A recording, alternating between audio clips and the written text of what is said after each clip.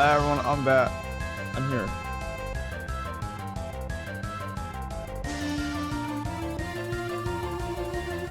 Alright. Hello everyone. I know this might be a bit early, but I was trying to see if I can start my stream around like 4:30 a.m. but I was bringing some coffee, so also the cool thing I did do is I checked my work schedule, and although I work tomorrow, I don't have work until around 3:30 tomorrow, so that means I can actually do a stream tomorrow morning as well. Also, a really cool thing that just happened last night was, I managed to get a PS5 game key for Squirrel with the Gun. So that's the game I've been wanting to try because I've seen a few people or a couple people play it. I don't know when that's gonna be. Maybe it's gonna be tomorrow. It's either gonna be tomorrow or it's gonna be on Tuesday. I am going to go ahead and do a sponsor stream for that. Because that game looked really funny and cool. Thank you also, I saw someone follow me earlier. Thank you for that follow, I appreciate it. So I didn't do a stream last night. I just figured it'd be easier just to get some sleep and then just do this one this early, so.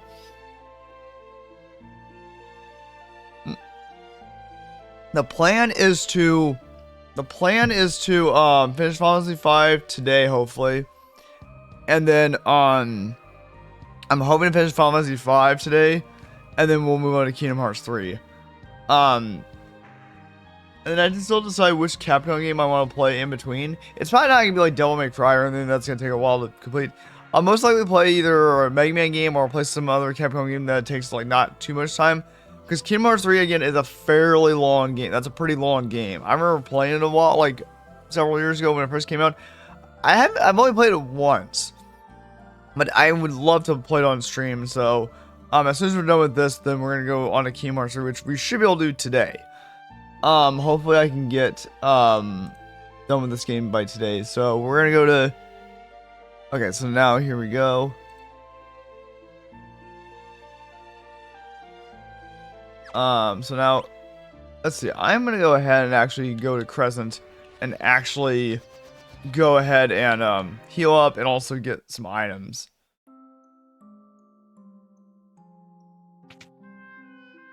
And then we're gonna go to continue this, but yeah, it's just basically the more Phoenix Downs. I feel like about 20 more of them.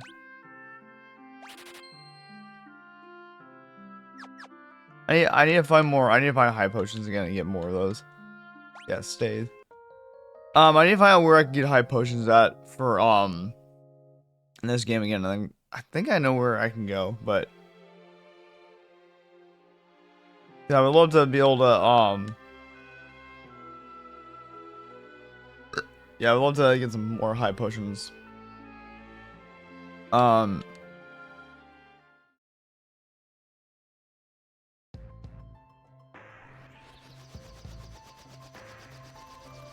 I don't know if the Phantom Village has any of that, but let's go over to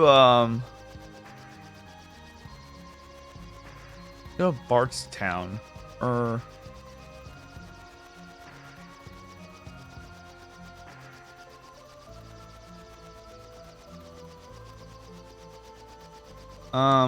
over here. I know some of them you might be like, oh, it's really early for you, Mog. I prefer way earlier in the day compared to way later on in the evening because I've explained this a few times, but I have way more energy at the start of the day than I do towards the end of it, so I'm way more awake now right now. Does Karnak have any high potions?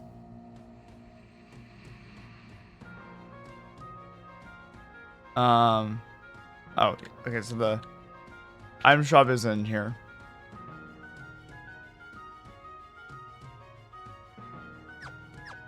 I figure out where the hell I can buy high potions at again.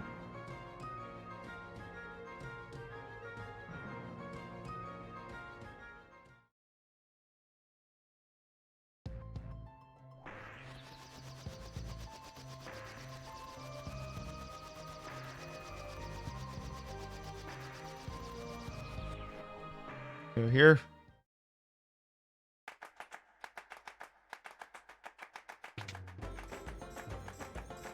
Alright. Yeah, here we go.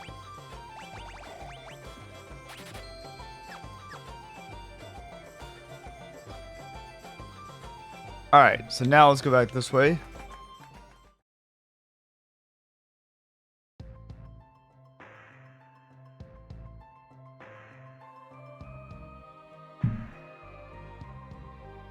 Okay, here we go. Now let's go back here.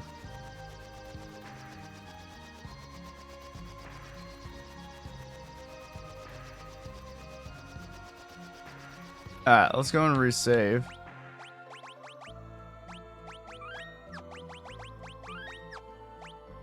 Okay.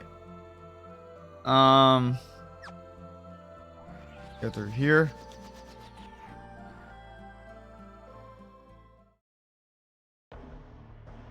Catapult hanger. Okay. Let's just follow the guide here really quickly.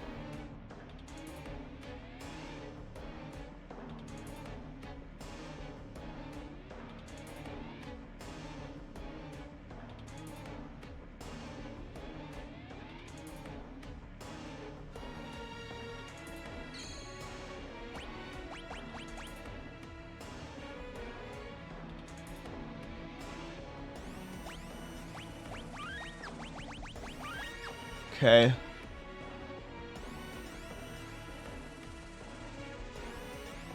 This way, I guess.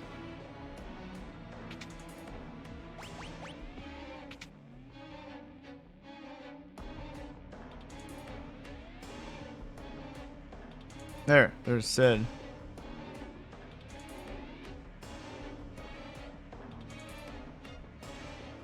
Or my head's spinning. Grandpa, you okay?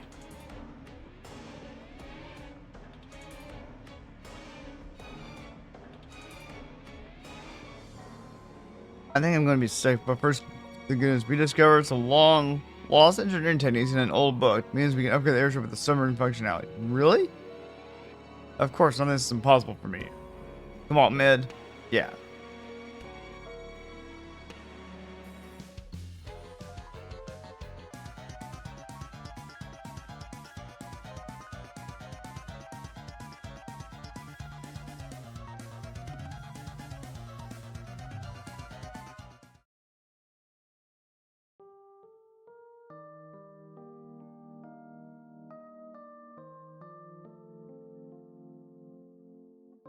Shouldn't take much longer. Wow, you two really work hard.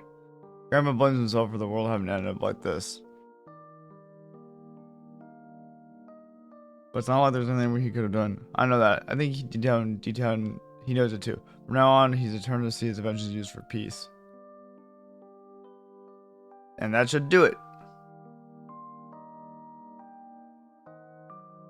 Once you're in the water, press the confirm button and then down arrow. The undersea world is yours to explore. Thanks for everything, guys. Farts. I can't fight for beans. Battle, I'm good as modifying machinery. And so I've tried to do everything that I can to help you out. The rest is in your hands. Come on, guys. We can travel underwater now, right? I know we can search the tablet that's underneath the waves. Mid, take good care of your grandpa. You guys take care too.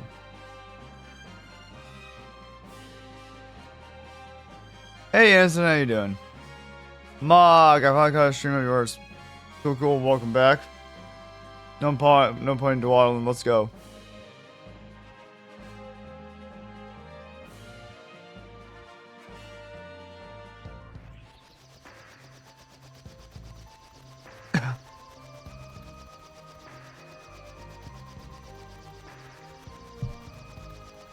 By the way, who's the MC of FF5? The main character, it's Bartz.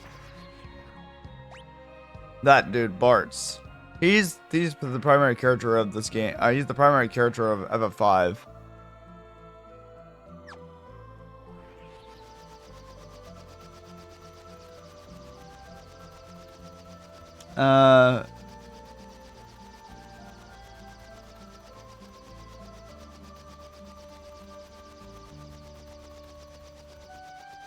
Okay, let's see. So what have you been up to?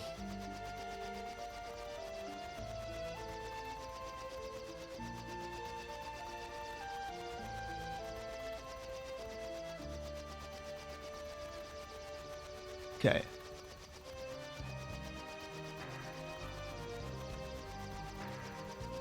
What kind of name is that? I don't know. That's the name of the character.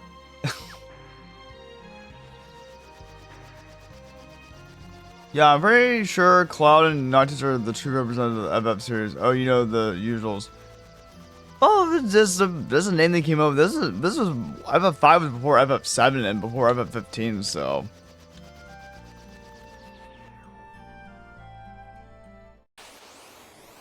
So,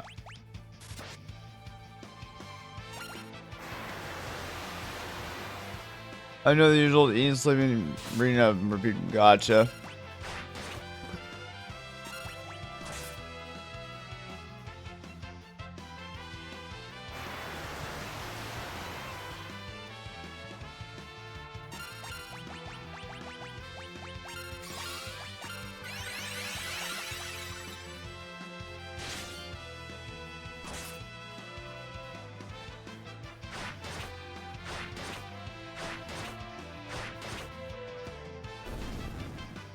By the way, I'm playing FF7 really cool. I got to the part where Biggs and Jesse died. Oh yeah, that part of the game. I would honestly prefer they killed off Wedge and said they did what they did. It's I don't know that.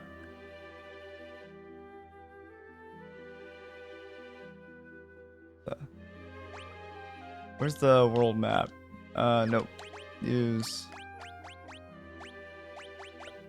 I don't I don't really I don't know when it comes to that sort of thing. When it comes to that sort of thing, it's kind of like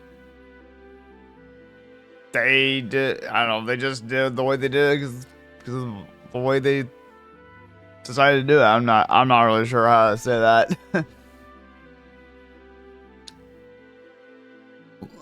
Well,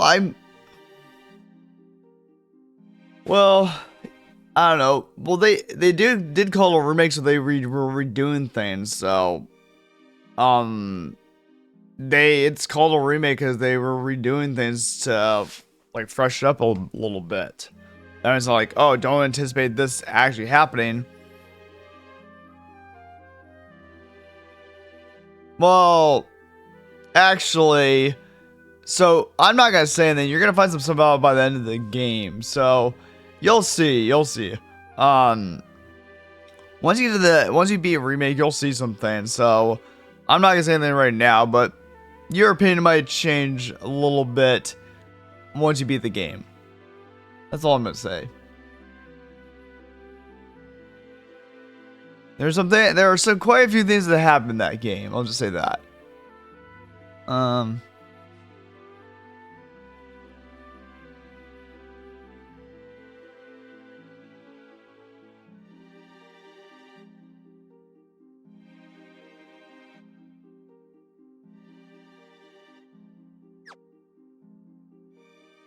So yeah, once you once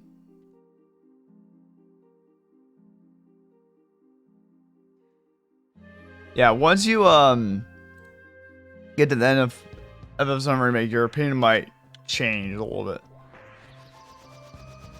Oh.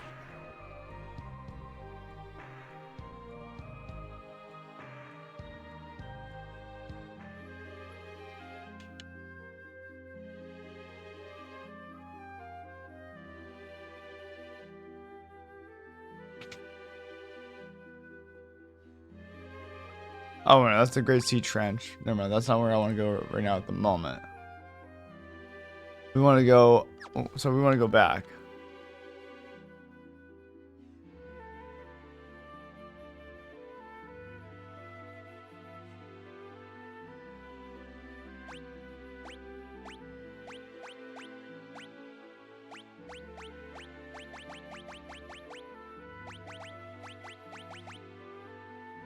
Okay, so I'm there.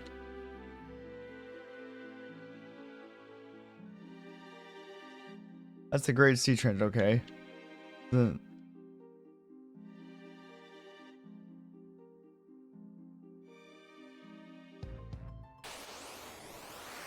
Not what I was trying to do.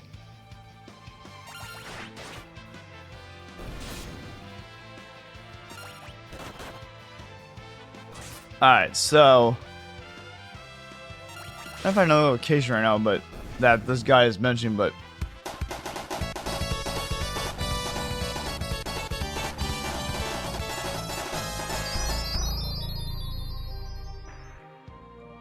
let's see. It says, oh, by the way, I wanted to ask you if you worked for Shinra. I want to ask you, if you worked for Shinra, would you rather be a soldier like Zack and stuff, or would you rather be a Turk?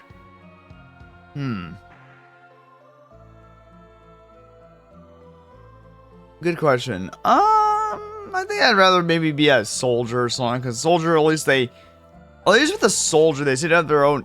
At least with soldiers, they seem to have their, even though they're not really supposed to do this, they at least have their sort of almost independent thought, where they don't not like strictly just following orders just because. Turks just seem like they have to strictly follow orders, and they do a lot of dirty work. Soldiers seem to have a bit more independent thought about like, oh, what do they believe or have a purpose for? I'd probably choose to be a soldier, more like Zack, because Sephiroth went fucking insane. After he learned the truth about everything. Now, Turk's got that special benefit. What special benefit, though? What special benefit?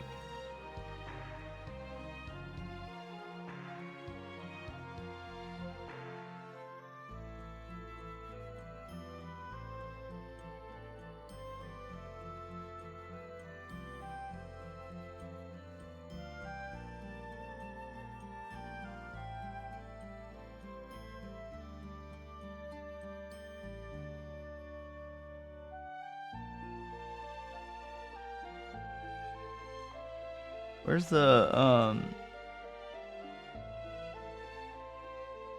where's the,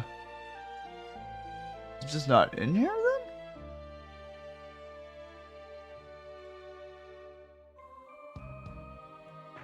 Why can I not find it? No, that drip, have you seen Reno? What drip? What about Reno?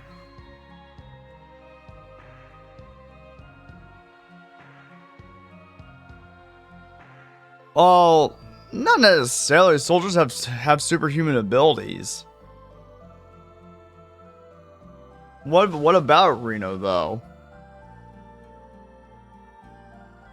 Well, it doesn't. Well, you say that, but I don't necessarily believe that. I don't know. They're strictly by the book and obeying Shinra, but they do a lot of dirty shit and stuff like that too.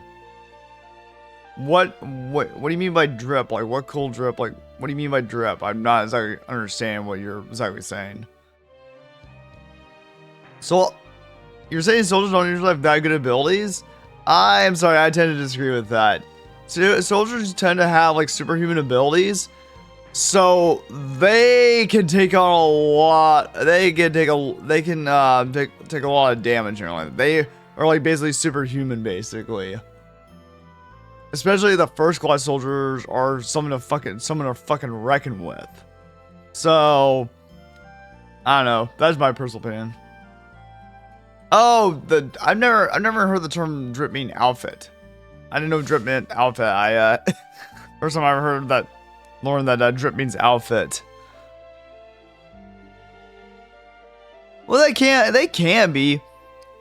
Granted, yes. They can be. Bro's a boomer? Wait, are you saying I'm a boomer? What? Are you saying I'm a boomer? What? I'm not. I'm like, I'm not like super old. I don't agree with you there, but okay. I'm not that old. I just never heard the slang term drip. There must be a 2000 or like a 2010 term or something like that. 35 is still fairly young, so no, I'm not that age yet. Boomer, you're probably referring to like people like 60s or 70s.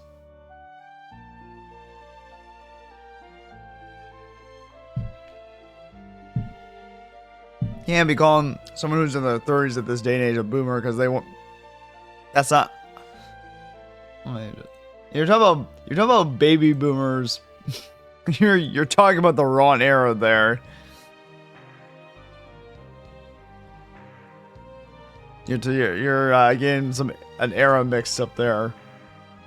But yeah, just their outfits are alright. I don't really emphasize on the outfits too much, but soldiers, like especially the first class soldiers, are like, there's a reason why some certain soldiers are selected as first class, because like if you see like how powerful Sephiroth is and how powerful Zack is, and how powerful the other first class soldiers are, they're fucking insane. Like they're insanely powerful one-man armies. Like, holy crap. And then I just like that they have their own like independent thought a little bit. They're not like completely just obedient. Forget it, bro. But yeah, I'd rather be a Turk than yeah. We don't have to keep talking about it, but oh, that's your own personal choice and opinion. I'd rather be a soldier because they have their own seem to have their own independent thought. And if they are like their question is this something I should do or not? Like, I don't know. With the Turks, they just seem like they just obey every single thing, even if it's like not moral to do. Let's see.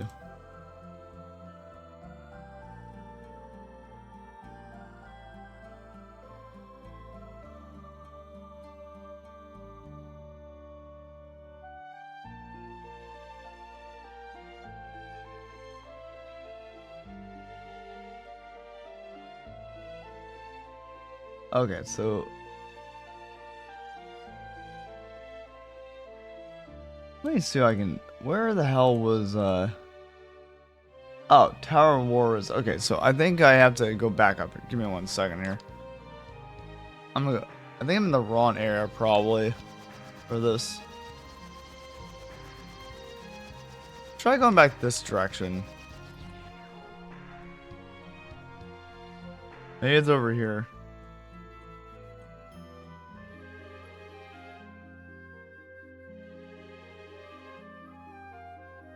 Is it down there?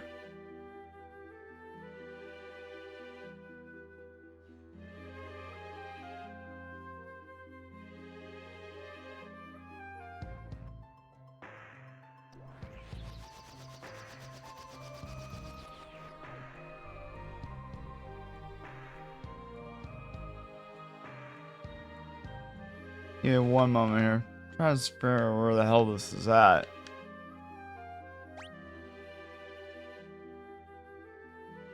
Okay, let me see what you were saying. But yeah, I'd rather be a. What's your concept for Final Fantasy 17? You mean what's gonna look like? Like what is saying would be saying you'd like to have and how you want them. That's a good question. That's not actually my. I'd say that's not really my forte of to think that far ahead on that sort of thing. I know if I was to choose Final Fantasy 17, that's an excellent question. I don't know. Like, are you just talking about like everything just like what the setting and are you just saying what the setting and main characters would be, and that's it? Because yeah, FF17 is quite a far away. It's quite a ways away. That's an excellent question. I don't know. That's a really good question. That's really hard to think of. Because what would be a good setting for that? Let's see. I don't know, I think maybe, well, they already did this with FF16. They went back to the traditional medieval fantasy.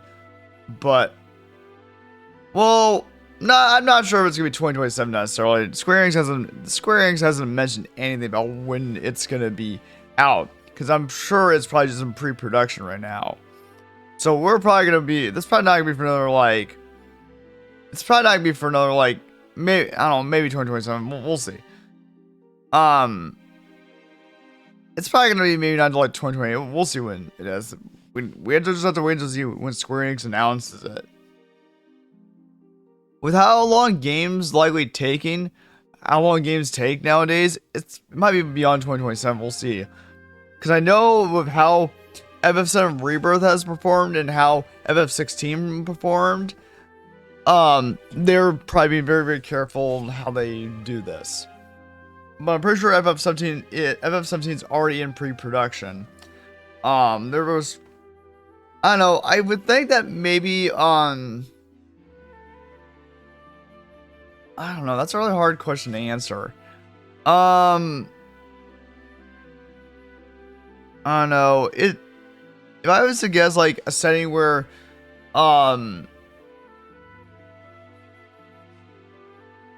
maybe, well, they already did the crystals again in FF16. Maybe they could have a setting where it brings back the focus of the war, like how in the earlier versions, earlier Final Fantasies, they had the Warriors of Light. Maybe they do something with that again or something. I don't know if they want to go back to that. The main character, as for the main character, like for the setting, it depends. Maybe between a mix of like medieval or somehow like medieval fantasy or something like that, maybe, or maybe combined with like elements of FF7, FF8. It really depends. I'm not that far. I'm not really good at trying to envision a little bit because it's not really my forte to really do that. It's not really. I don't really have the. That's not really my forte. But I guess something like that. And main character, I don't know, for a main character, you just have to have them likable. The name is easy to remember, and just that. Also, just have a like party of people. Like I know that they decided that Clive was the main character of FF16. I think they should just go back to the traditional one that they have a group of people who you can take control of, like they did in FF7 Remake and Rebirth, and just do it that way.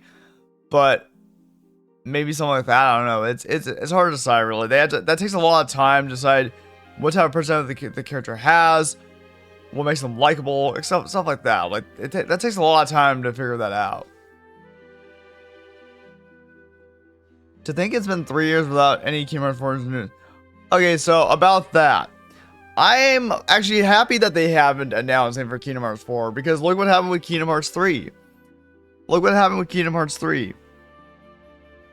Back before it was released, we got a ton of leaked news about it, and it was kind of ruining the game for everyone a little bit. Like, there was a ton of leaks about it, and that like kind of ruined a lot of things for everyone. So I think Square Enix learned their lesson and are keeping their mouth shut about this. And they don't want anything. They'll reveal when they're ready. And I'm done with yes and no though. And it's not like it's a pre-production. I understand, but yes and no though. And because this is why I say yes and no. Look what happened with Kingdom Hearts 3, and look how it got the everything because I'm pretty sure what happened, because I remember back when it was known as Twitter, and I still call it Twitter,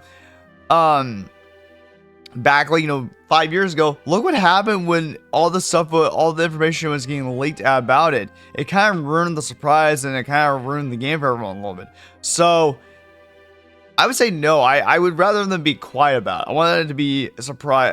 I want them to surprise us. I think they learned their lesson from it and saying we're not gonna really mention too much about it. So no, I'm glad that they haven't said anything, because I want to get hyped up and excited about it. And they're being very, very quiet because I think they learned their lesson from Kingdom Hearts 3. So they don't want, they want people to be excited and hyped up for it, and not just like constant updates or things being leaked about it. It's like, I don't want that to happen. So I'm actually glad that nothing's been talked about for it yet. I'm actually happy about that. Cause I don't want anything. I don't want anything leaked. I wasn't even a Kingdom Hearts fan back then, and I only got into the series when my friend gifted a copy of Kingdom Hearts to me in 2019. Oh, cool. Have you played Kingdom Hearts 1 or 2 before? Kingdom Hearts 1 or 2? But yeah, like, I am actually glad that they haven't said anything about it, because they're keeping their mouth shut about it. They're keeping very quiet about it. They'll now, like, because here's the whole thing. It's the same thing how people with the Resident Evil series are asking constantly, oh, when are the... oh, you should play Kingdom Hearts 1 and 2. Those are really good games. Also, Birth by Sleep is an excellent game, too. There's a lot of good games in the series. Birth by Sleep is... I want to play Birth by Sleep on stream at some point in time. I do want to replay that. But it's kind of like the same thing how people are, like, asking, oh, when is Resident Evil 9 going to come out? Or when are they going to announce, like, maybe a remake for something? Like, one thing I keep telling people, when it comes to these sort of games, you gotta stop pressuring the companies to just announce things, okay? Or about, like, oh, when is this going to come out?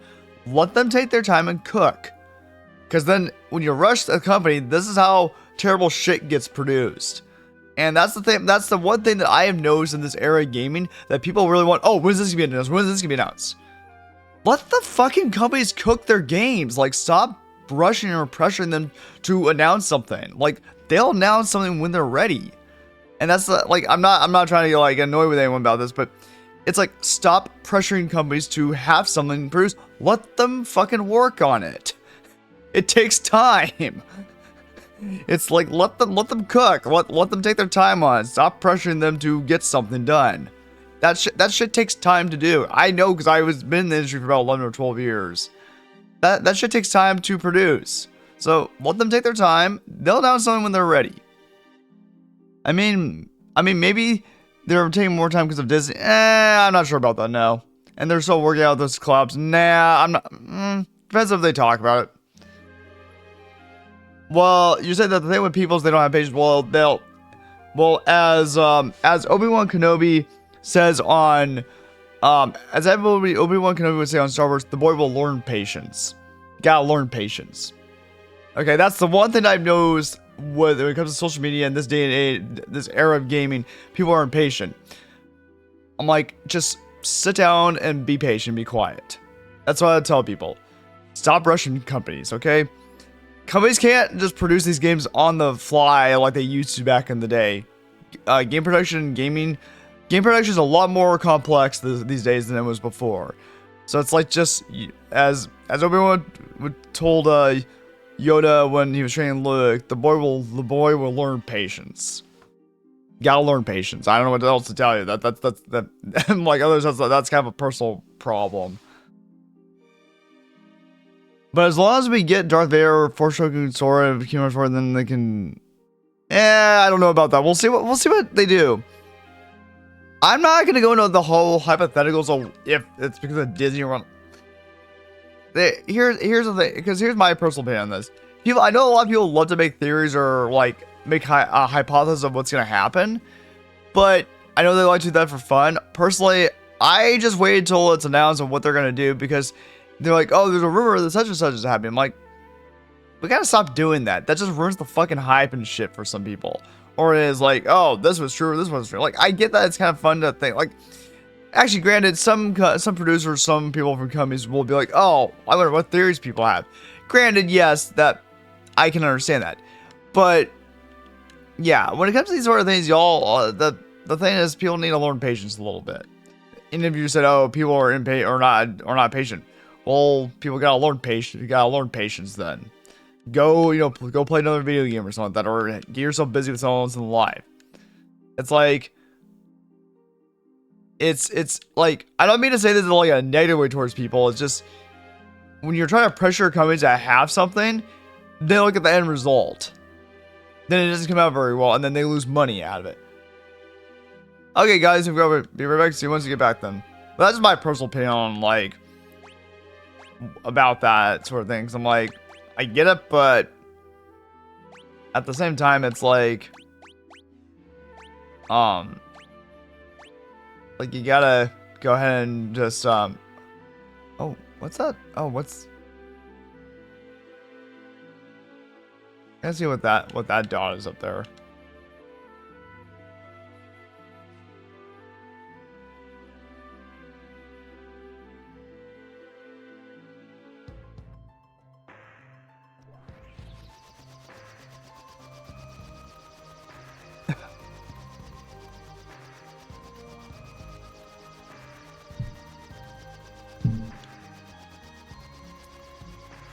Yeah, that's what my opinion about that would be, because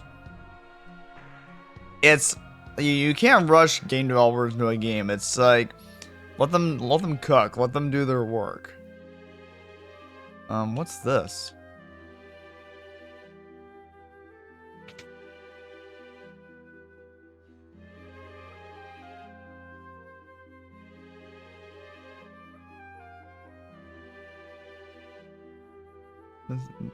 Here's psychic friend. I know.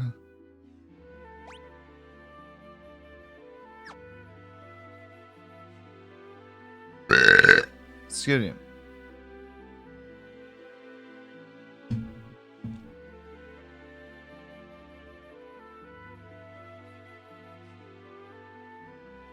Let me see if I can find someone here.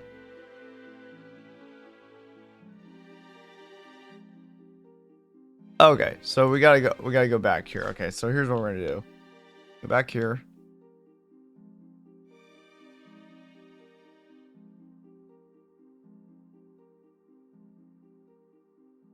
So it's in the, okay. Oh shit.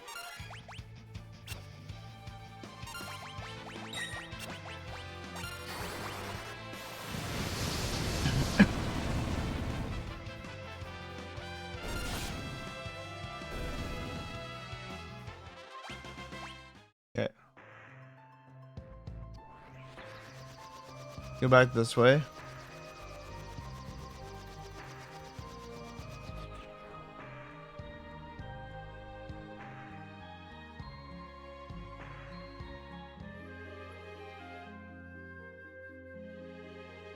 Oh, there it is. Sweet. That's what I was looking for. Okay.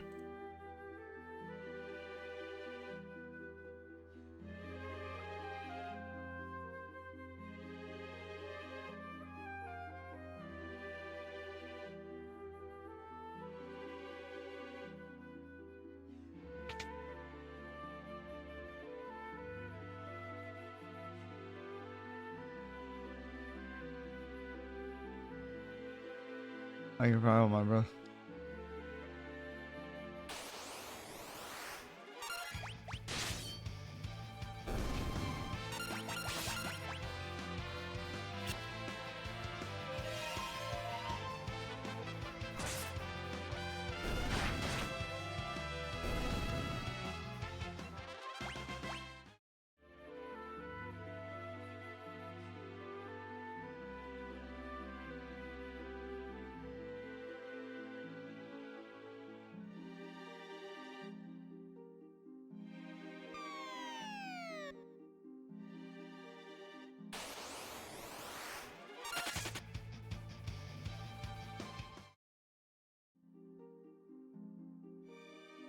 Okay.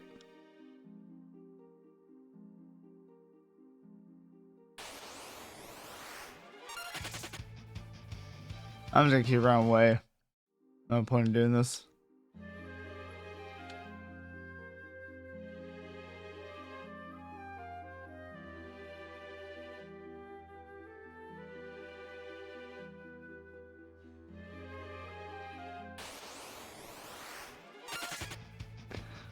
I don't care enough to even fight these things.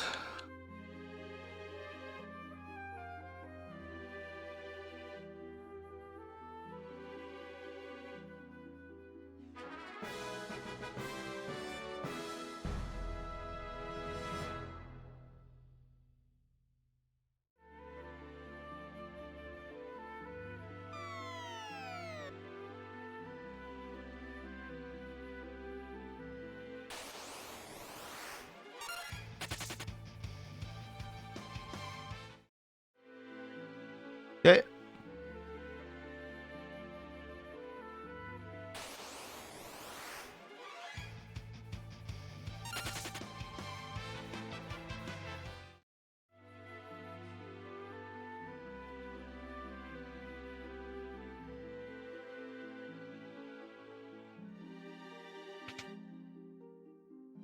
In the first two acts, the main part of this crystal chart is within my common grasp.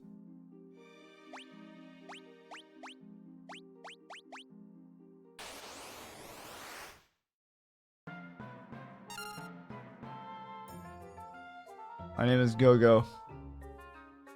Mimic extraordinaire. Maybe says no.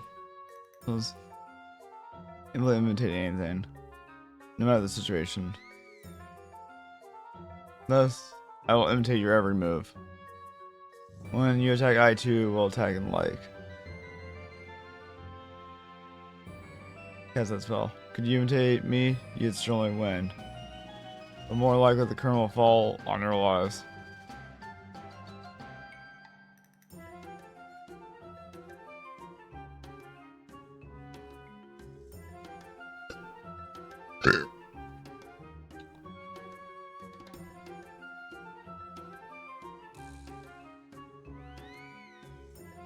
Yeah, so after this is the Great Sea Trench.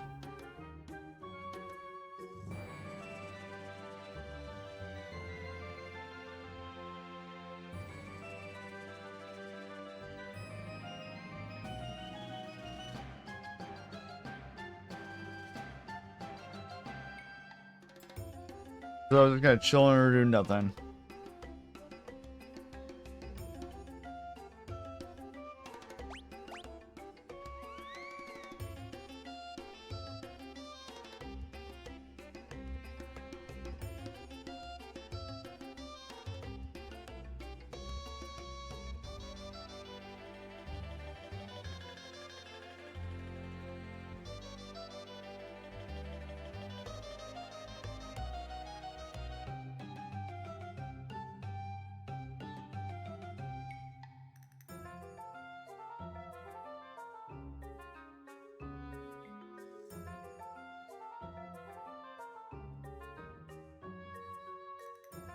Oh, bravo, bravo. You're just lovely. You observed me doing nothing. And caught my inaction. Or should I say, you're doing perfectly nothing perfectly. Yes, you feel that's a mimicry. I give you my blessing. You follow the true path of the imitation. I do break a leg.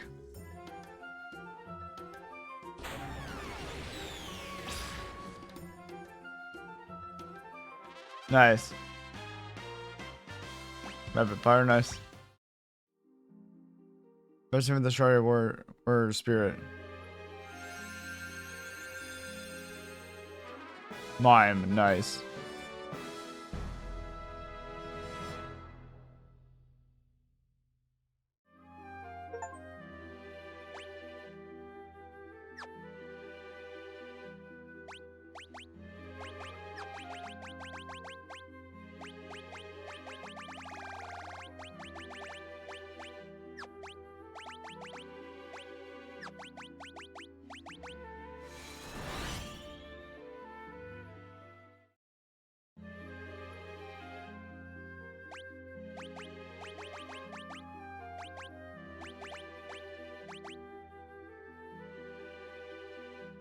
Okay.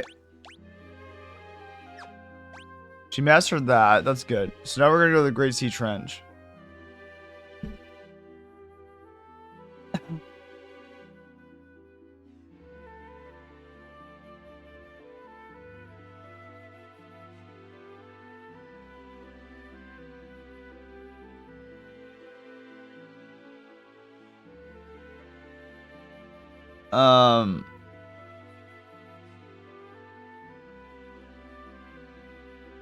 Okay.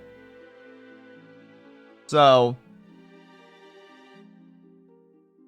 okay, we're gonna go to the Great Sea Trench now.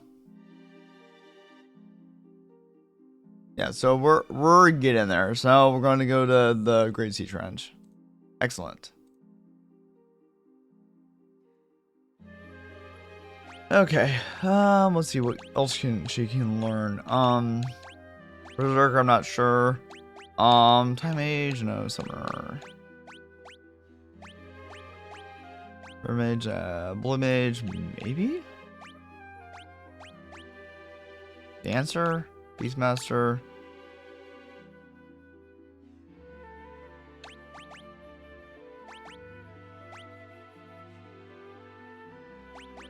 I guess I'll just do Beastmaster for her.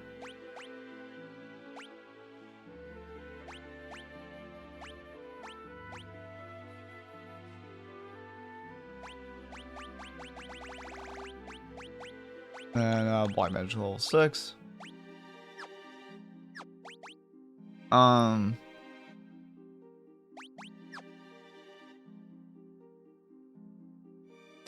Alright. Yes. Yeah, that's at least, if anyone's listening on it, that's at least my personal take on how with Final Fantasy, like, I don't know, we got ways to go with Final Fantasy 17. Like, I know they're probably taking their time on it to make sure it gets right, because I know from what I remember hearing about, like, with expectations with Final Fantasy 16 and Final Fantasy 7 Rebirth, like, the problem was that they sales expectations were not met, so it's like they gotta be a little more careful with that. And with how insanely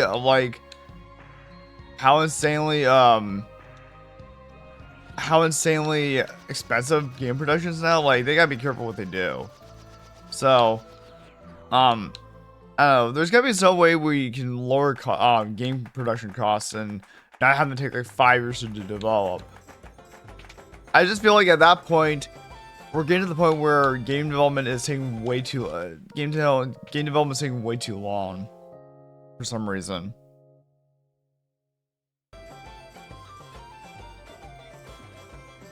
And I know we should always try to, advance, games like that and game technology, but if it's gonna get to the point where games are gonna cost insanely high just because of how long they've been in production for, that's another thing.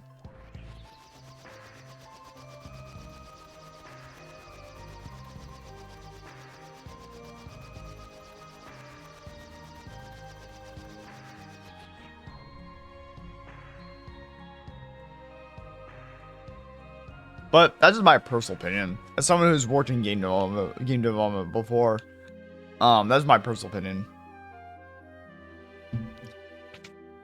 But we'll see what happens. Yeah. Speaking of like Final Fantasy 16, I might actually try to play that on stream again sometime in the future. I haven't played that since like last year when it first came out, and it'd be cool to go back to it again. So I might play Final Fantasy 16 sometime in the future. But I know that after I'm done with this game, we're gonna go on to Kingdom Hearts 3. And then I'm trying to see which Capcom game to play in between. I'm either gonna play one of the original Mega Man games, or I might play a Mega Man X game. Just switch it up a little bit. Maybe I'll play like Mega Man X1 or something like that on stream for the first time, and just put a Capcom game on there that's like fairly easy to beat. Like, no, it doesn't take too much time to beat, and then we can go back to like more Kingdom Hearts 3 and stuff like that. So we'll see. And then eventually I want to go back to some of the JRPGs I want to go to. Like, I'll eventually bring back in like some more survival horror, like, but I'm trying to make sure that's not like what I'm completely concentrating on, Oh, right. Isn't this a, excuse me.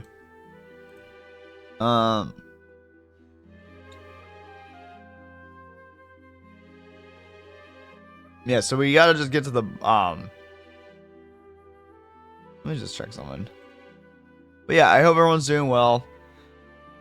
Yeah, so, but, yeah, for instance question, like, I'd rather be a soldier rather than the Turk. At least soldiers seem like they have independent thought and not always just, like, completely obedient to orders and stuff like that.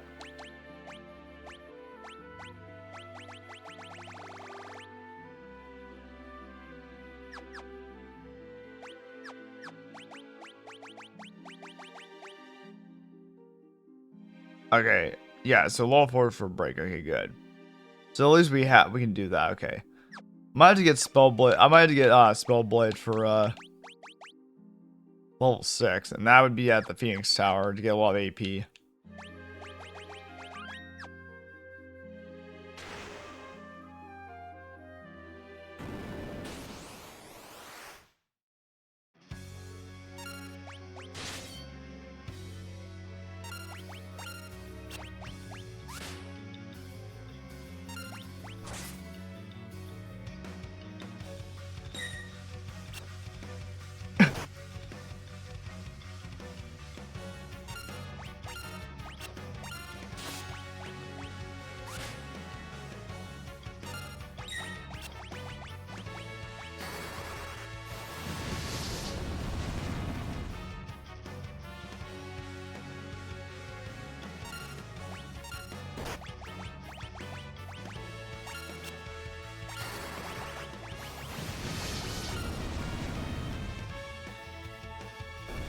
Nice, got them.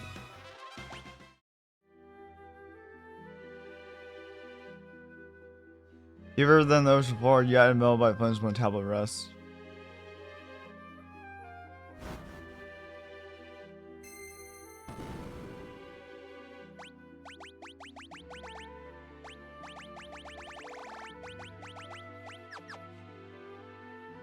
Okay, so let's go this way.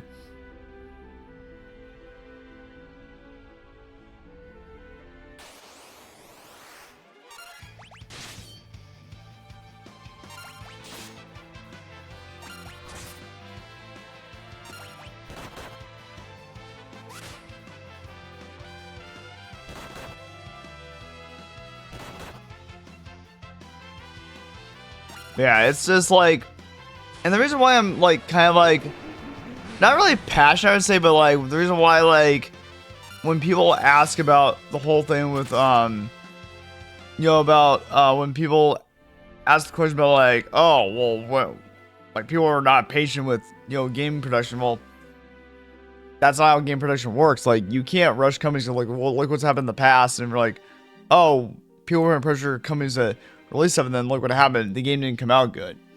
That's why I'm like, people just need to. There are plenty of other games out there you can play and try. Plenty of indie studios, and you can wait for. That's why, like, I'm never in a rush when it comes to playing a video game, because there's always something out there for me to play. So I'm like, I'm never out of video games to play. But that's just me personally.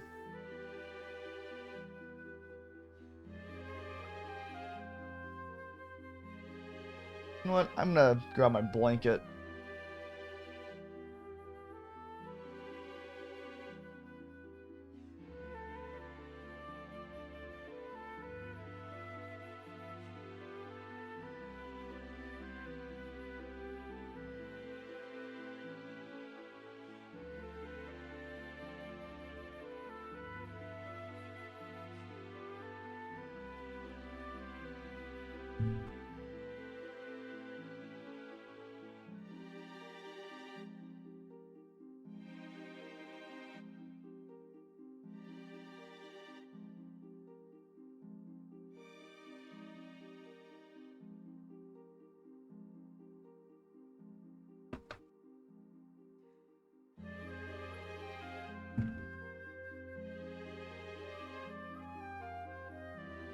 Okay, give me 1 second here.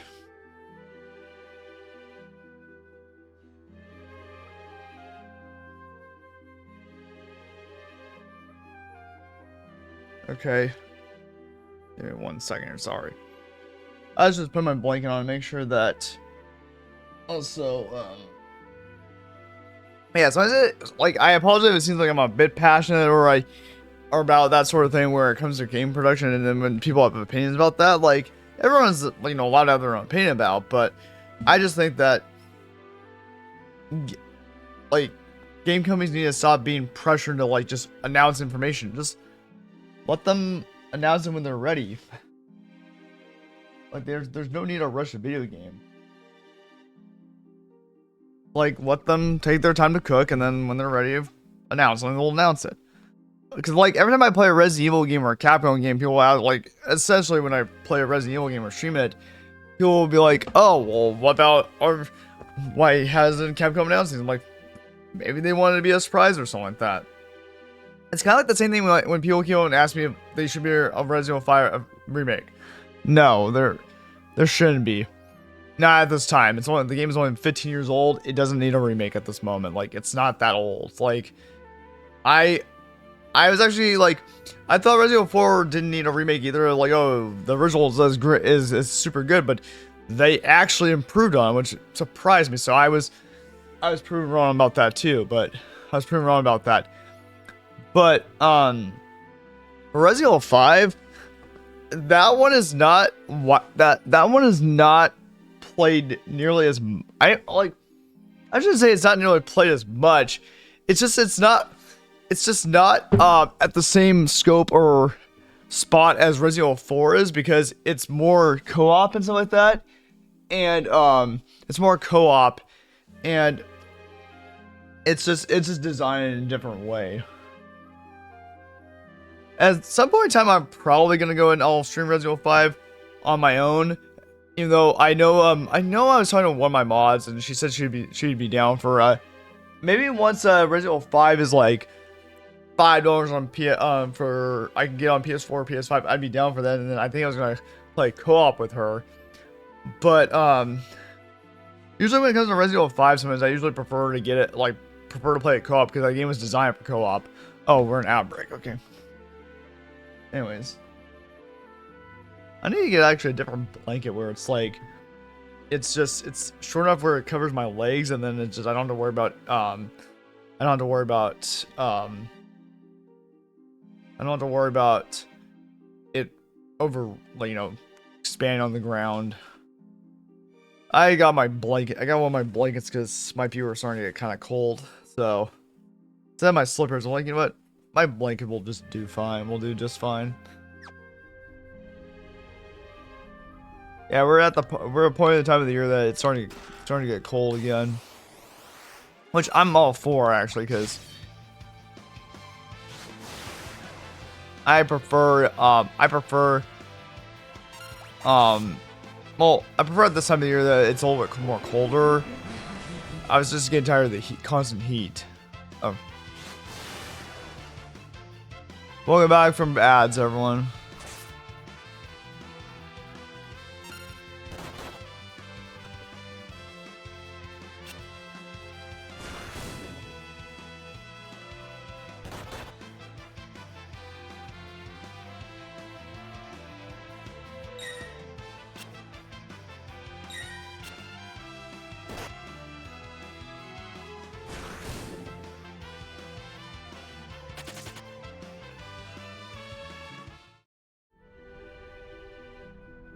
Okay, here we go.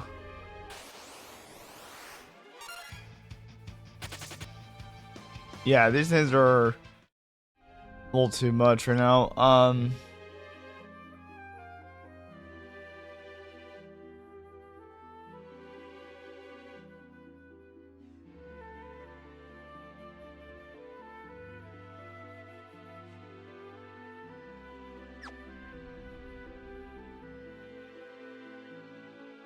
Save point. Okay. Use a cottage.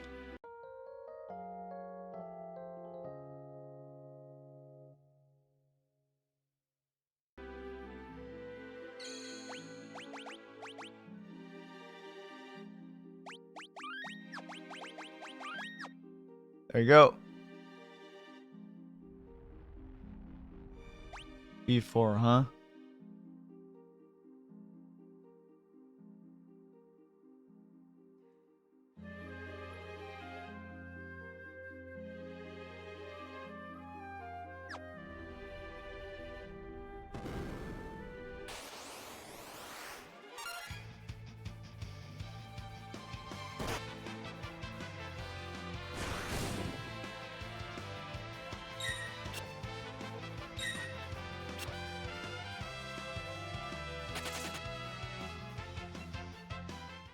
Let's see. I might brew myself another cup of coffee, or coffee, I should say. I'm trying to say it the proper way.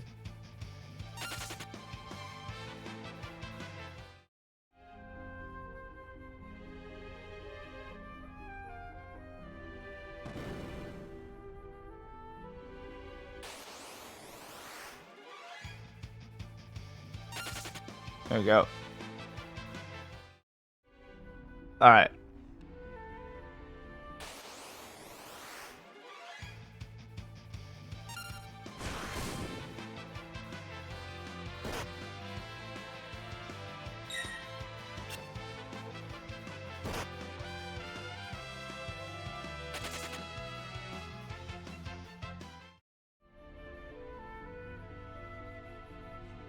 Hey, Aurora, how you doing? What's up? How you doing, Aurora? What have you been up to? How's your day going so far? Ooh, you're playing Miles Morales. How you liking that? That's a great expansion for Spider-Man. What do you think of that so far?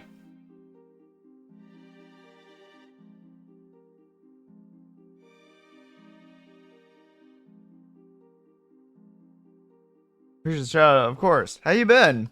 It's been a little bit of some time since we last talked.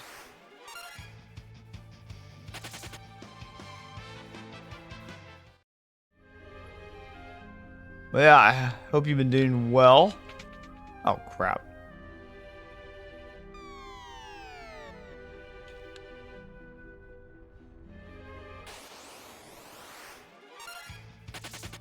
Awesome game, and I've been well. How are you? I'm doing. Oh, thank you. Yeah, I agree. Yeah, it's a pretty cool game. I got Dragon Pain, nice. I'm doing all right. Still job hunting. The cool thing is, I got help from 2 different people yesterday and the day before on how to redo my resume. So they both helped me reword my resume. Make it look a little bit better, and hopefully, like, like, I think both of them are sort of recruiters where they have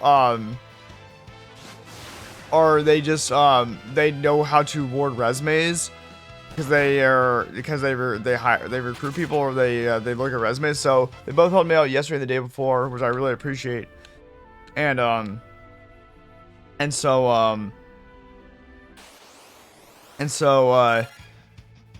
I got help from them the past 2 days, so I got my resume redone pretty much. I just want to get some feedback about my cover letter.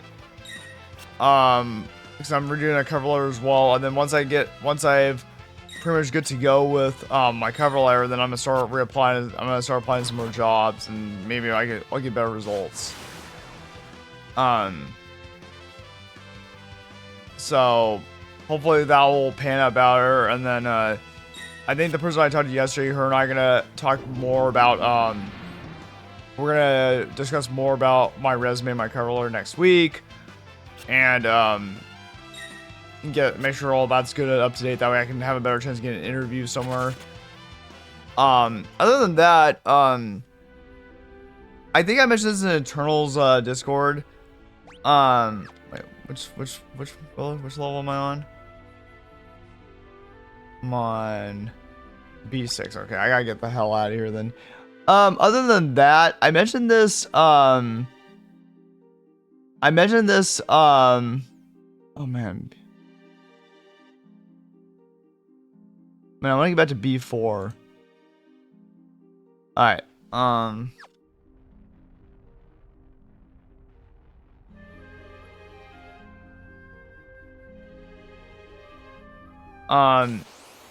I got it's not a job opportunity, but there's a pretty cool opportunity that I was offered. Again, it's not a job opportunity, but it's something to do with research and feedback purposes. I'm not gonna mention like what it is at this moment, but I thought I was like, oh, this is a super cool opportunity because someone reached out to me, and they actually watched some of my streams from Twitch and stuff like that, and they're like, oh yeah, I really enjoyed watching your streams and stuff like that. So they said, hey, would you like to help us out with this? I'm like, sure. So I was like, oh cool. So it was a nice cool opportunity. Also, I just got a I think was it this morning or last night? No, it was last night, I think. Yeah, last night was I think sometime next week I'm gonna do a sponsor stream for Squirrel with a Gun, because on Lurk It I got a game key for the PS5 version of Squirrel with a Gun, so we're gonna do a sponsor stream next week for that.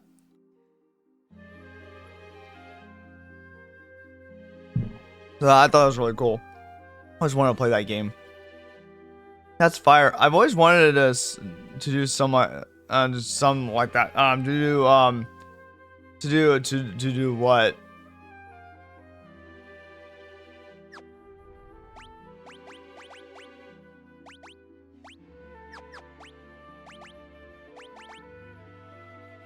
That's cool. Okay, so I'm gonna need to put this back on Kryl.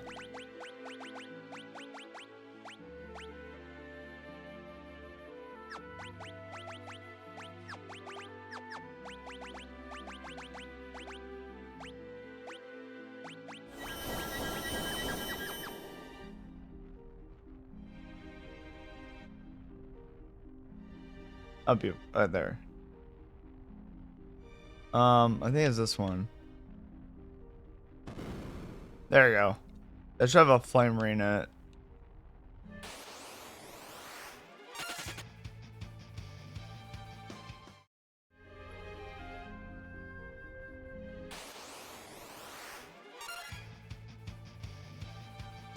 But yeah, there's been a couple of cool things, but yeah, I've been really focused on trying to get my resume and cover letter up to date because like before I got it updated on Wednesday, the person I talked to yesterday, she was like, when she got my previous version of my resume, she's like, yeah, I was gonna say there are a lot of things I would say you need to fix or change, but after someone else already helped me out with that, I'd be like, hey, you should really do this format instead because it'll make your resume stand out more. So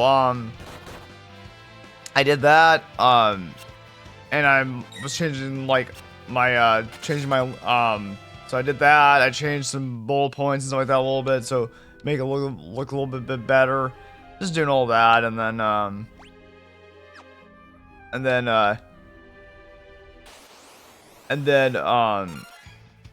also updated my LinkedIn profile a little bit. So yeah, it's been going good. Once I get the chance to, I'm gonna start also creating my own small little side game project.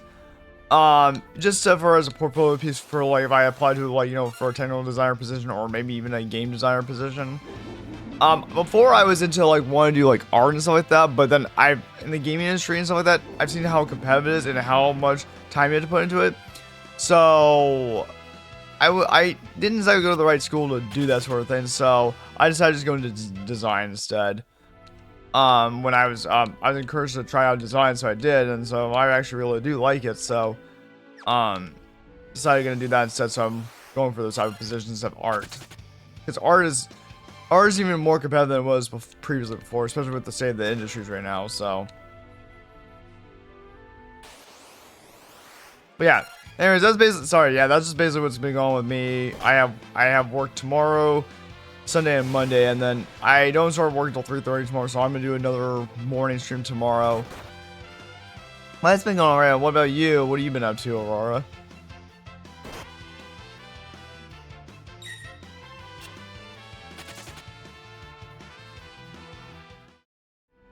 I know it's been a little bit some time since we talked.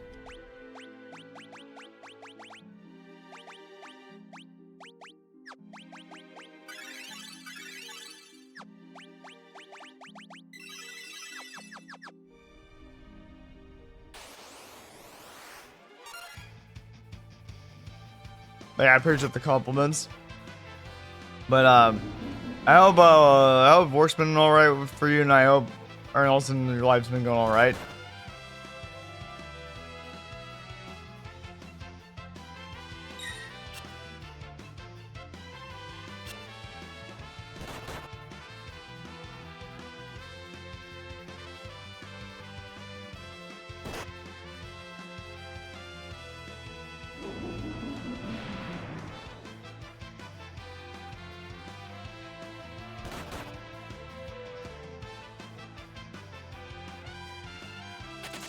There we go.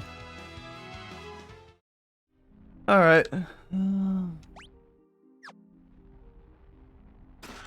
Things down, nice.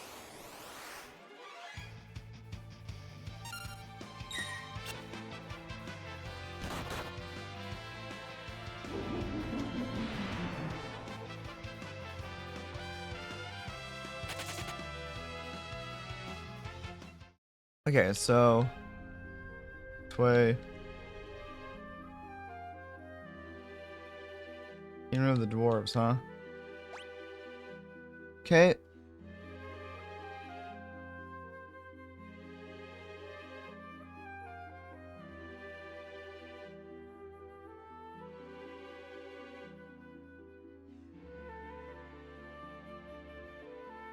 Yeah, we're almost. Let's go ahead and just so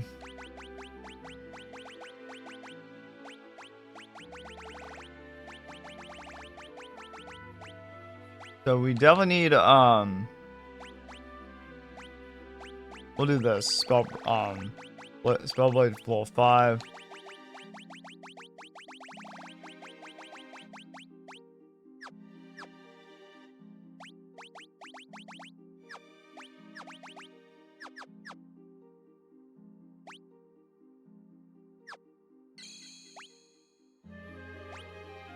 Cottage.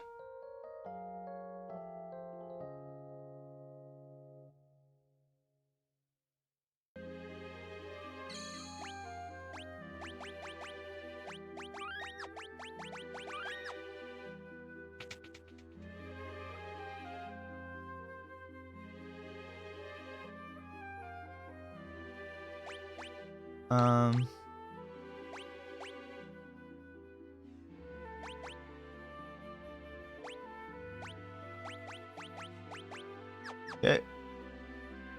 Go out here. I can't believe I've been live for an hour and a half already. Holy crap.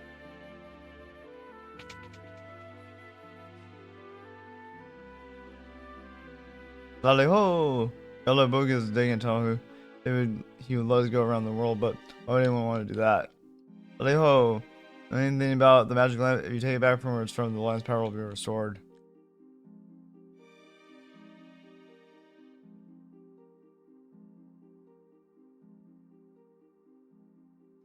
Oh, Aurora says, I've just been working on stuff, to be honest, not too crazy over. Okay, yeah. Glad you've been doing alright, though. Oh,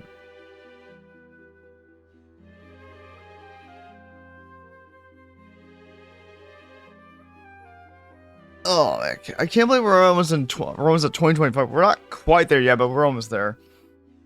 We're halfway through November, so I just can't believe we're that close.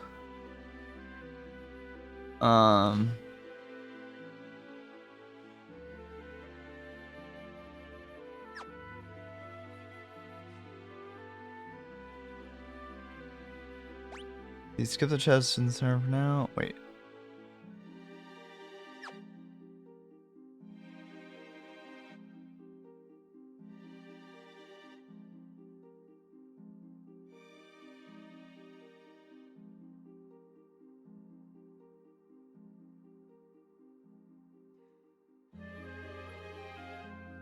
Go this way.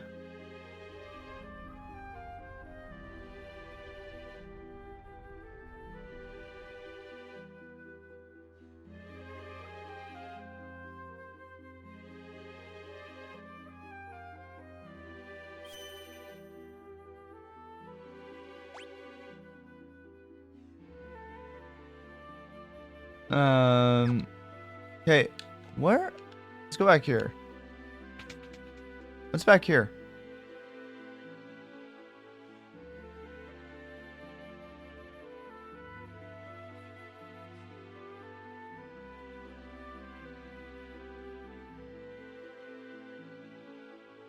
Never heard about Munchville, but it seems like something odd is happening above ground. Sure, there's a forest above us.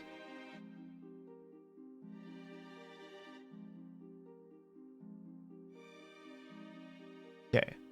In one moment here, let me run back all the way over here.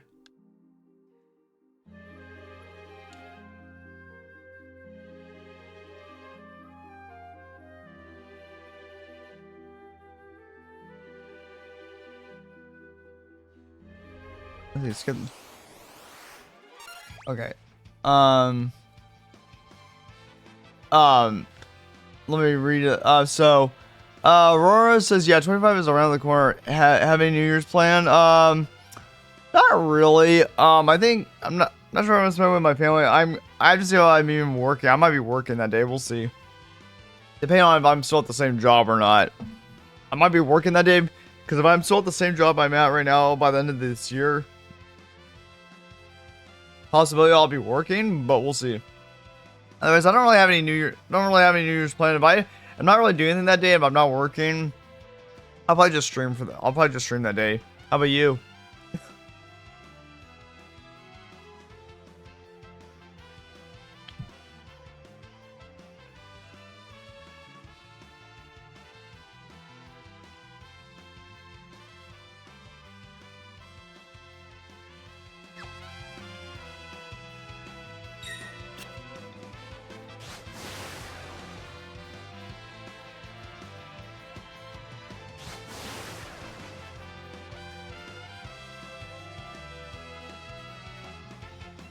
Okay, so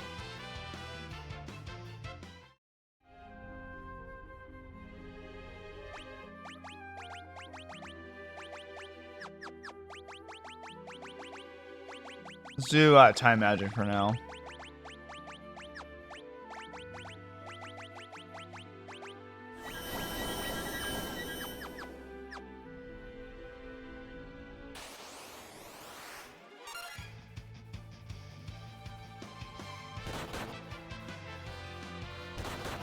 Yeah, I haven't really fought these things because these things are tough to kill.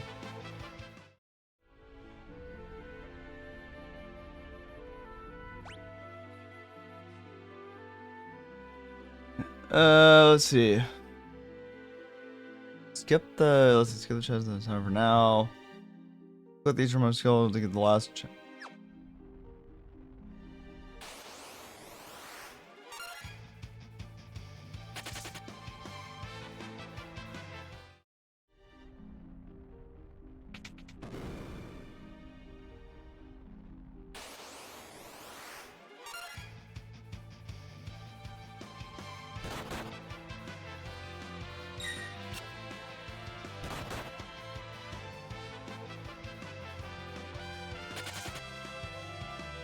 Alright.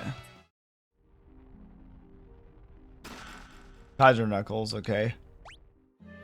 Then click each of the 3 skulls in the southwest once each.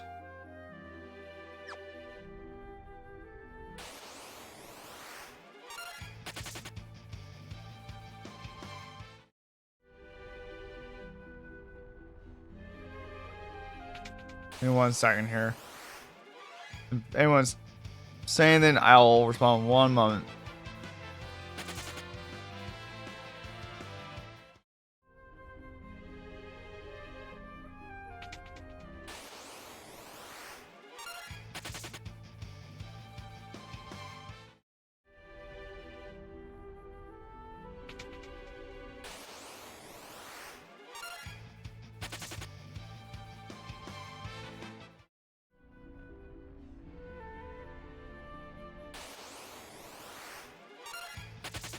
There we go. Okay, quick save.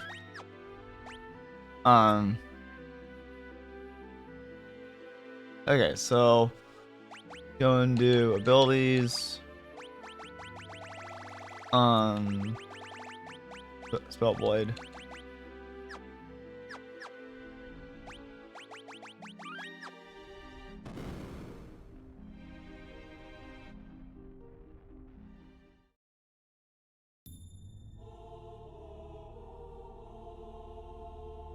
One going except says one tools to kill you, one going or you know for another person.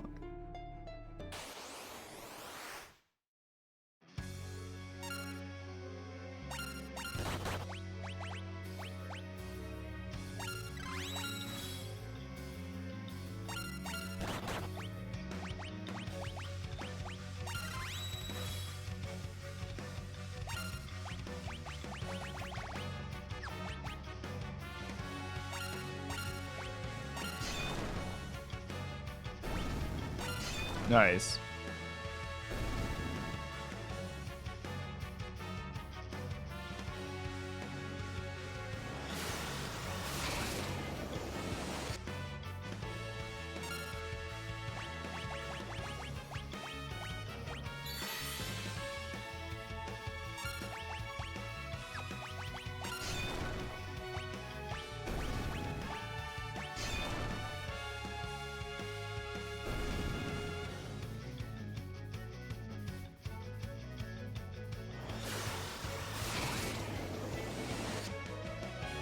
I see what the problem is. I see what the problem is. We need to have one other person have spell break on. That way, we can kill them all at once. This should be a really, really easy fight. So I'm gonna go and have,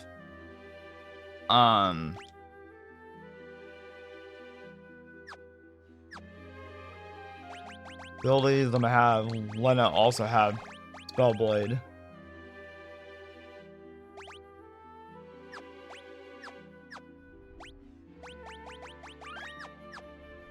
And we're gonna have everyone use break, and then this should be a really, really easy fight.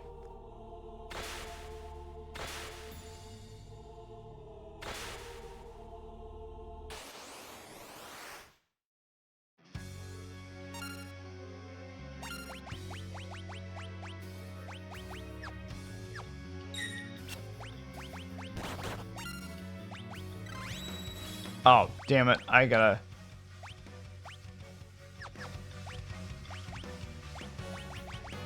Yeah, I gotta return the title screen. I gotta put an actual weapon on her. You know what? Actually, you know what I'll do? I'll have Lena be the healer, and I'll let Bartz have Spellblade on him. I'll have Lena be the white mage in this time around, and then I'll have him do Spellblade because he has a blade. Okay, here we go. Try this one more time. I love the quick save feature in this game.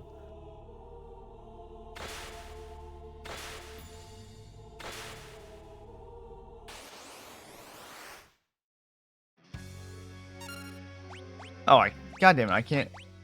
Okay, here's what we're gonna do. Return to the screen. We're gonna have Lena be someone other than a something else other than a Beastmaster, because Bartz can't do it either because yeah, he can't do that. Okay, so abilities I have him do white magic as well, just in case. We're gonna have Lena be something else other than a Beastmaster. So we'll just have her be let's have her be a dancer. Why not? Spellblade. There we go. We'll try this out.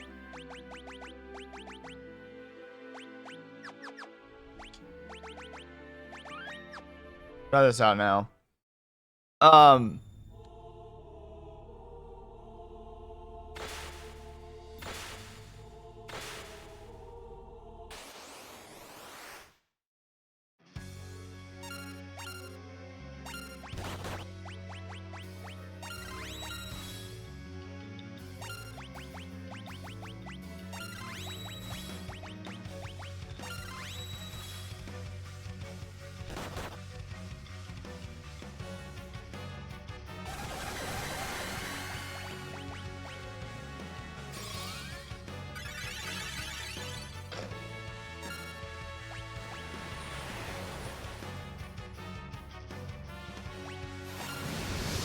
Oh shit, that's not good.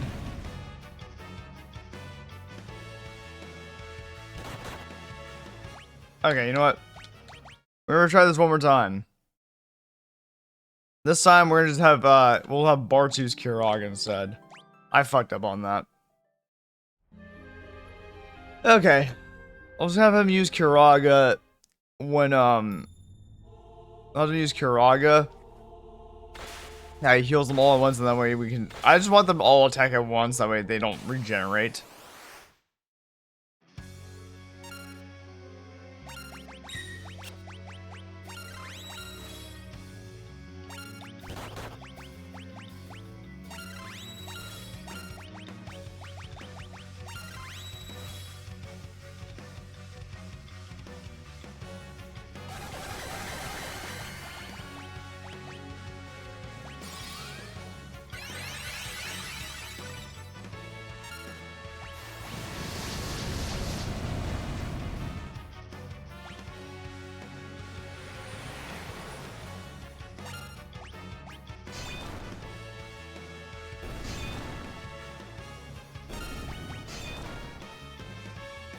And they're all dead. Nice.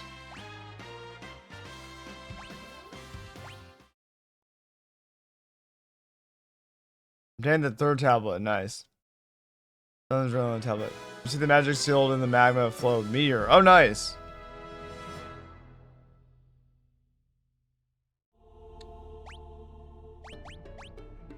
Okay, let's change Lena to a Beastmaster.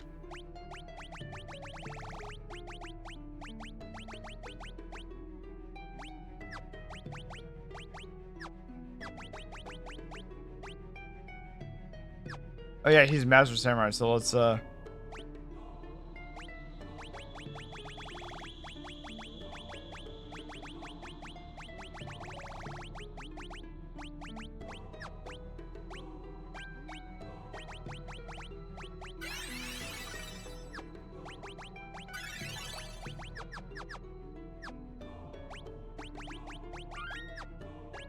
Alright, so what should Bart try to learn next? Maybe a Beastmaster? Let's see. Dancer, I don't know.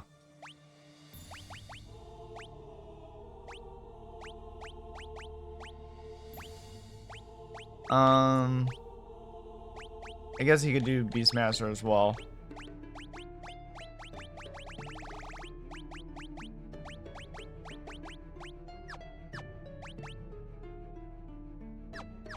Alright. Anyways. Oh, Outbreak is ending. Okay, cool.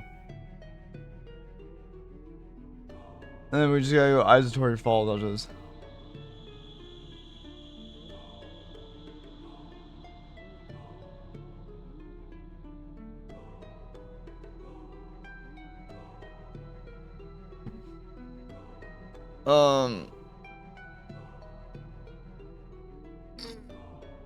Oh my god.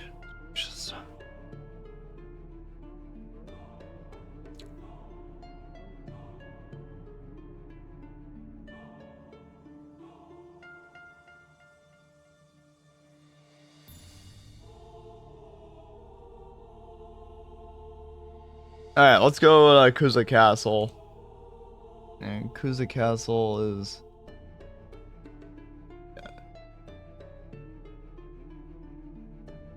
Yeah. Alright, let's get the hell out of here.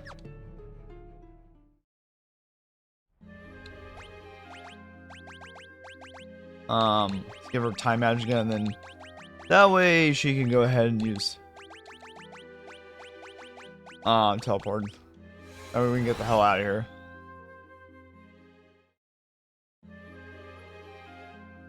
Okay.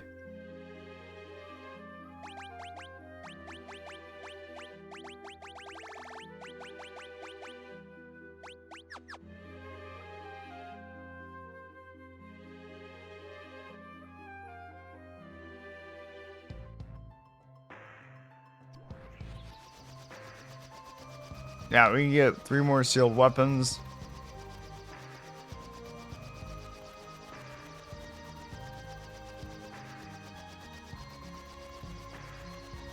There we go.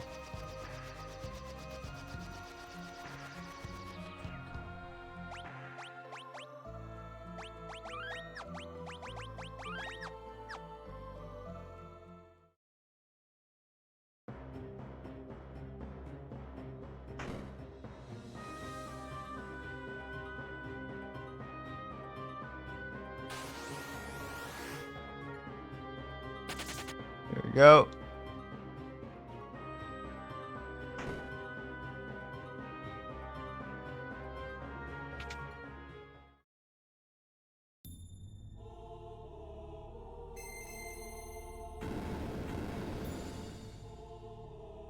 Just heroes in the top will break their seals. Yeah, we can get.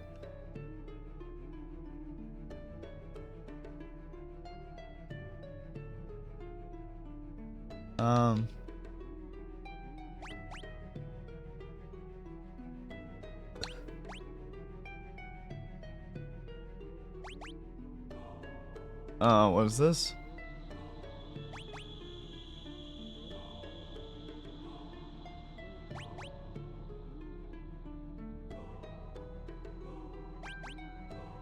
I'm gonna go get Yoichi's bow. Yep.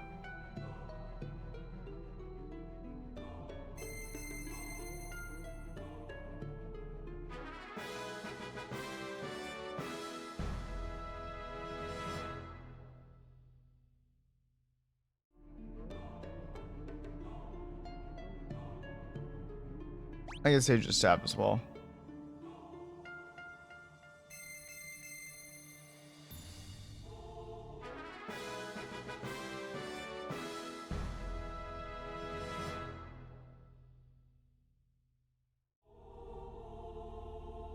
Okay.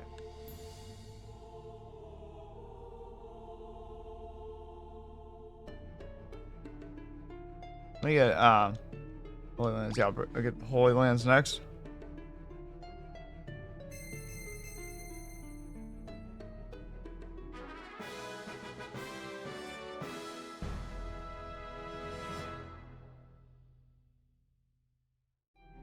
So.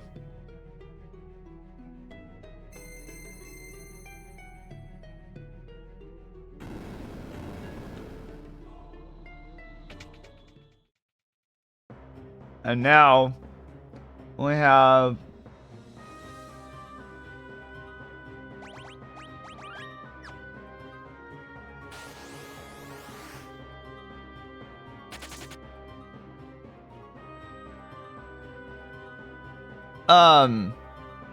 yeah.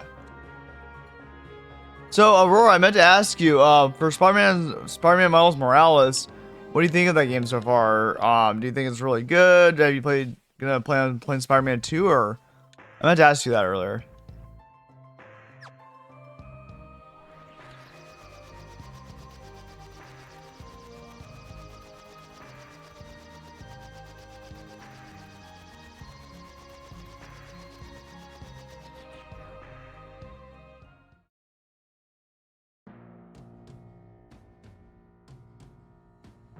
Gonna rest really quickly.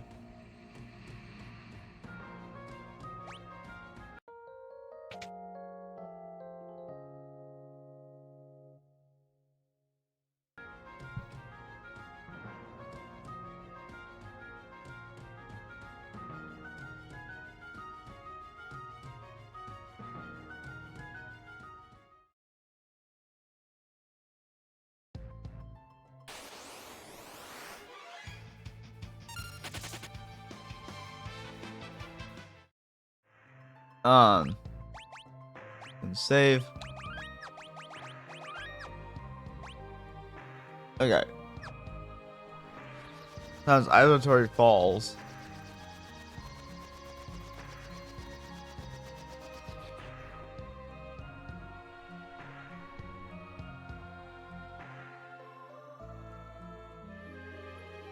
I know they yeah, I think it's through here we do to get to Isolatory Falls. I think that's what it said.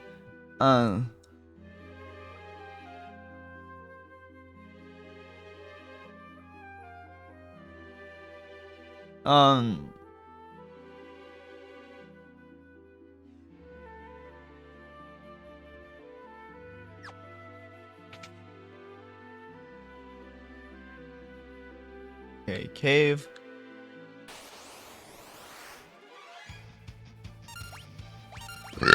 Excuse me.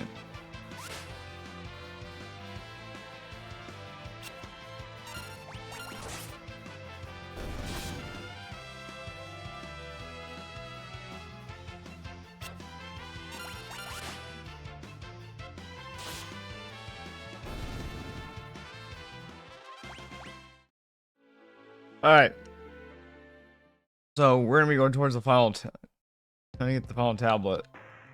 Oh, here. Oh crap.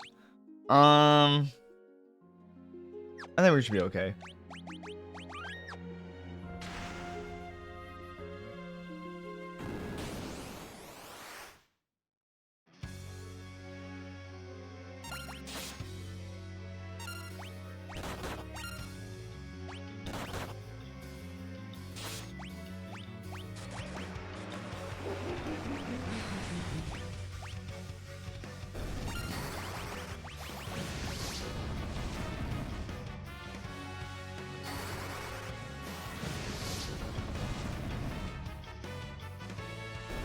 Nice. There's Master Scan. Hell yeah, let's go. Oh, you mastered a Blue Mage. Awesome. Might make her a knight next. Well, let's see whether. Oh, just also learn more red mage stuff. Okay.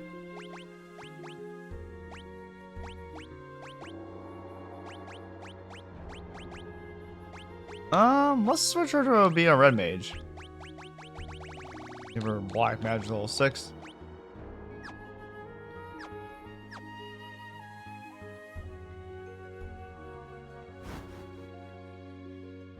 Protected by water beyond its fallen torrents. 1 tablet rest.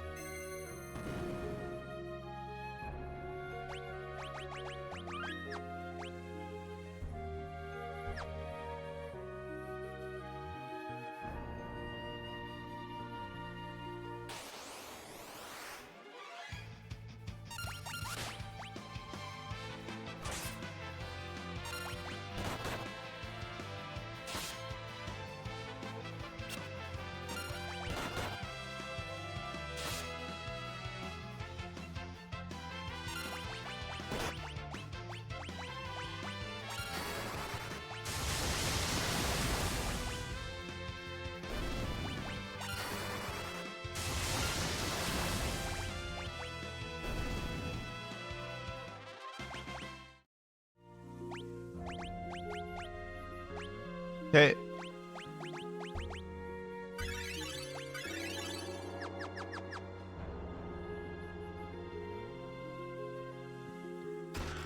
Barrel shell. Okay.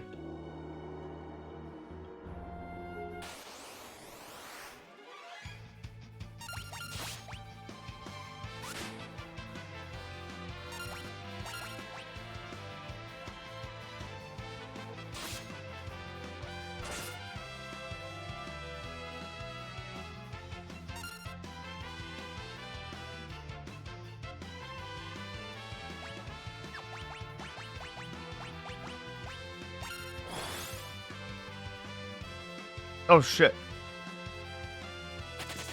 Yeah, I'm not doing that crap. That's a red dragon. The hell with that shit. Ether, okay.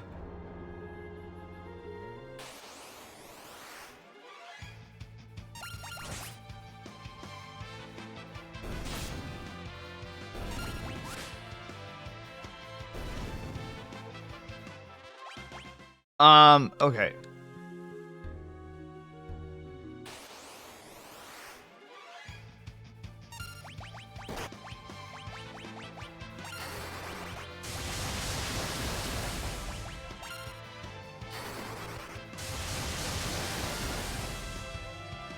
Nice, got all of them at once.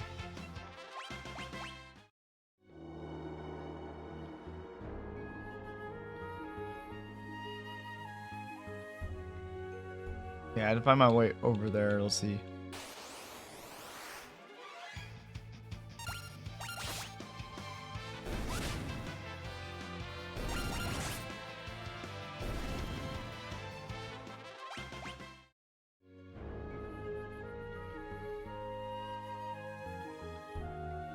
This way. Okay.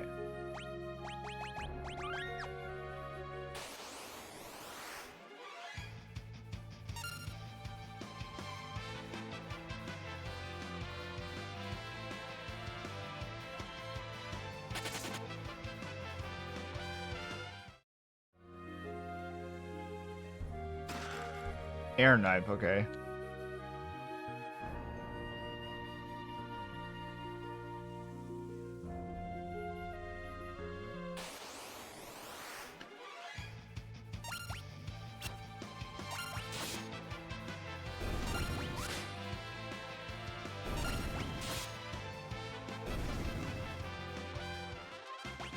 Nice. Okay. Let's just go up here.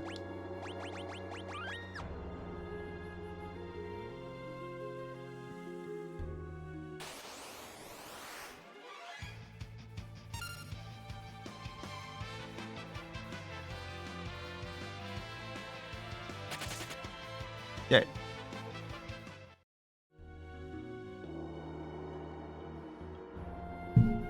Okay. So, let's see where either of these paths take us.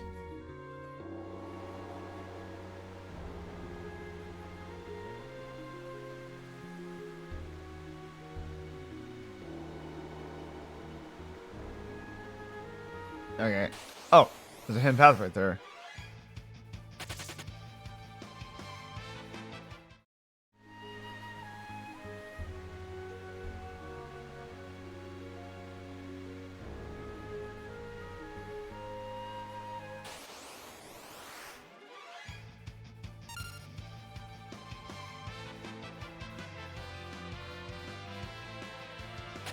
Okay. Yeah, this is the last place to. Oh, well, before we do a couple other side quest stuff. Damn it, because I had to press that switch.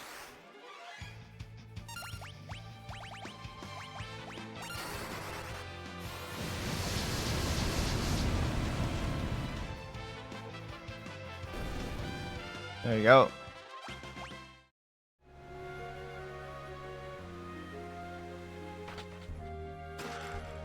Rain. Okay.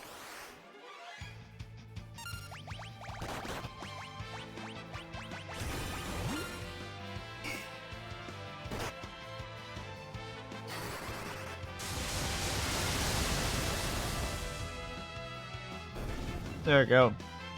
All right. So now Got that.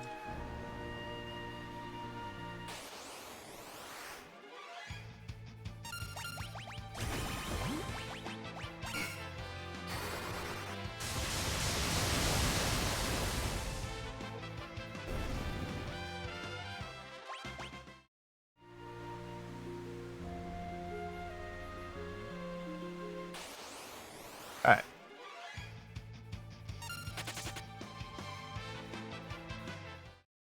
Hey, the chest up here. Excuse me.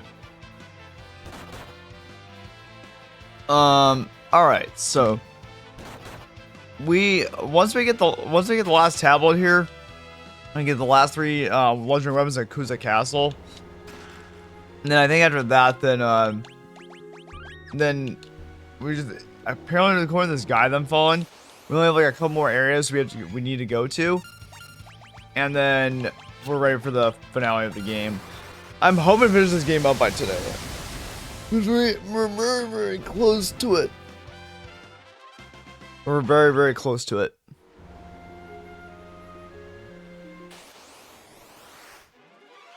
Oh, a Tom. Oh, God, no. I don't want to fight. No, no, no. We're not fighting Tom Berry. To hell with this. And ain't no way from fighting no damn Tom Berry. I just see someone. A dog.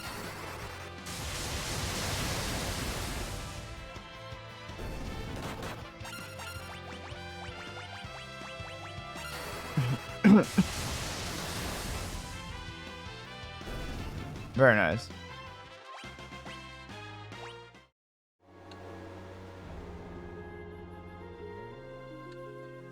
B3 is. Doesn't mention how many.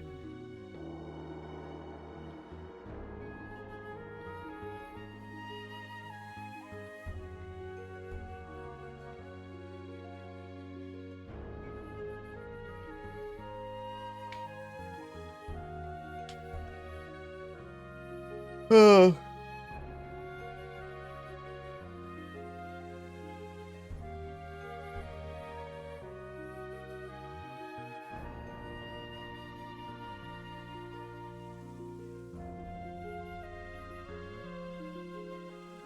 Okay.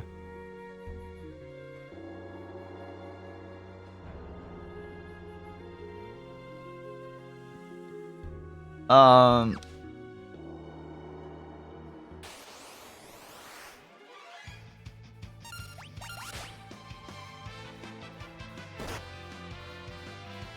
All right, here we go.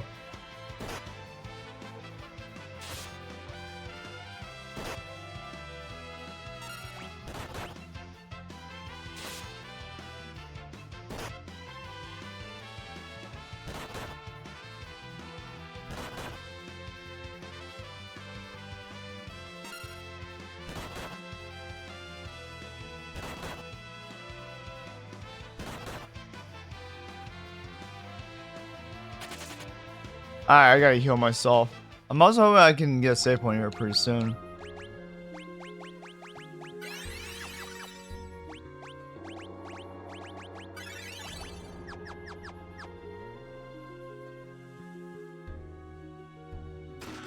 Phoenix down. Okay.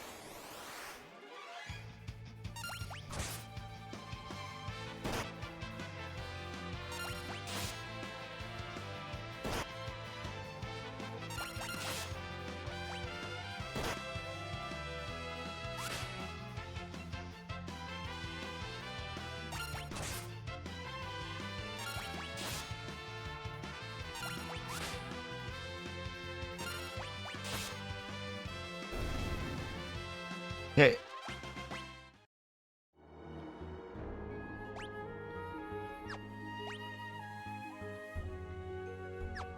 Okay. This way.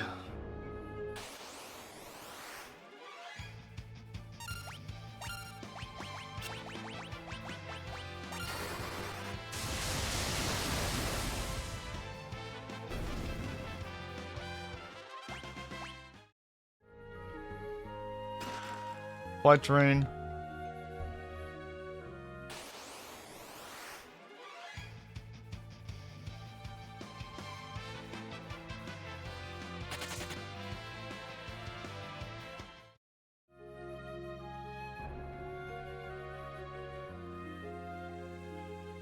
Okay, this way.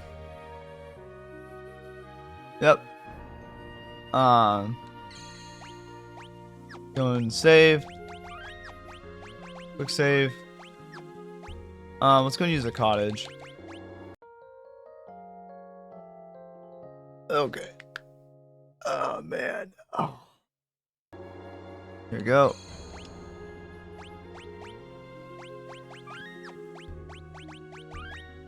Sweet.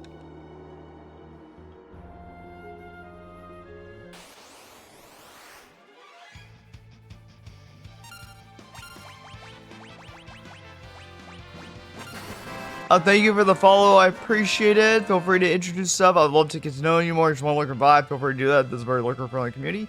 But yeah, thank you for that support. I appreciate it. Welcome. Yeah, all follows are anonymous.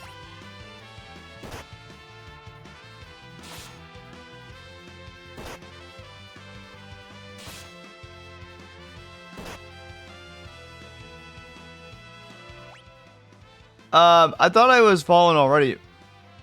Oh, hey, the fool. How you doing?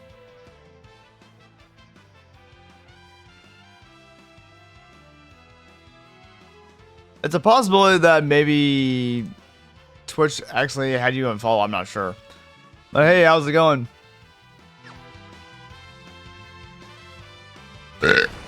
Excuse me. Oh, shit.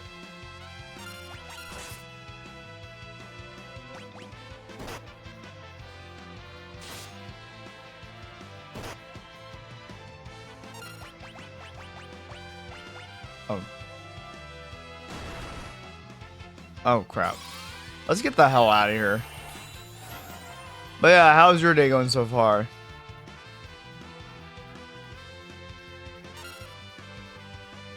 All is well, or maybe it was just it was in my head because I had scrolled down the Kokiri. Oh, okay.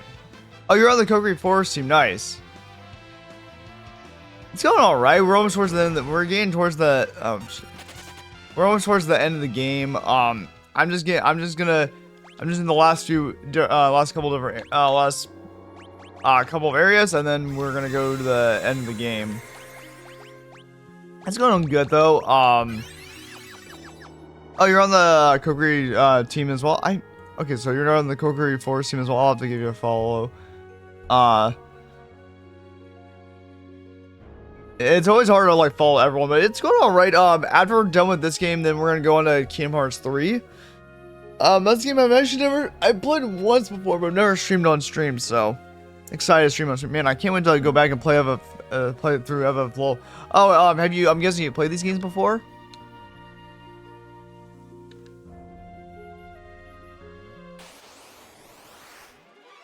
Oh man. I'm also tempted at one point in time to replay Final Fantasy 16 again on stream, but we'll see.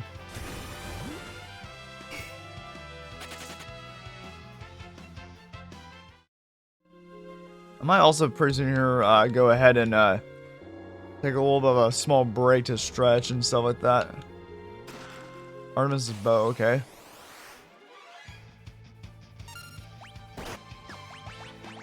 I'm gonna do this. Deal Fist.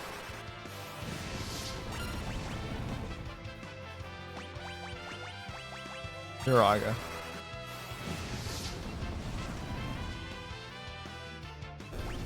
Aaron, to kill that thing. That thing's fucking annoying as hell.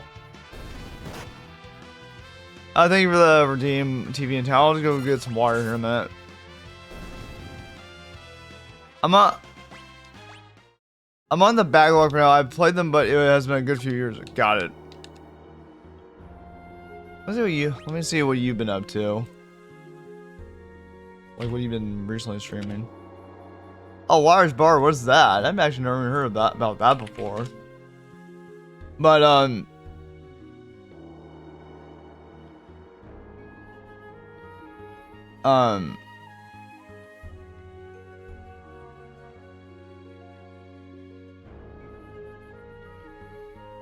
but yeah, I hope you've been having a great morning. Hey, Team, yeah, it's been going good. Let me give you a shout out as well. Let me go get the what have you been up to?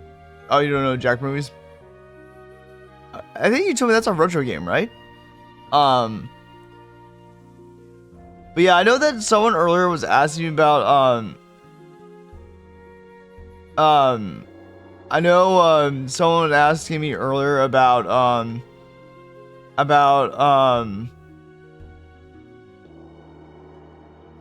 I know someone was asking me earlier about Final Fantasy 17. I'm like, we're not there just yet. Like, it's in pre-production right now probably, but we're probably not gonna hear anything about Final Fantasy 17 in like maybe 2027. We'll see. It is released by Jackbox Games back when it was Jellyvision. Okay, God, I did not know that. Yeah, the Fool. I think you want me to call you the Fool. Yeah. Someone was asking me earlier about phone. Welcome back, Innocent. Yeah, FF5 has come a long way, but also like I remember watching there's a YouTuber. Welcome back, Innocent. I remember watching a YouTube video last night about, it was from a month ago, but one of the YouTube influencer by Yan Yang, he was talking about how like a month or two ago, of how with like the Final Fantasy series, of how things have changed since FF7 Rebirth release and Final Fantasy 16 release, of how it's not doing as well. And I kind of understand where they're coming from a little bit, because where this is coming from a little bit, because it's changed since these earlier games. Oh crap, I gotta find pits.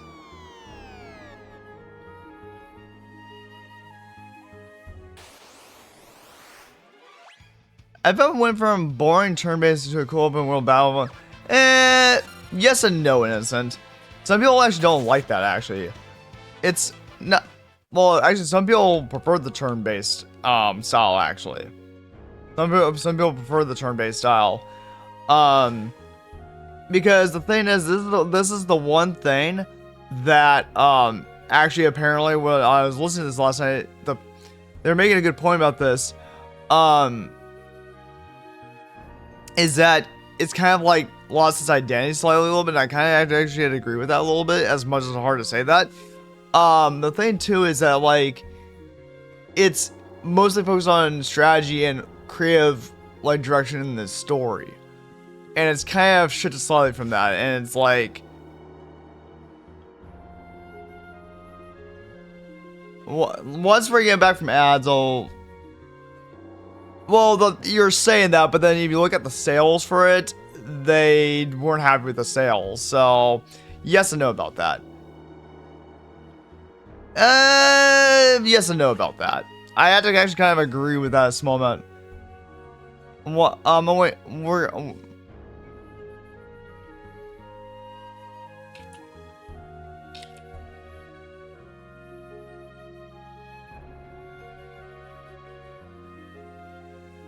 gonna get some water really quickly.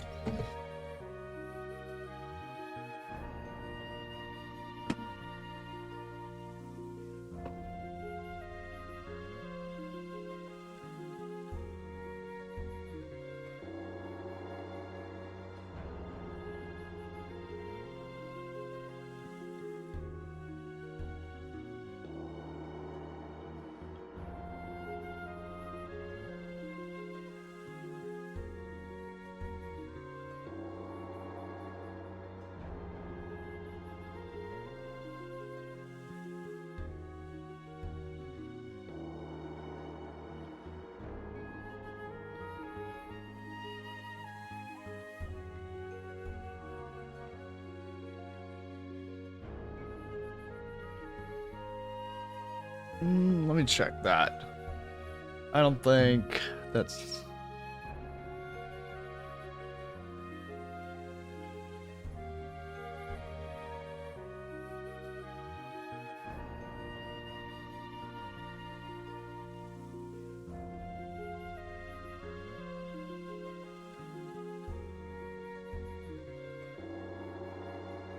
Let me see if I can find it.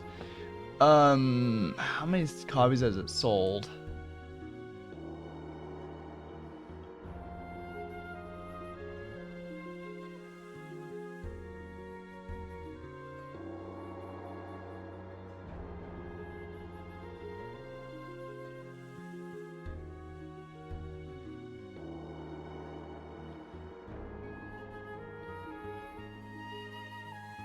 I just see if there's more sales report than that, because if it was sold like 30 million copies, it would have done it would have probably met Square Enix, unless you met 3 million copies. If it sold 30 million copies, that would have done extremely well, but it didn't meet their sales expectations. Unless you met 3 million copies. But still, you also have to count in like the amount of how much production costs and stuff like that. So let me go back and respond to all of this. So let me respond. Let me drink. Thank you for the redeem for hydrate TV and tell me to do this first. So to answer all these questions. So let me answer all these questions from all the comments that Innocent and also what the Fool said. Okay, so FF went from boring turn-based to a cool open world battle wins. Okay, so about that, since I played a lot of these games, in my personal opinion, turn-based like this is not boring. It actually allows you to actually control and strategize how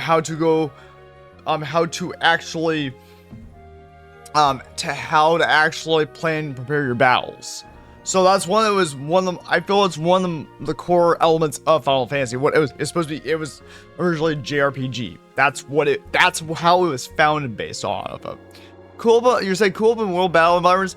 Yes, but some people who have been here since the beginning and grew up with that series in the 90s and like whatnot, some people didn't like that because they felt like it turned like Devil May Cry or something. And they're like, I don't like that. They're like, that's not what Final Fantasy is. And I kind of have to agree with them a little bit on that. Innocent says, I feel like in FF16, Square Enix truly embraced the fighting RPGs, parts of the mixed turn-based. Well, yeah, they're trying to advance it or evolve it, but there's some things I feel like I enjoyed FF16 for the most part for what it was. Based on my personal opinion, I gave it like a 9 out of 10. I really enjoyed it, but there are some things also you gotta be careful when you develop games. You don't fuck with the core elements of the game, what the genre is based off of. You know, you gotta make sure you maintain your core base while bringing new people in as well. And that's something that's kind of like when I was watching a video about this last night.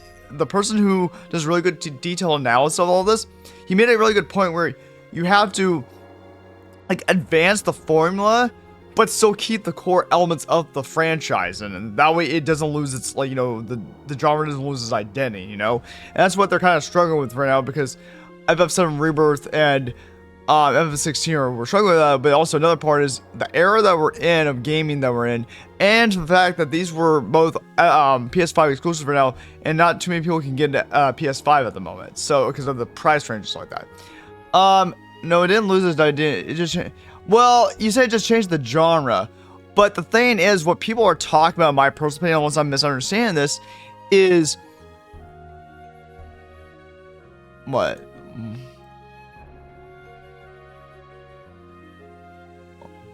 No, I've never heard of Proxy Disc. I've never heard of this person. I usually listen to Yan Ye. He's really good at just talking about I've never seen this this video. Oops, wrong link. I mean, wrong video. I usually listen to Yan Ye. He's really good at explaining that. I'll listen to it a little bit later on. I'm not gonna listen to like a rate. Oh, how long is this? Wait, what? Amazing series everyone knows and loves, and huge risk and all. I'll have to listen a little bit later on, and see what they say. So before I watch it, so here we go. It just changed it on. Yes, but it's not necessarily a good thing to do that. You have to be that. So you say it just changed the genre. However, you have to be very careful when you do that, because you want to maintain your core base on who grew up with this franchise and how you drew them in, and then while bring more newer audience or younger audience to it. And you gotta be careful about that, because if you turn your core base off and saying, okay, this is not the way it usually was, then you got a bit of a problem there. And I can understand why when I was listening to this, where it's like if you just bring in new people, but then you lose your core base from who grew up with the series, then that's kind of a problem. Then it's like, okay, well, what did we fuck up on? And you have to go back and look at that. you're saying a more mature audience, yes, but also yes, but at the same time, also you gotta try to see if you can maintain your core base and all your core base, and also bring new people in. That's how you increase. That's how you increase it. And if people leave because they're like, oh well, I don't recognize, this has changed so much that I don't recognize it, then that's a problem. Then you can't. That's not the right way to go. Then, the Fool has a very good point. I wanted more party members in that game. I agree with that. I'm okay with what they did, but personally, I would love to have been able to control someone else other than just Clive. I'm so used to just having multiple party members. Like, they were really changing during like Final Fantasy 15 and stuff like that. But I would love to have like multiple party members, which you can control and explore their abilities and what they can do. That's the really neat part about Final Fantasy is figuring all that out and strategizing all that. So, I mean, yeah, it received positive feedback, but at the same time, like, I can understand people's frustration with it, where it kind of like, it derailed a little bit from what it usually was.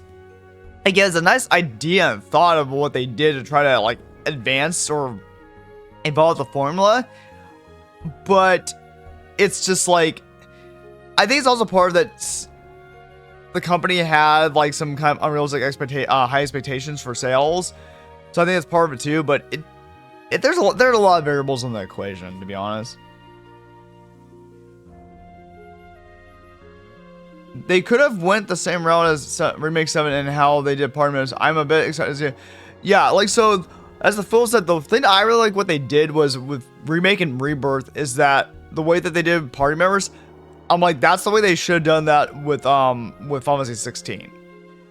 I think one of the things, I know they're like, oh, we want to focus on Clive and he's the main character.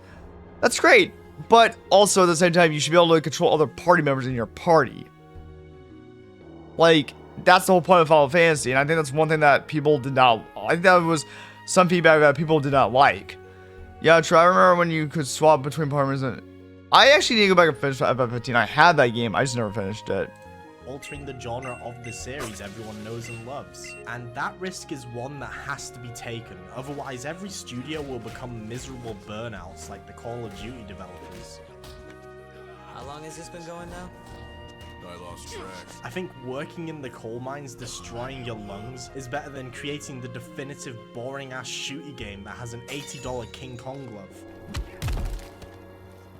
Sometimes this shift in the genre for well-established IPs can alienate existing fans. Like the modern God of War games, for example. Whilst they are still technically action games, you cannot deny they are a complete shift compared to the originals. Whilst they were a complete success, it did alienate original fans of God of War, going for a more pretentious PlayStation story focus rather than trying to be a fun game, like the originals did. Look, this is how you scare a modern God of War fan.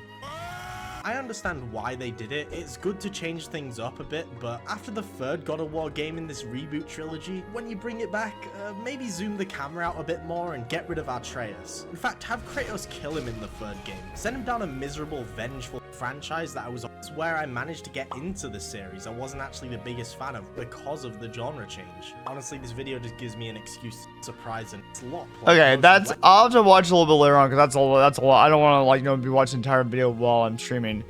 I listen a little bit. It's like there are different variables in the equation of people's opinions on how it just changed the genre. But as the person mentioned earlier in the video, again, I had to watch the rest of the video. Yeah, try. So the gameplay wouldn't get stale. So here's the thing though, is that like, yeah, they just changed the genre. But again, that also brings my point where I said a moment ago. You're alienating the OG fans, and so the thing is, that's what you have to be careful about. You have to be careful about, hey, do you still recognize the series, and did they advance the formula correctly?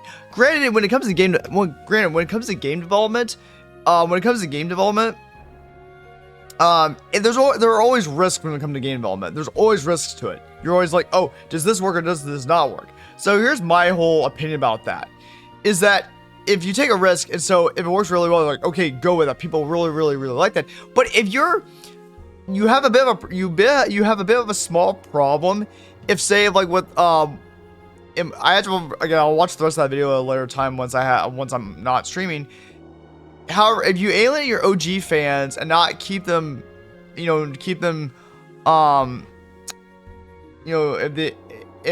you alienate them and not, if they're not interested in wanting to go where the direction of the series is going, but you just get new fans, that's not increasing your base. You're shrinking it again, and then you have to reconfirm that base again.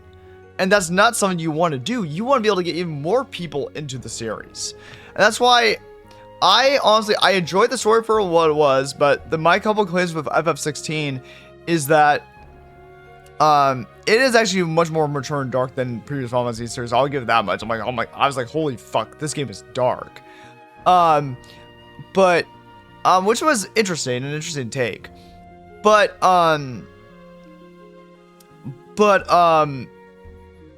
the problem is you gotta be able to have multiple party members.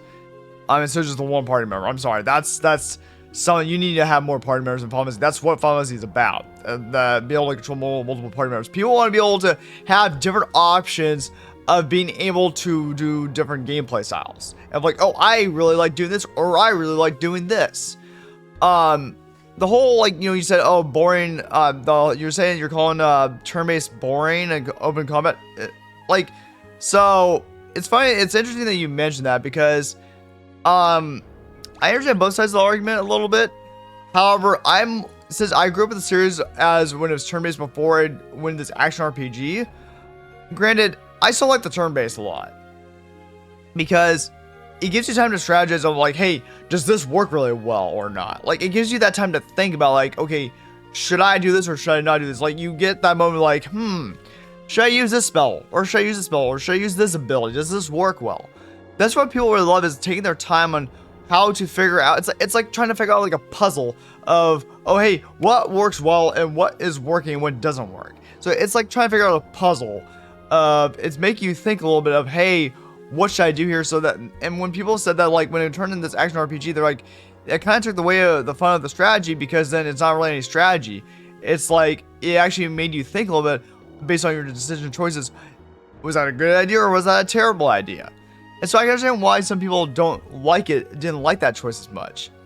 I get that Square Enix is trying to advance the formula a little bit, but at the same time, you can't derail from how it normally was before. I think, okay, breakfast time. Okay, do your thing, fool. Thank you for the lurk. But it's like, I would say, like, I get what you're saying, Innocent, but at the same time, you want to be careful not to alienate the base of the series, because then it's like you have to start from scratch again, you know? And that's not a good thing. You want to be able to get those sales numbers up even more throughout the years. That way you earn more money, because of the way how much production cost is costing for game development. So I feel like what they need to do is, I forgot what game it was. I think it's either like Persona. It's either the way Persona did, or I think it's called the Expedition something. It's a upcoming RPG. I forget what studio is creating it, but it's basically modern graphics, but it's like turn-based, so where you're able to turn-based, and it's modern graphics. And people are like, oh, I guess this is, if I remember correctly, people are like, this is what modern Final Fantasy should look like. Like, why is this so fucking hard to do? And it's like, I'm pretty sure Dragon Quest still does turn-based stuff and everything. So it's like, I just feel like action RPG, it was good for what it was, but I feel like Square Enix needs to go back to turn-based. That's what people want. Maybe Square could have made FF16 not a mainline game more like, it depends. It's like, you can't predict the future. Like, you had to make the decisions based off of what the feedback is.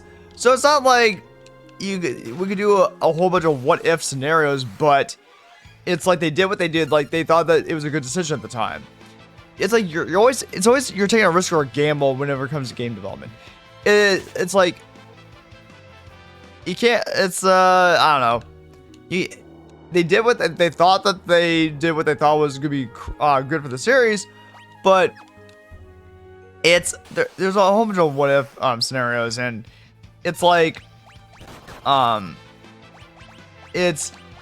there's only so much you can do at that one point in time. You have to take the risk to see, hey, are people gonna like this or not? Or you can't really be like, oh, not my only game, it's more a spin-off. I'm like, I don't know. It's like, not necessarily, but I don't know. It depends. I honestly feel like I wouldn't mind them going back to a turn-based. Like, if they can make it a turn-based where it's like when you get into a battle, you're in a focused environment, I'm fine with that. I honestly, like, for me, I'm not that hard to please when it comes to gaming. I'm fine with like FF16, but I can still feel other people's frustration of why they didn't like the way that it came out to be. And I'm like, that's completely understandable. Like, it's like, it's that whole keeping your core base from how it was before to getting a new younger audience hooked into the game. And so that is kind of difficult to do. However, you just have to go with a formula that works for everyone or the majority of people. I really love the combat for Final Fantasy 7 Remake and Rebirth. I thought they did an excellent job with that. Because you were able, it's action RPG, but then also you're able to switch between party members. However, again, I can understand this other side of the argument where people are not happy that it turned more into action RPG and not strategy based. And I guess some of the younger base wants more action RPG, but again, that's not what Final Fantasy was when they first started out. But it's kind of like there are multiple different variables in the equation that you have to figure out, like, hey, what works and what doesn't work.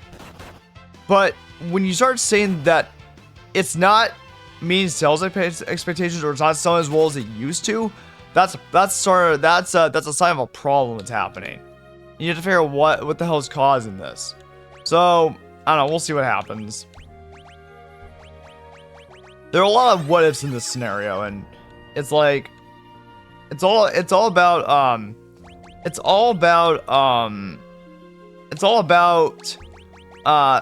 trial and error and figuring it out, basically.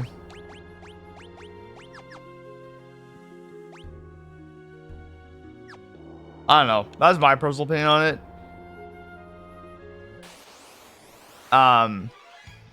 But we'll see what they do. It'd be nice if they go back to turn-based. I would love to see that.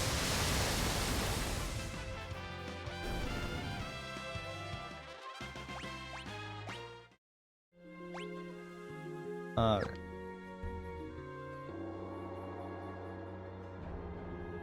Oh shit, that's right.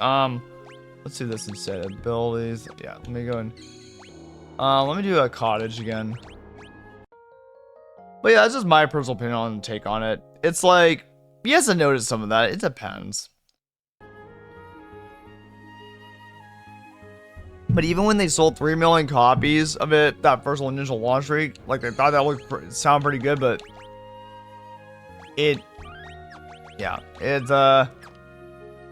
because it depends on how much the production costs for the game, and that takes into account. So I don't know. There's a lot of what ifs to it.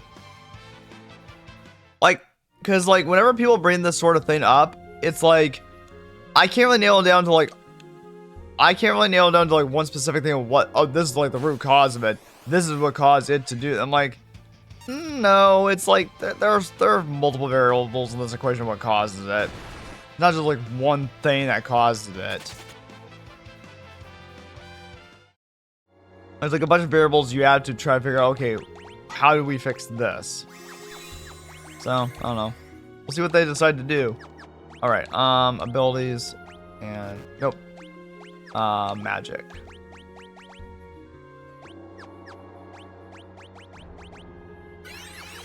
So yeah, I don't know. We'll see what they do. We'll see if they decide where they decide to go with FF17. I definitely know that.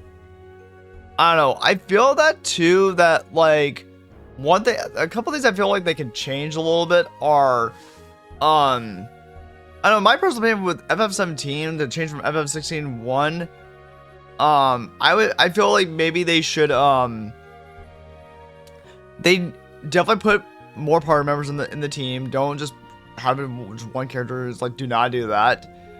I understand it was Clive's story, but you need to be able to control other team members and not just have one party member. That's not a good idea. And I know a lot of people complain about that, and I agree with that. Also, I would like to see a little more turn-based, because also when it's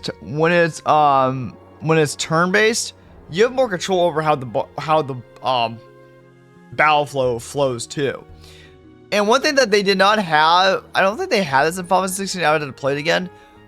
I'm pretty sure there was no turn order show whose turn is it next. So this is something that a lot of people in FF10 do a lot, and it's an FF10. I think it's also an FF12 as well. In FF10, it gives you the order of both the party members and the enemy you're facing of whose turn is next. So what that does, it allows people to strategize about, oh hey, it's about to be this enemy's turn. How do I prepare for for this possible attack? So I would love to see that in a Final Fantasy again. I don't think that was in I had to replay FF12 and 13 again. I was playing FF12 off stream earlier this year, but then I quit. I stopped playing it. And then I need to replay FF13 again. But yeah, there are a lot of variables to it. It's trying to think what else from FF16 they could have improved. Trying to think of what else there is. Because there's so many, like, I don't know, so much to it. Okay.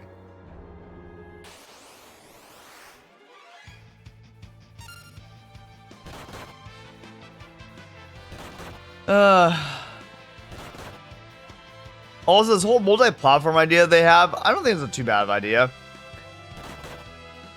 It's just, I think also part of it too is that one, game production costs have increased substantially throughout the past several years, and that's kind of causing this a little bit. And there's that. Just like the price in the game, there's again a lot of variables to the question of what's causing all of this, and that's something they have to figure out. But also, times have changed since, you know, it was just exclusive, and it's like now they're thinking about doing multi-platform to try to reach out to more people, and I don't know. We'll see how it works out. They have to try something, see how it works, and go from there. Like you can't figure out everything out of one thing. It's like that's not possible, and you just have to see what works and go from there and see if you get positive response. Great, keep doing that. But I'm not an expert on any of this, but from what I've read and from what I've watched on YouTube videos and people talking about this who have a much more field of expertise about this stuff than I do, again, the conclusion I've come to is that there are just multiple variables in this equation of what's causing it. It's kind of like the same thing where, this is a slightly different topic, I think, but, we've all, like, also the whole thing about how expensive games are getting to be, and how do we fix that problem. And it's like, some companies were thinking, oh, the last lever that they would pull is that they've increased the price range on the game from $70 to $100 to make up for the loss of money.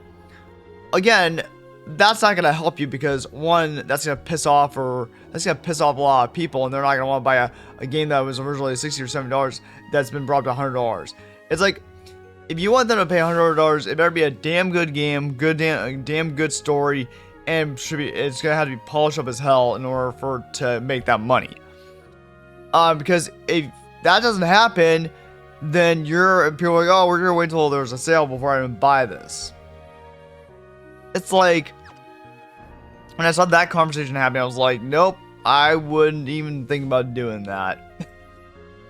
That is a fucking atrocious and terrible idea. Okay, so, oh yeah, I want to go down. Okay, I want to go down this way. Give me 1 second here. I'll read your comment here in a moment. Let me see if, okay, B5. B4. Okay, B5. Oh, okay. Oh, you know what I think I have to do? I think I have to go ahead and just press the switch and just fall down. Give me 1 second. I'll respond to the comment here in 1 moment. I think I have to fall down these. Here we go.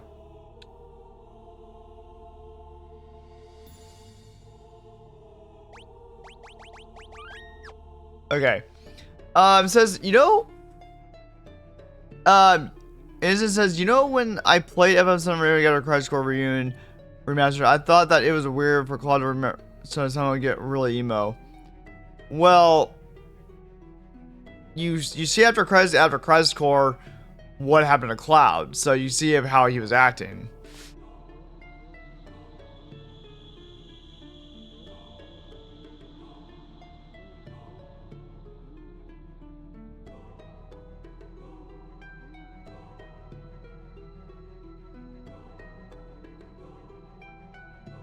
But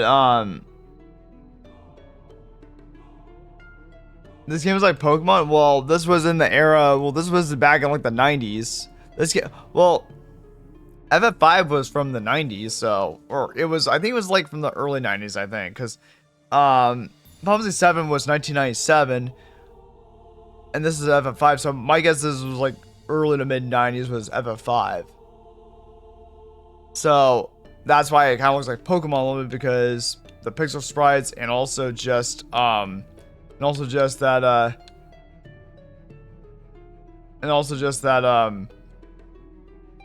this was maybe I can look at the 90s, so that's probably why. Then when I found out that Zack actually survived, it made even less sense why he's well, here's the thing. When you saw that Zack survived and then a remake, that was a change. He actually did die. That was the original outcome. Oh, we're in outbreaks again, damn.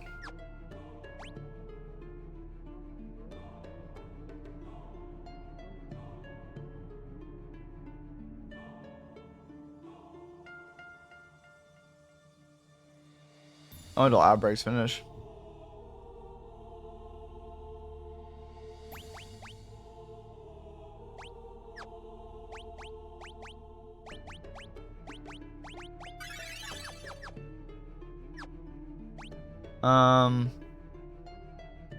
Start finding a Leviathan like this, we'll see.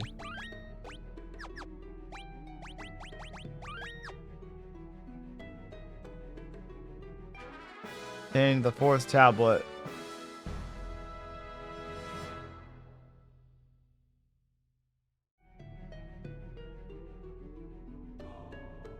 That tablet. Hand it over to me. Once the Lord Exhale gains the power of the void, he'll roll just for us monsters. I won't let you interfere.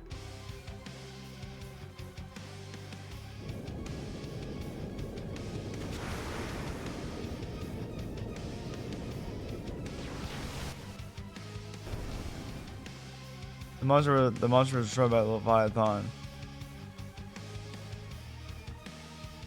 Power my water strong enough to wash away all sin and make all things pure.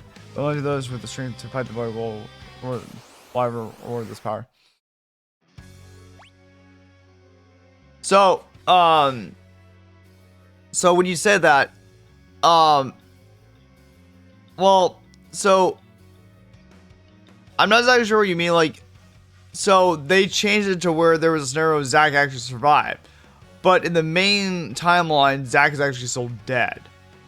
he actually died. Because at the end of, because since, you know, I think, you know, Crisis Core takes place before Final Fantasy 7. So that's why, you know, when you said that, like, well, you saw that how Claude was in Crisis Core before shit hit the fan for him and right before Final Fantasy 7, and then why he acts why he is. So, well,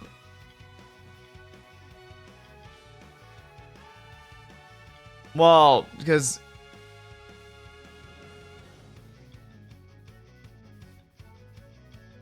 well, you're saying you played Final Fantasy 7, yeah. Well, I would say he's not really, because like he acts just he takes the persona that he thinks that acting like Zack is like the way that a soldier should be. So it's like I'm not exactly sure exactly how you're trying to frame that, but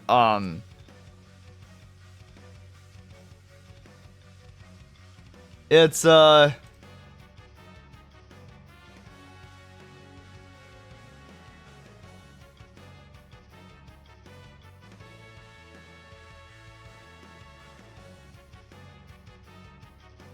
well, yeah, Cloud goes through an interesting character change after Zack dies. We'll say that much.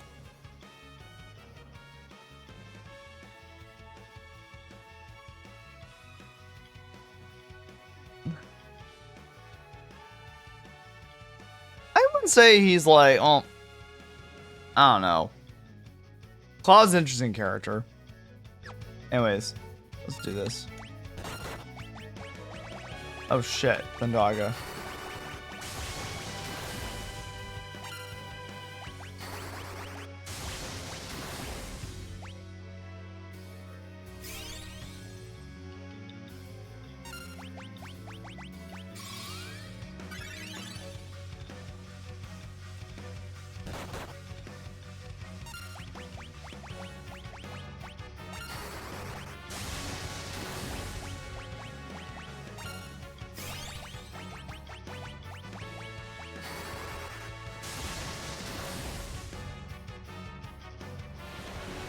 Oh crap.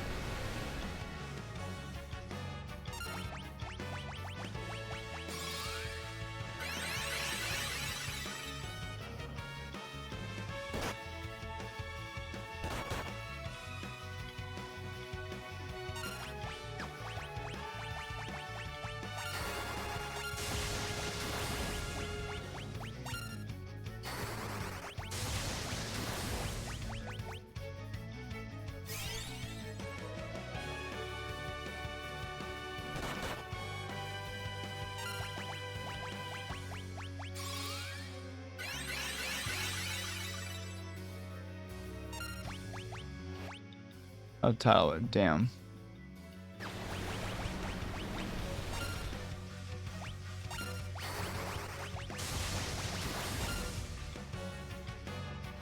Oh, god damn it.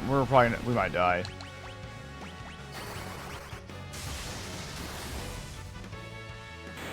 Got him. Nice. Thing is, I was using Thundaga. Yeah, that did a huge amount of damage to him.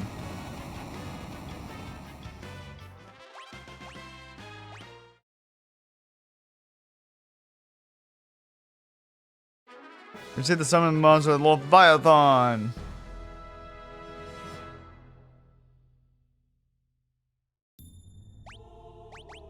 Sweet.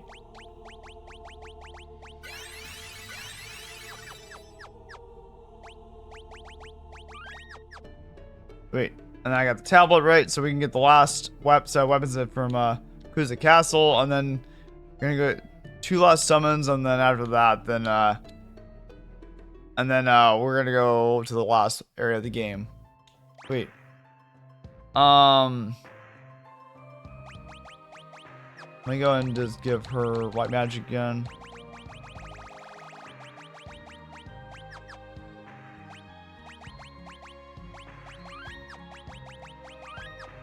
Sweet. Alright. So we're getting there. Now that we got Leviathan. And then the only other 2 left are Phoenix and Bahamut, which are level 5. Let me take a look at this guide.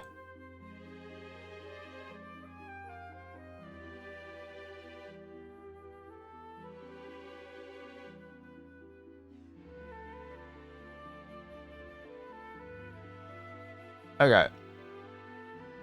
Let's get the last 3 steel weapons from the Steel Castle of Kuza, and then final side quests are Phoenix Tower and North Mountain.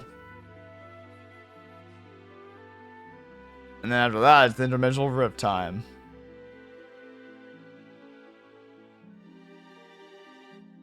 So we're almost there. So we're gonna get two side quests left. I don't think I'm gonna max out my jobs. I would maybe do that on my off stream time.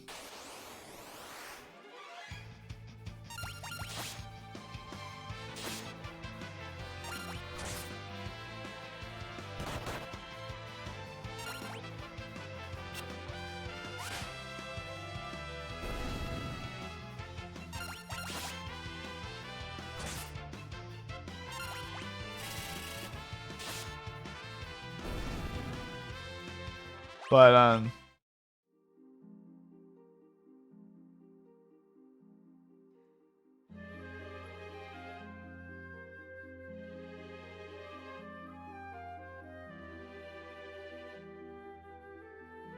okay, time to go to Phoenix Tower, I guess.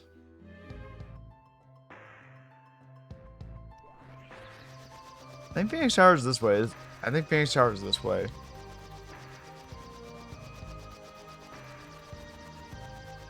Oh yeah, actually yeah. Let's go restore our stats first. Let's go to Kuza Castle and get the last 3 legendary weapons. And then after that, then we'll go to Phoenix Tower. So yeah, it's gonna be interesting how they transform the Final Fantasy series. I definitely think that they should try to go turn-based a little bit. I would actually enjoy that rather. But like for me at least, like for me it's at least for me, I'm not that hard to sometimes please when it comes to JRPGs. What draws me into the game is the story, the gameplay, the soundtrack, everything. All that good stuff. What I feel like they need to do is bring back some of the core elements of gameplay like they, from the series. Again, have multiple team members. That needs to be a must. Try to have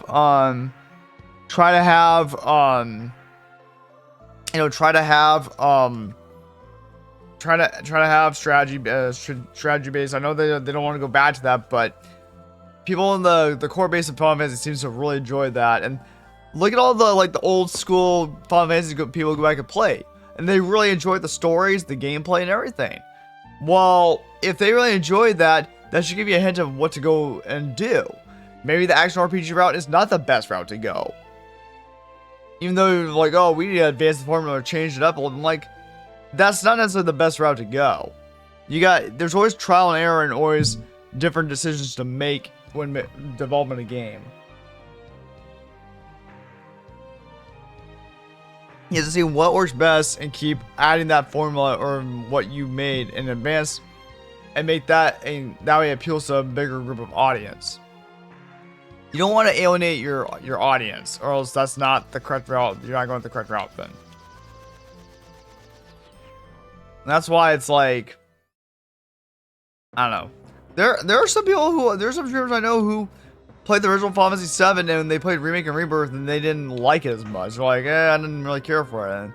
And there are gonna be some people who react to that, but people like that turn-based where they can think about what they're doing and what that genre is supposed to do. It's like, it's understandable why they feel that way.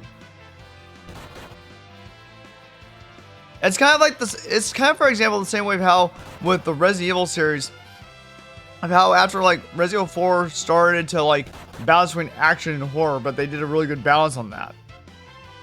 And then Resident Evil 5 was pretty decent, where it had a little more action than horror.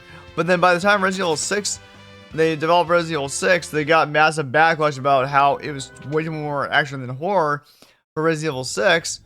And then look what happened with it. And then they do a soft reboot to bring back to its original roots, or its origins of what it defined the genre, and look what happened. When they did that, it started making a lot more money. It started making money again. Because they brought it back to what it was before. That's why you gotta be careful with that sort of thing. And a lot of people like love Resident Evil 7. I play with Resident Evil 7 a lot too. And then look at Resident Evil Village or Resident Evil 8. A lot of people love that one too. It's because they brought the horror back to the series. Like that's what people wanted.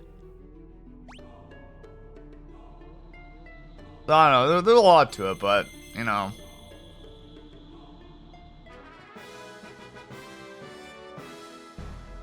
Oh, I see. I'm gonna have to go ahead and shine some light on my camera because I don't think it's blurry right now. So yeah, I have to usually shine some light on it, or that way it fixes the blur effect. But it depends, you know.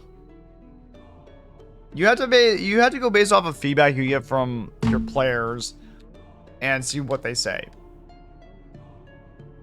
Like fans or players of these series or genres appreciate when companies take their feedback into consideration. Because then it's like they're listening to them. And it's like, you gotta just know what to advance the formula, evolve in the formula, and if it works, great. If it doesn't, then don't fuck with that part of the formula. Just, and I know some companies are like, oh, well, we want to do something that's like a little more revolutionary, do that. I get that, but some people want what identifies the genre. And I get that. I get why some people would be upset or annoyed by that.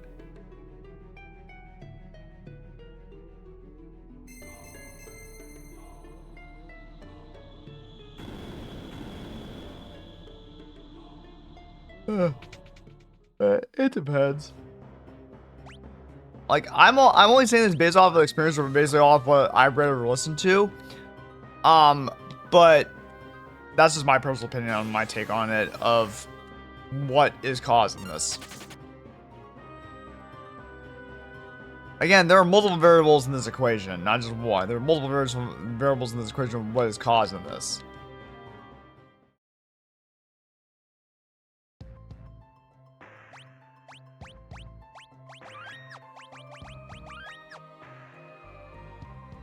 Ugh.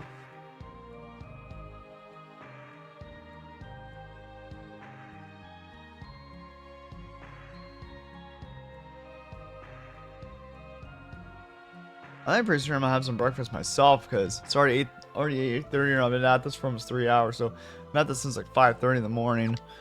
Okay, so we're gonna go to Phoenix Tower next. We have all the legendary weapons now.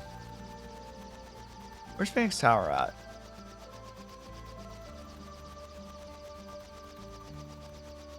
It's somewhere over here, I think. Oh, I think it's somewhere over here, actually. Oh, there's Phoenix Tower. Yeah, it's right here.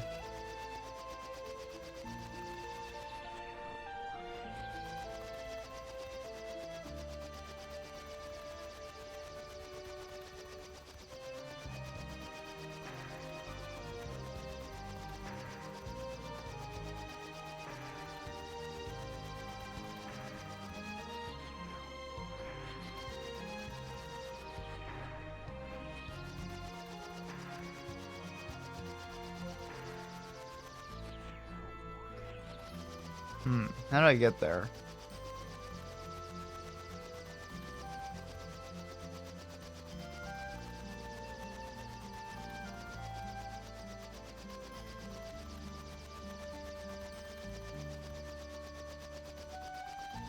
Okay, yes, we're gonna use the black chocolate, okay.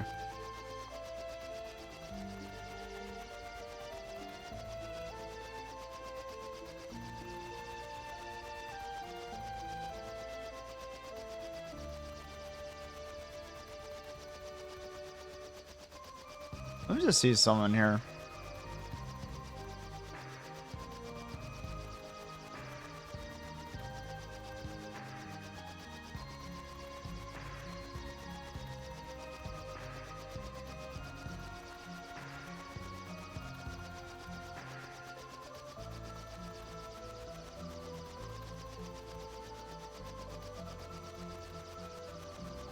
Okay. Let's get the black chocobo and then we'll do this. I'm probably gonna eat something here pretty soon, so I'm thinking, we'll see. I might just go eat something soon before I do Phoenix Tower, and because there's only Phoenix Tower and the North Mountain left, and that's it. And then basically then we go to the final dungeon.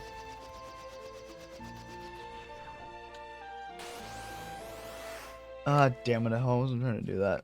I wasn't trying to go to the Phantom Village.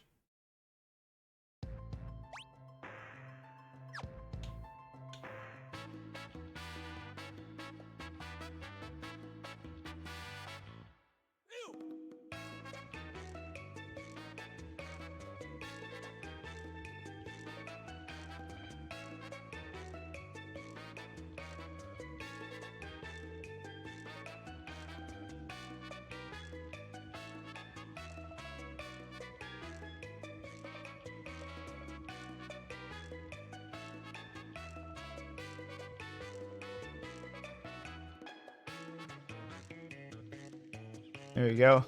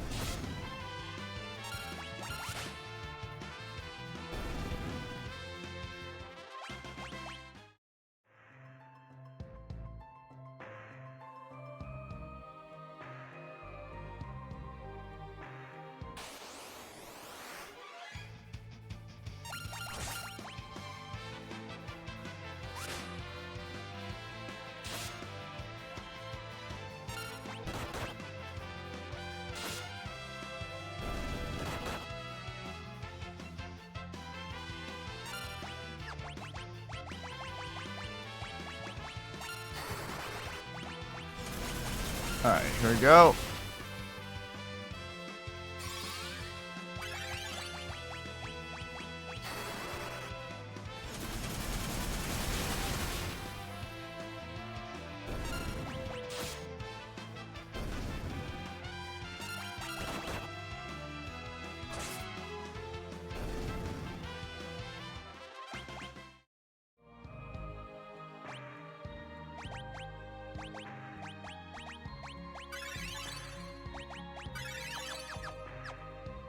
Hey, here we go. You know what? Before I enter Phoenix Tower, I am gonna get something to eat. I'm gonna also get some breakfast because I haven't had anything for. I've been streaming for about 3 hours already, so I'm gonna also go ahead and get something to eat. Once I get back, we're then gonna go do Phoenix Tower, and then once we're done with Phoenix Tower, we're gonna go to the North Mountain. So we're getting the Phoenix and Bahamut summons, and after that, we're going to the final dungeon then. So I'm hoping that like the next few hours we'll be able to finish this game, because then once we do, we'll move on to Kingdom Hearts 3. Alright, I'll be back in a bit. See you all in a bit.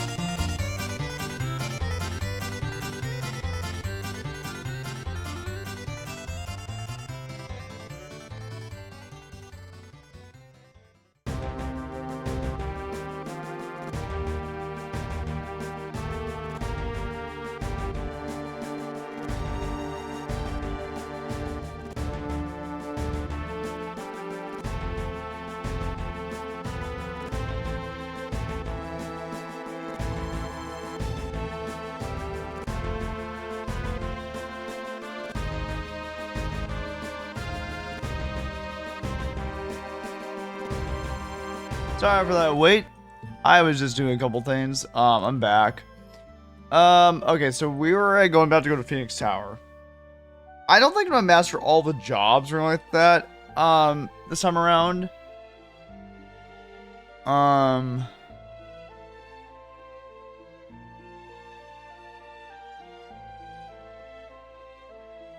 Okay.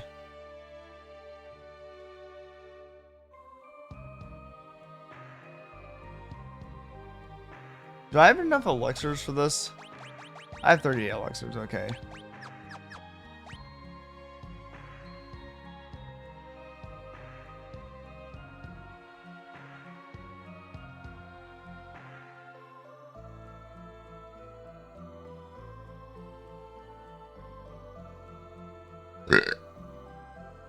Um...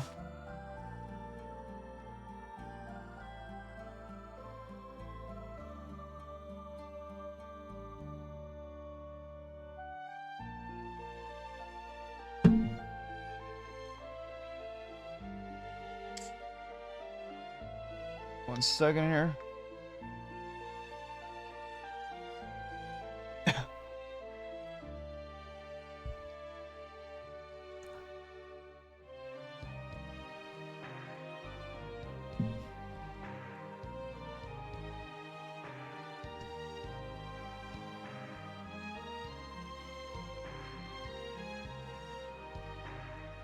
Okay,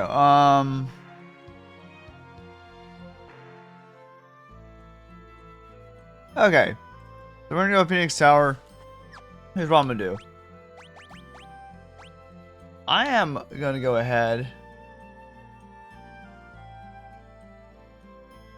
Place this as file 5. Just in case something happens. And I fuck someone up. Go to Phoenix Tower. So we're supposed to get the Phoenix in here, so... Oh yeah, right, so if we run to Parthenope, we can learn the last Blue Magic Wizard's Roulette.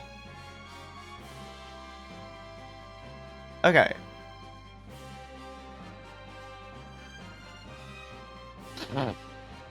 Okay, so...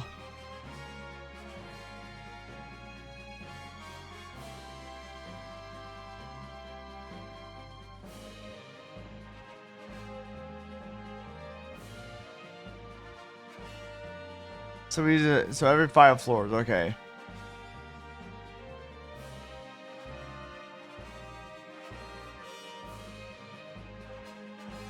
Okay.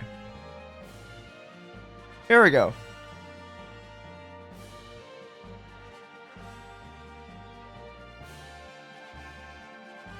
So we're gonna go get Phoenix next, and after this, then we're gonna just go get Bahamut, and then after that, we're heading to the final area.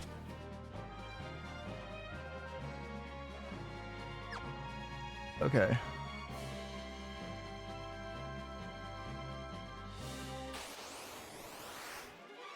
Oh.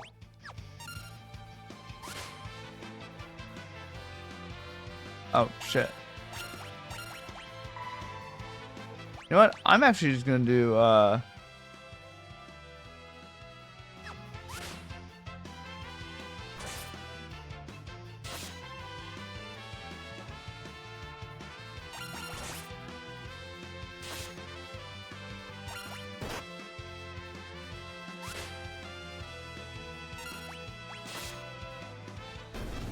there we go.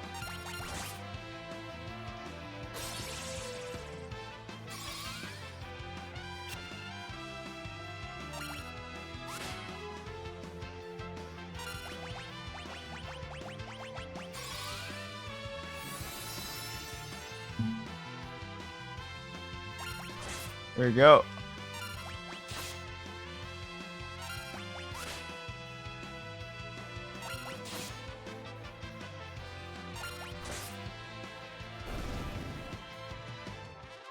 Nice. But yeah, so here's what we're gonna do. Abilities, it's a Ferris and Kryl. We're gonna put where's Learn? Yep, Learn. And then Learn and they're gonna learn the blue magic roulette. It's the last blue magic in the game. Then I can just run that. Yep, here we go. Oh, I should just put control.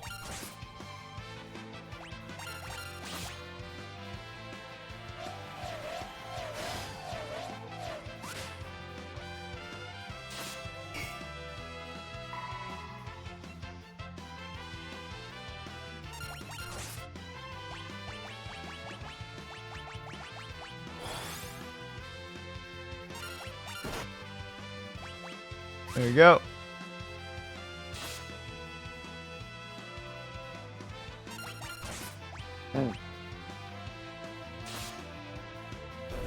There we go.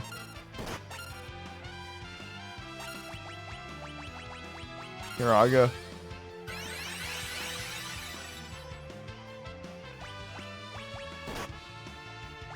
I think I have to make sure that I also a rainbow dress, oh nice.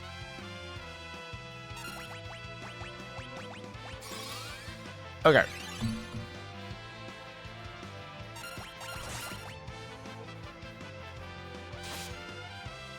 I'm gonna make sure someone has control. Wait. Well, they're beast math. Okay, beast. No. Okay. So I had to have control on first. Okay. So here's what we're gonna do. Abilities. I'm just have it. Control. That way they can learn roulette.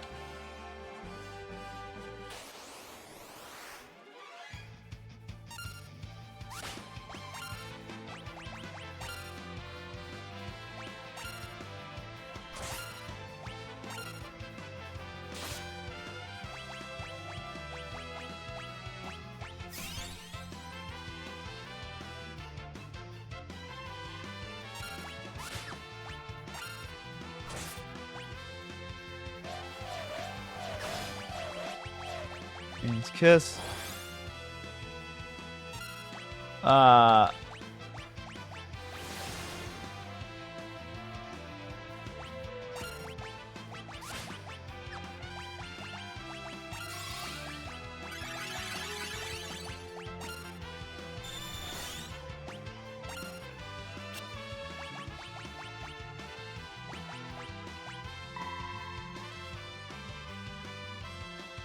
Okay. Has nothing to do about controlling the enemy. Just have to have it cast, I guess.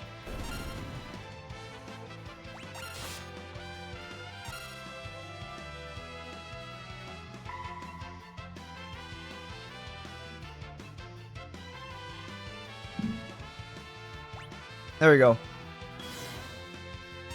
Nice, okay. That's like what we wanted.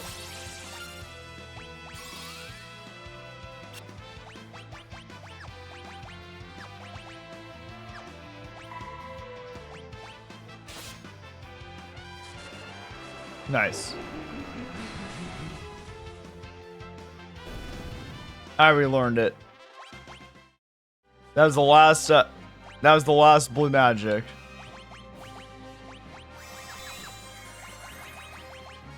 Okay, give her black magic back, and then.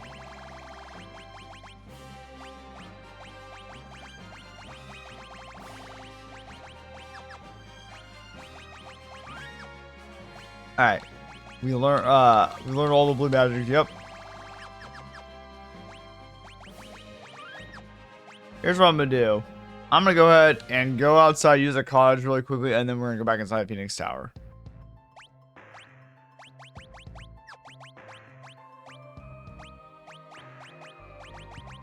Cottage.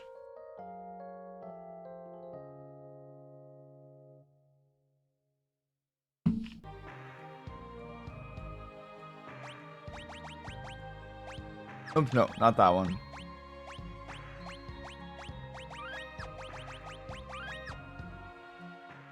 Here we go.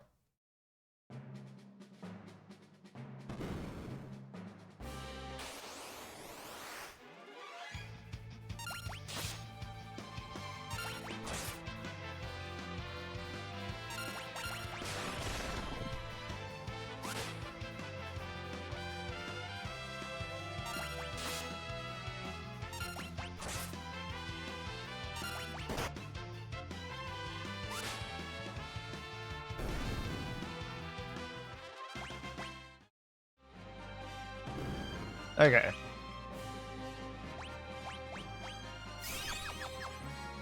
Go up here.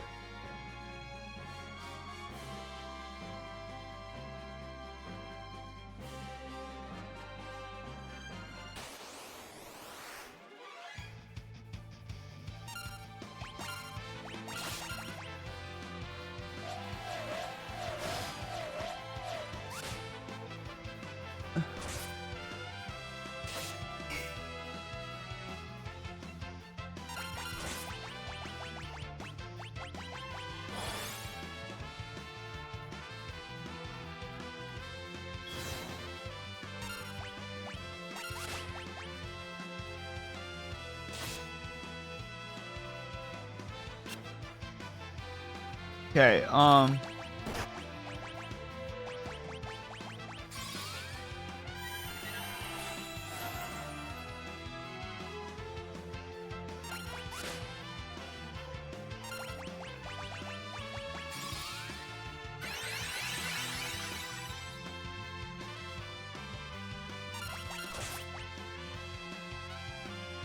nice. Alright, here we go. Holy crap.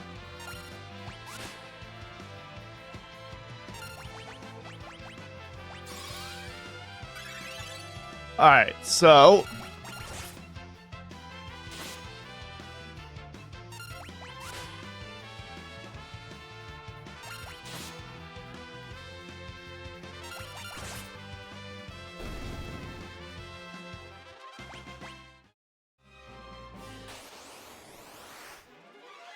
liquid flame, huh?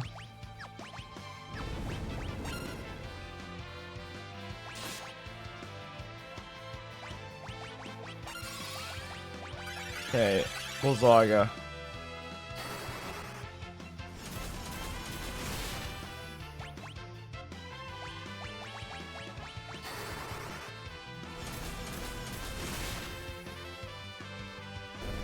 There you go.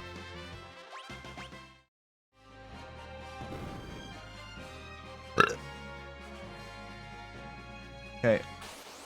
Damn it, I keep selecting the wrong one. Soul Cannon, huh?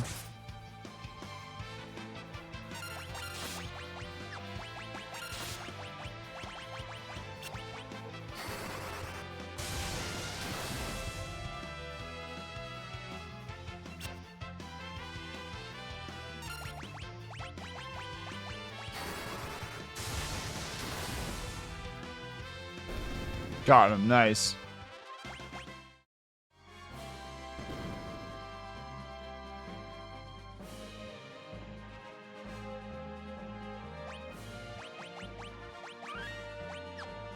And what does it say? It says, okay.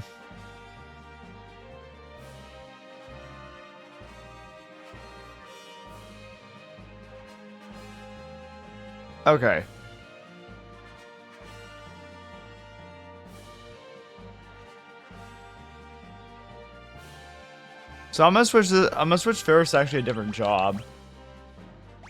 Something that's not 999. That's gonna take a while to do. So we're gonna have her do. We're gonna have her do. I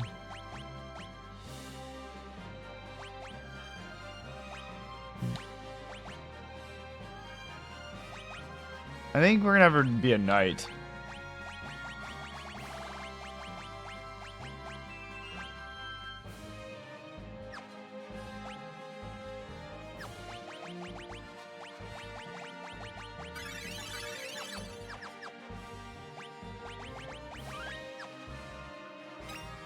Around 5,000 gil.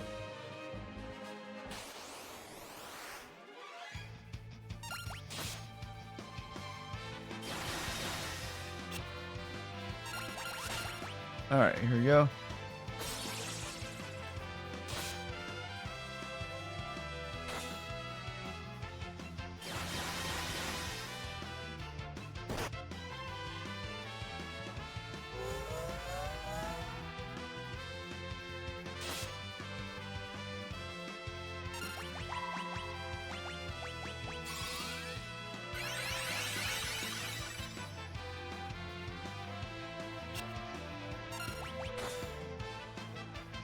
Nice. All right.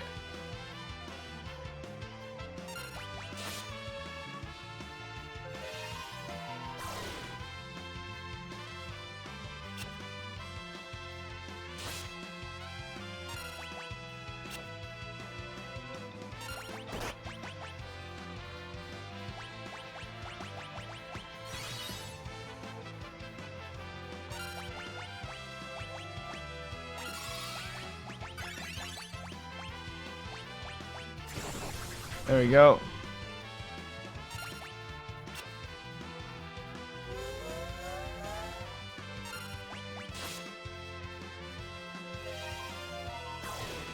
Alright, you know what's the hell? We'll just let's kill her really quickly. Nice.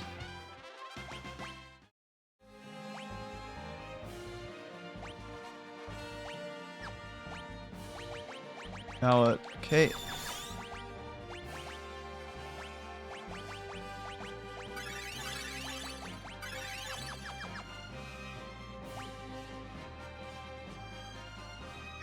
Okay. Quick save. Monsters.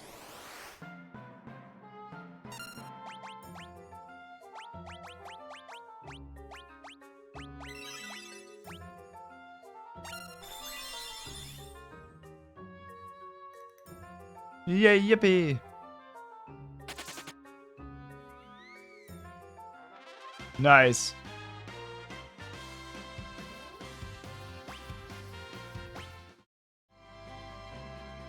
Not things down, nice. Okay. So let's give have Krell master something different.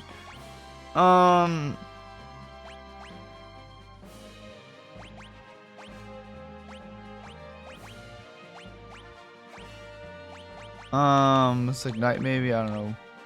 Thief perhaps?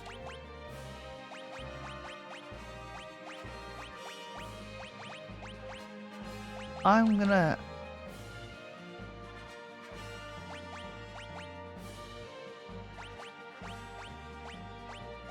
I'm gonna have her miss ignite.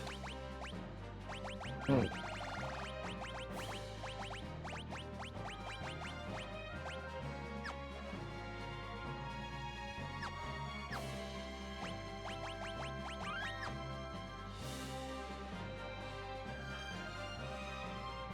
Six, 4.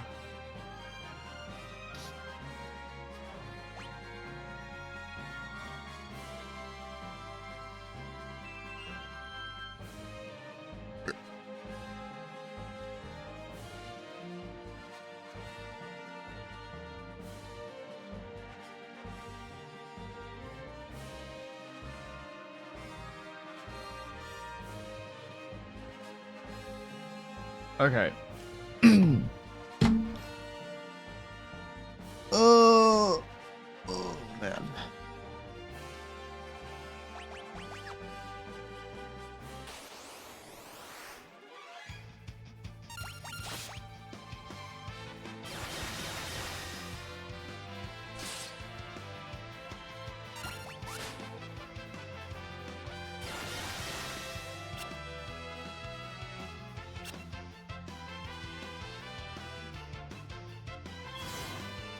Man, it's always been Ferris all the time.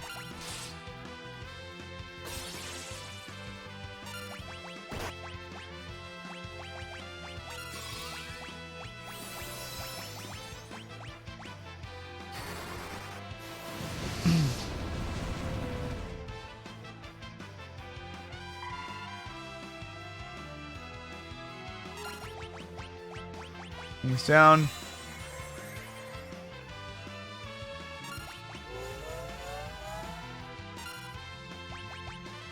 Shit. Oh, nice. She got rid of herself.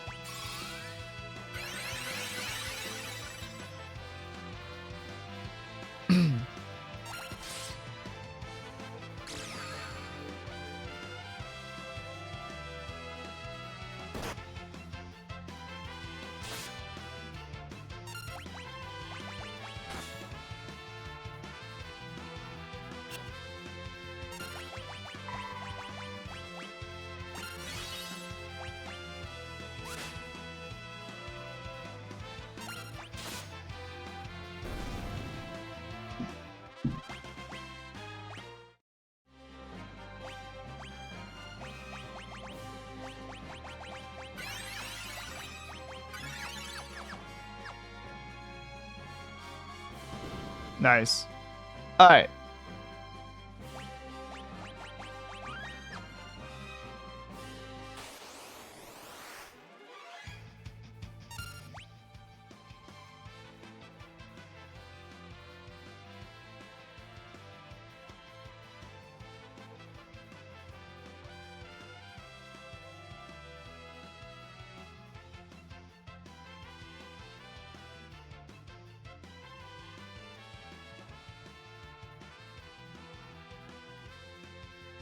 Um.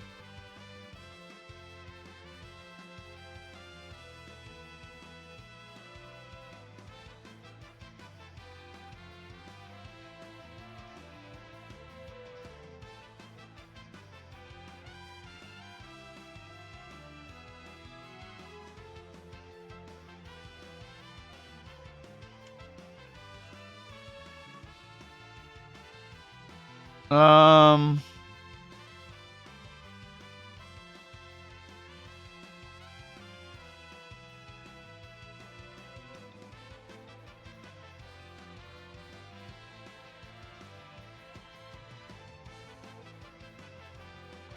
Alright, I couldn't find anything on Google that talked about saying anything about save points in here, but we'll see.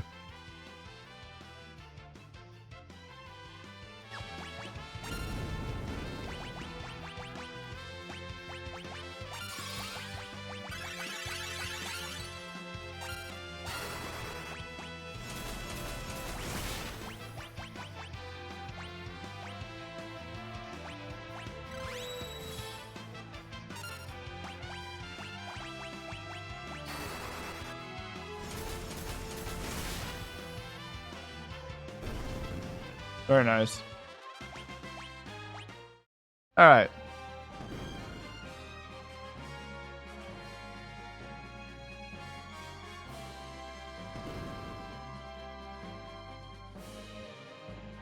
Okay.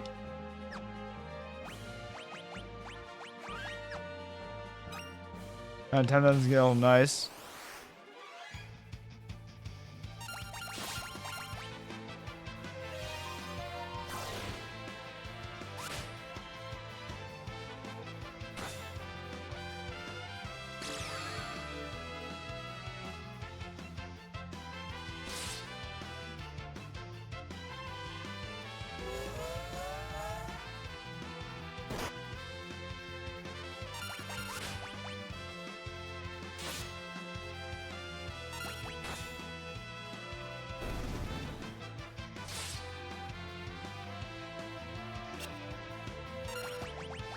Okay, holy water on her.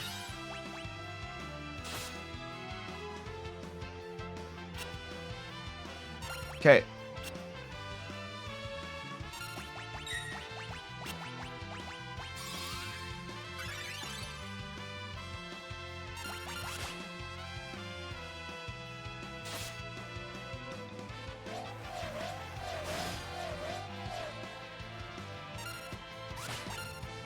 Alright, let's see.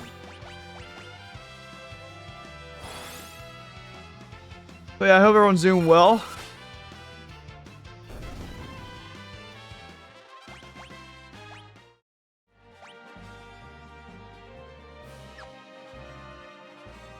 Okay,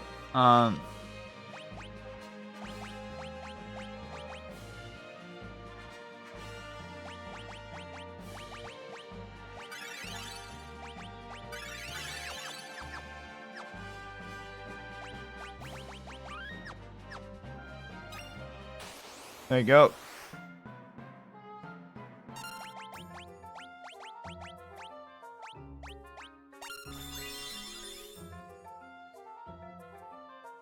Yay, yippee!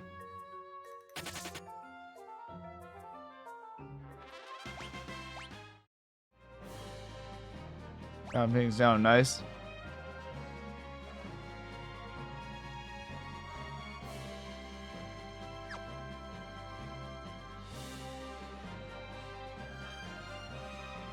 One floor, yep. Oh, yeah, this got 30 floors, so we got a long way to climb.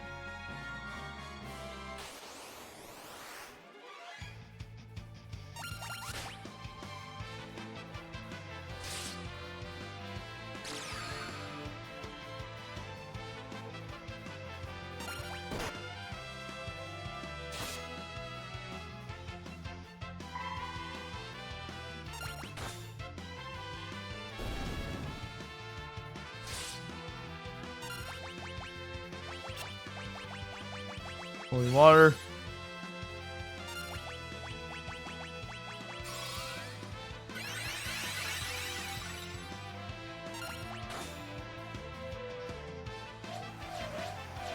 How dare you?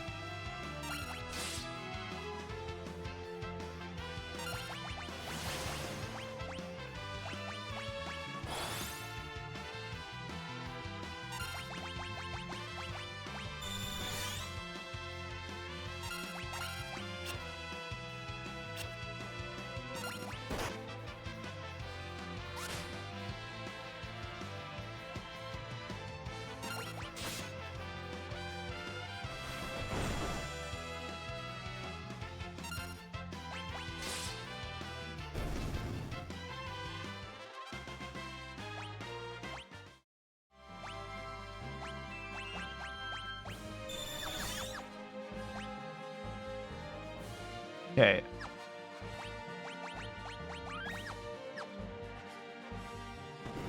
Nice. Okay.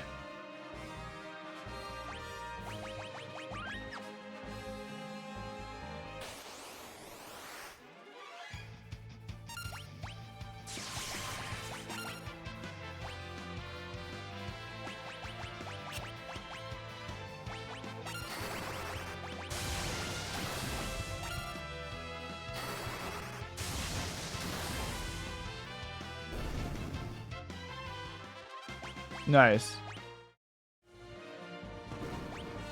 Okay, Lena's master Beastmaster, so we can change her job now. I'm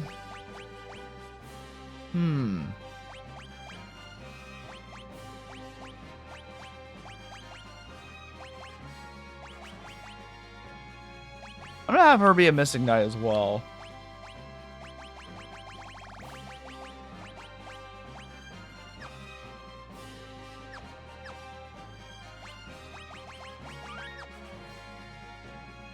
Yeah, I'm gonna have Lena also be a Mystic Knight.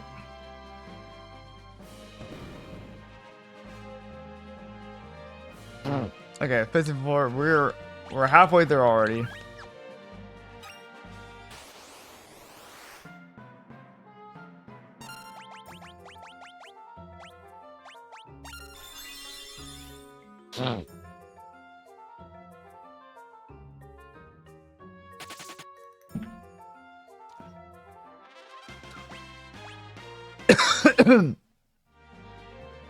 Things sound nice. Barnes has Master Beastmaster. I think I'm also gonna have him be a Mystic Knight. Just in case. Mystic Knight.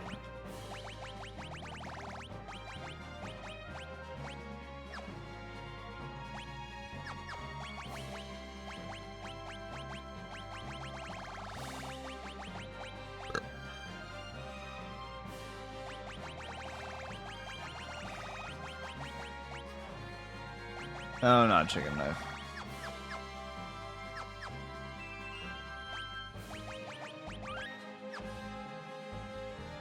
It's in here. Yeah, 50,000 gil, nice.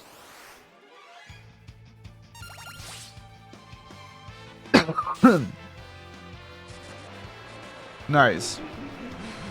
Okay, that's right in a few seconds here.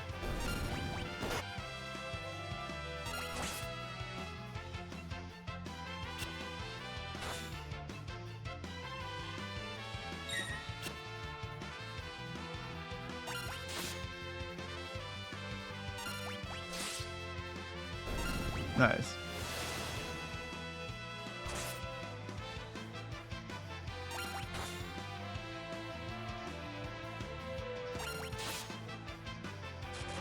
Nice.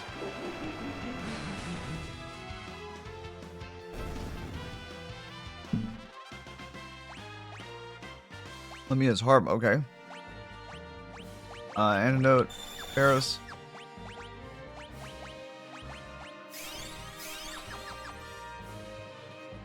Okay, let's go up here. We're on floor 16. We're getting there. And after we're done with this, then we just have to go. Oh, we're in the middle of break. Oh, damn it.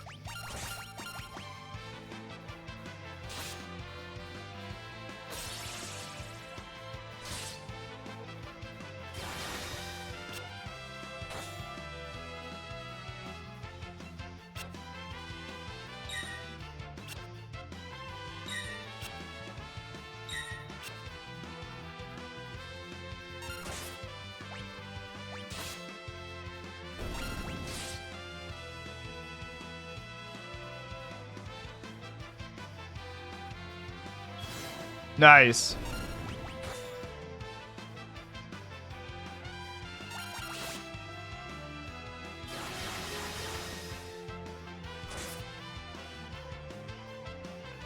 Oh, so a rainbow dress, okay.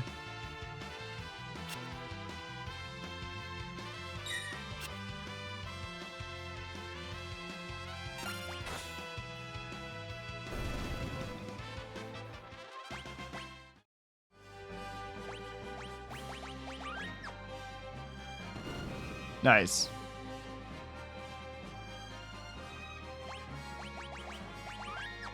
Excuse me.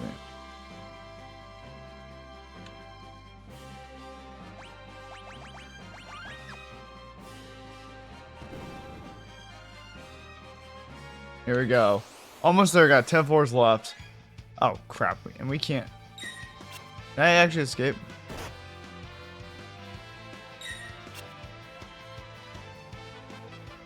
Oh, can't escape. Damn. Oh, nice. Let's do this. Oh, shit. Might as well use spells.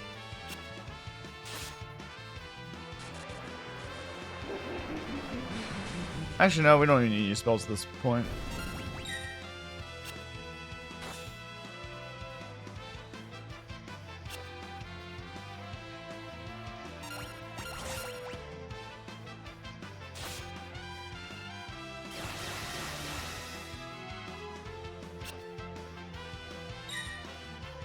Okay.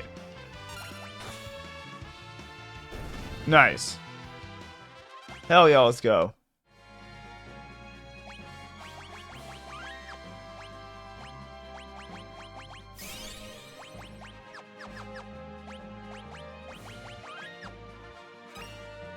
$20,000 guild, nice. And it's gonna fight the.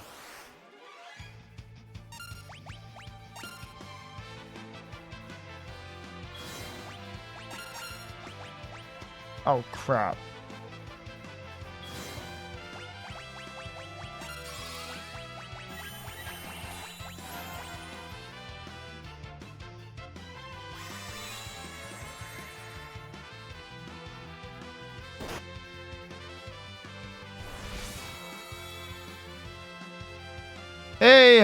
Hey, Hudsonizer, how you doing? Welcome. How's it going? Oh, crap. Yeah, it's FF5 is a pretty good game. I'm glad I played again. I'm almost towards the end of the game now. We're just getting Phoenix Bahamut now, and then after that, then we're gonna move on to the Rift.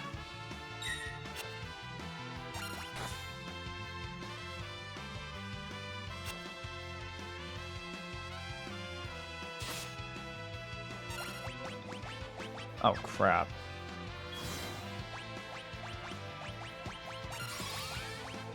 How's your day going so far?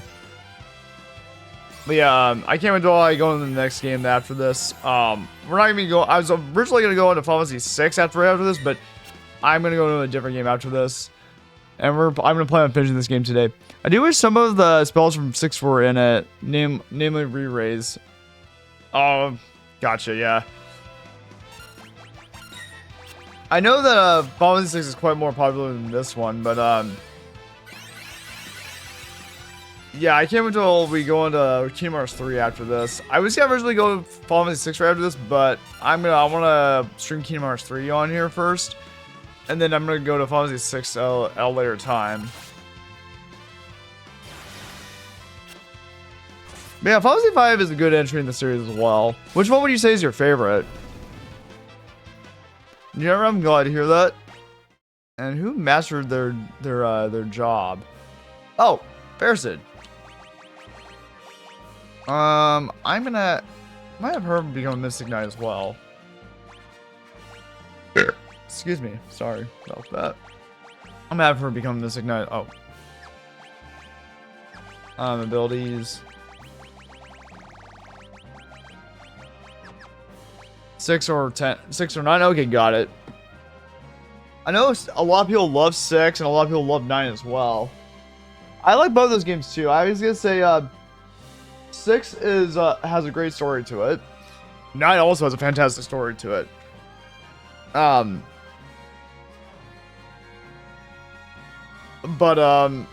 Yeah, we were actually having a whole discussion about this earlier about someone was asking me about my opinion about Final Fantasy 16 and what I would expect from Final Fantasy 17. And I'm like, we got at least a few years or more before we would actually even see Final Fantasy 17. It's gonna be a few years still. I'm sure that Final Fantasy 17 is like already in pre-production. My hot take is that 5 is better than 4. Oh, really? Yeah, I feel like when it comes down to that, it's personal opinion. Because some people some people really enjoy 4, but some people really enjoy 5. Everyone has like their different preferences of which one they enjoy, and I know like the big ones that people really love are either 6, 7, which is my favorite of the series. 6, 7, 9, or 10 are the big ones. Yes, 6, 7, 9, or 10. 8 is good, but I know if people never played before, it's like a little bit unique in some case. The gameplay in 6 is, in my opinion, the best in the series too. I got it. Yeah, I love Final Fantasy 7 though. I love the story, the setting, how they did everything. But that was just me. Final Fantasy 6 is very good as well. It's very iconic. It is a very iconic game.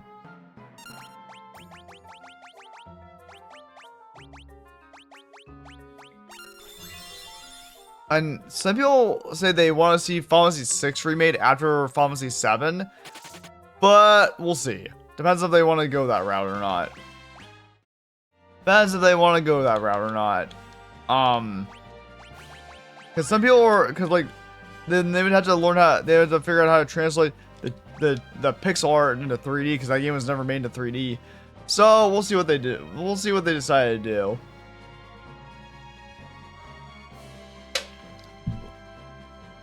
Like, it was also, people were saying that what was it, Katase or Yoshinori Katase, I think his name is, the person who originally directed the original Final Fantasy 7. He was a producer of the remake for Final Fantasy 7.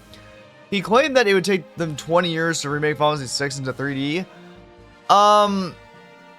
That I know a lot of people are saying, oh well, that's what he said. I'm like, game developers say that a lot when they don't want to give a specific answer or information about something. So, yeah, like I tried telling people, sometimes game developers say that a lot if they are trying to like not give away that they maybe are working on something. Like for Final Fantasy 7 remake, that was announced in 2015, and though like 2 or 3 years prior to that, they were saying, "Oh no, we're not working on that at all," or we would have to it would have to take a tremendous opportunity. And the reason why I say that is because a lot of companies say that way, the public doesn't suspect that something's being worked on. I don't mind the 2D graphics. It's some of the early 3D stuff that occasionally is an issue. Yeah. So I don't know. A lot of people think that it's not necessary to put Final Fantasy 6 into 3D, which I can understand that. I think my brother said too that he thought that might not be such a great idea to do, but we'll see what they decide. If they decide to do that at all.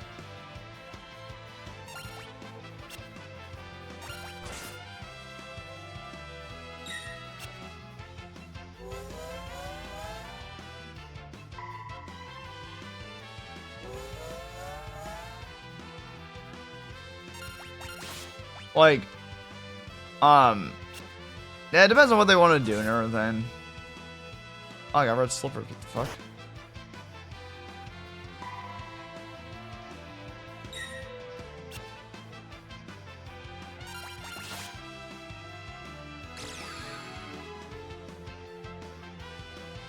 Okay, now it's a little bit concerning here. I'm pro a 6 remake as long as it doesn't take away from 17. True.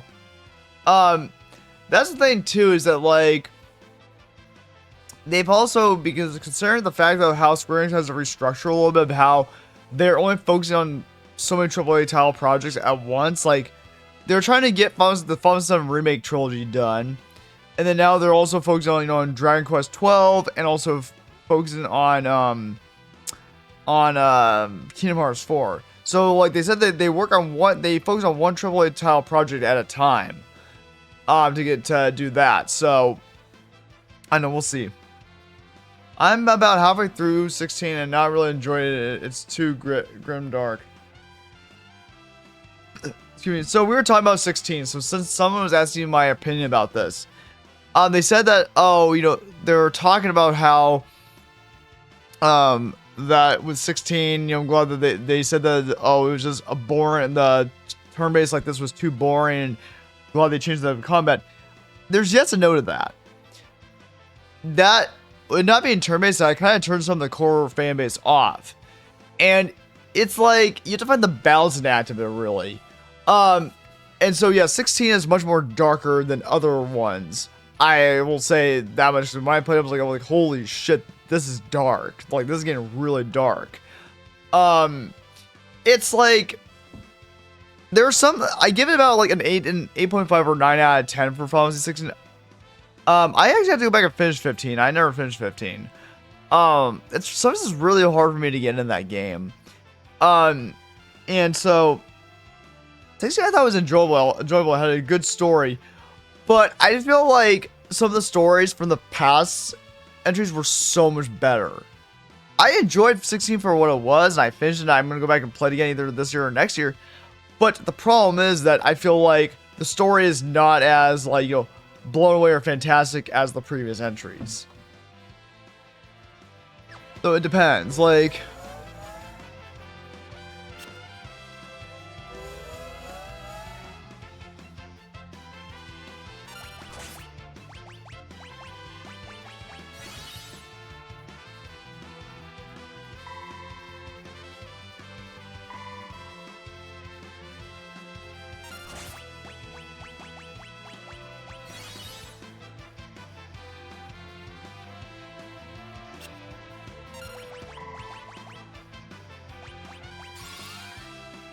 But, everyone has their own personal opinion on which ones they like better and stuff like that. And it's always a balancing act when it comes to,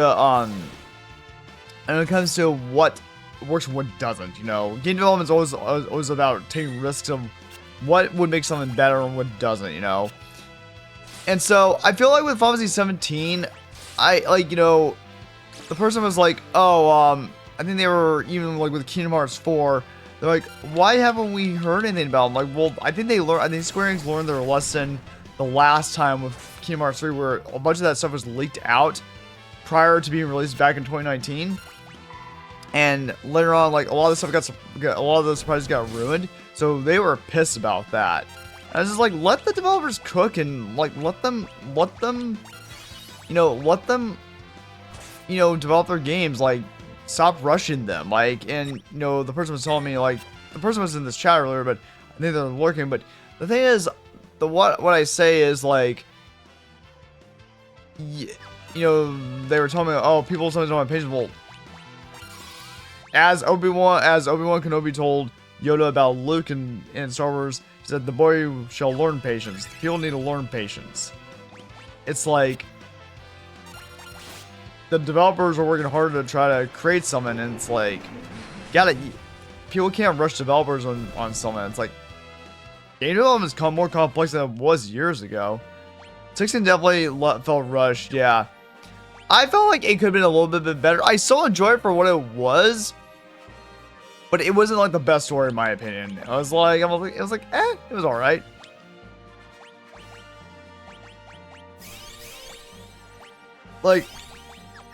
Because like, even now, like, fairly recently, I guess the sales of FF7 Rebirth and 16 still have not, didn't make quite as much of a profit that Square Enix wanted. So that still says something as well. Hudson, is it? Do you want me to just call you Hudson, or what do you want me to call you, Hut or Sunnizer, or what do you prefer?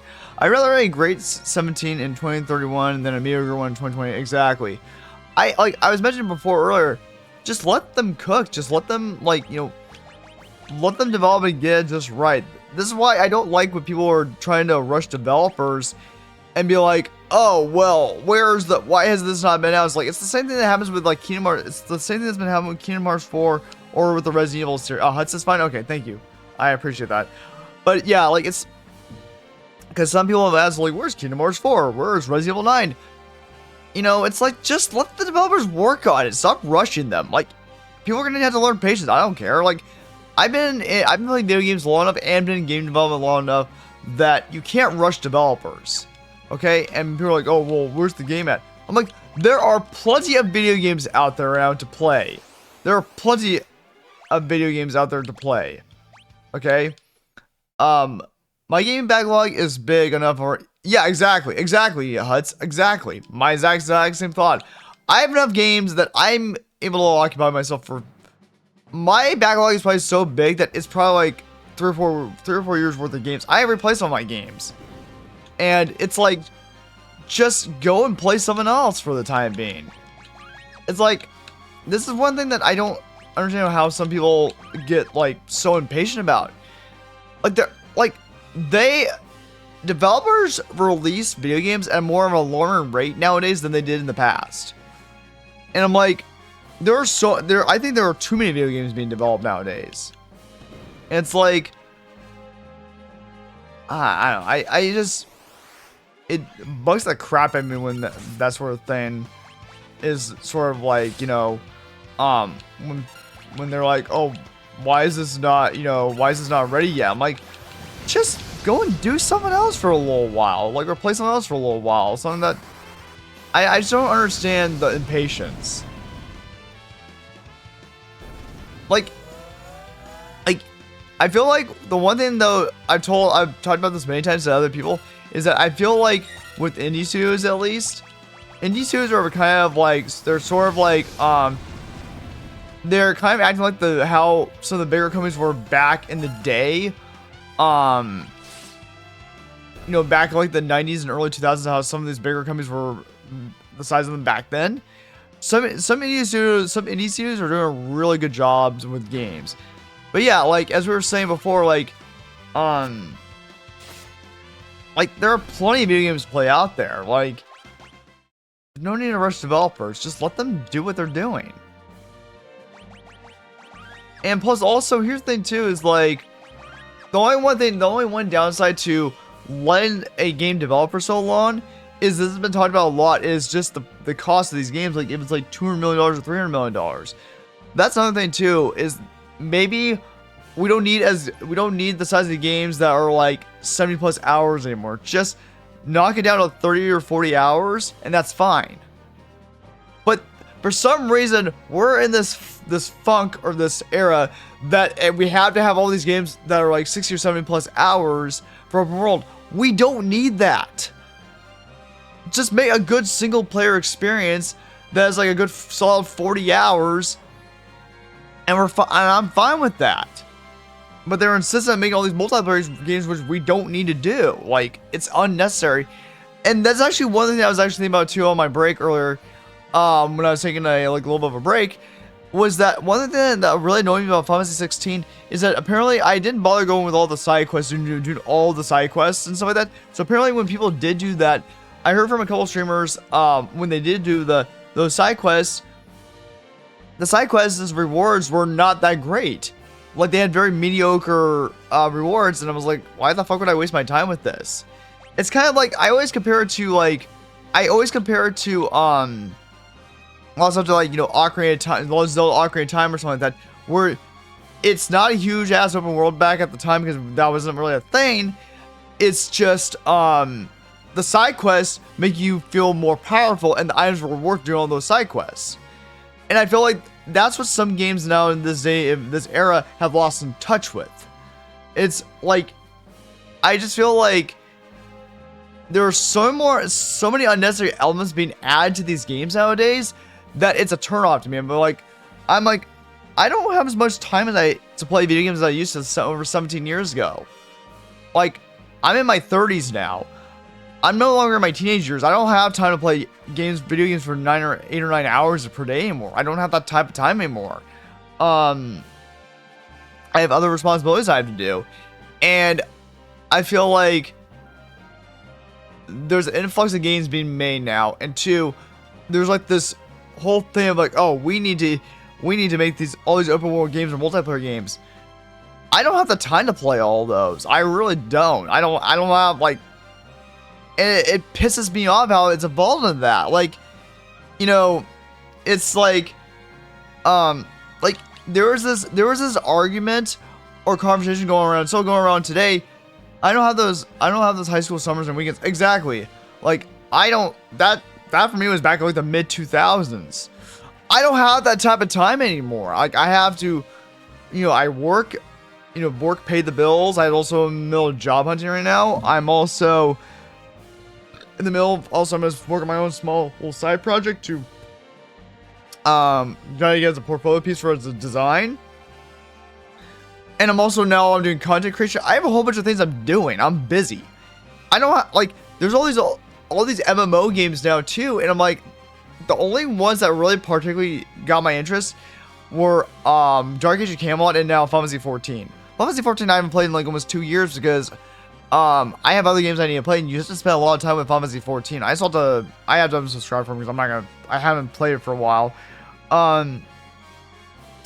But there's all these games like Black Desert Online, and I also used to play Ion and World of Warcraft is still going on. I haven't played that game in 10 years because I lost interest in it.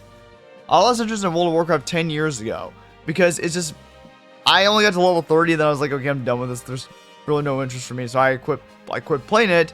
But yeah, like there's this whole talk of like, people, professionals in the industry who are saying, oh, well, single player games die and we need to focus on multiplayer games. I'm like, as a person who plays video games a lot, I can tell you that is not true in the least.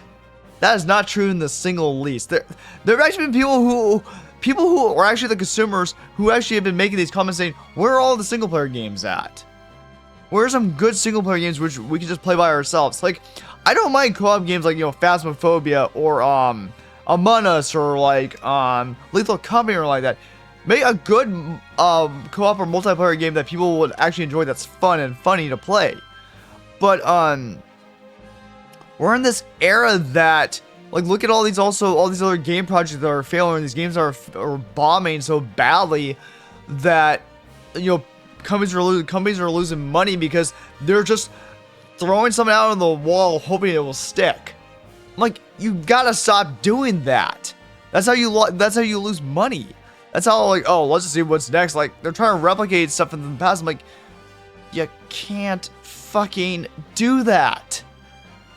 Like, just focus on single player games that are good, have a good story, likable characters, and if you're gonna add extra side quest stuff, it better contains items or stuff that reward the character, reward the players handsomely, and makes your characters more powerful. But I feel like there are some games that don't do that, and I'm like, what the hell? Like, what the hell are we doing? It's like, I don't know. I'm sorry if I went off a little bit of a rant there. It's just, I will see some articles or I'll see the talks about that, and it's just like, I'm just like, I think some companies have lost in touch with what gamers or consumers actually want these days, and it annoys the hell out of me. Because gaming was not this complex back in the day. I guess also I'm just sort of passionate about it, because I've seen the complaints about it, and I'm like, there was a way to prevent this, and the way to prevent it was actual creativity and actual, oh, is this a good idea? Put it as a playtest and see what people think of it. Like, is it an interesting concept? Do people enjoy it? is it good gameplay? Is it like, I don't know, like when it comes to game development, there's always risks involved with it, but it's like, I don't know. I feel like, look back in the old days, like, you know, back in the Nintendo and SNES era and the Nintendo 64 era, all that PlayStation era, like PS1 era. Look at all these good classic games that were created from creative direction or creative thinking. And now look at today's gaming, where it's like they're like, oh, how it basically went from a good creative process to, oh, companies just being greedy, and that pisses me the hell off so badly. Gaming has gotten more and more unnecessarily corporate, and that hurt. Exactly, Huts. Exactly, and that's what pisses me the fuck off. That's what pisses me off so badly. Is that we're now being introduced to an era of gaming where it's exactly what you just described right there, and it's nothing but, it's not about having fun and having good creative direction. It's about, oh, how can we make the most money out of something? That's not what it's supposed to be about. Like, it's supposed to be about having a good creative direction, a good idea, and then if there's enough sales or good enough copies are sold, you make your money back from it. But same overarching issue as with films, that too, that's true too. With films, it's all about, like, they do what they do is, like, they do reboots or remakes and stuff, and for some stuff it's unnecessary. And I'm like, okay, this is completely unnecessary. Like, what the actual fuck? I don't know. It's just, one second, I'll reply to your thing in a moment.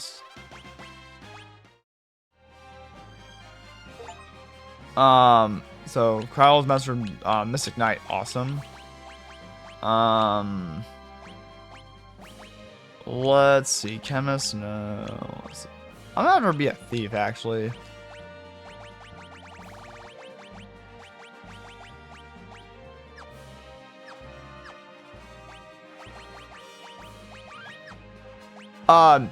So Hud says, and like, it pisses me off that people think wokeness is ruining these things when it's obviously greed. Yeah, I don't know. It's just, I don't know. It's just, it's what I feel it is like, it is greed. That is the main source. It is greed.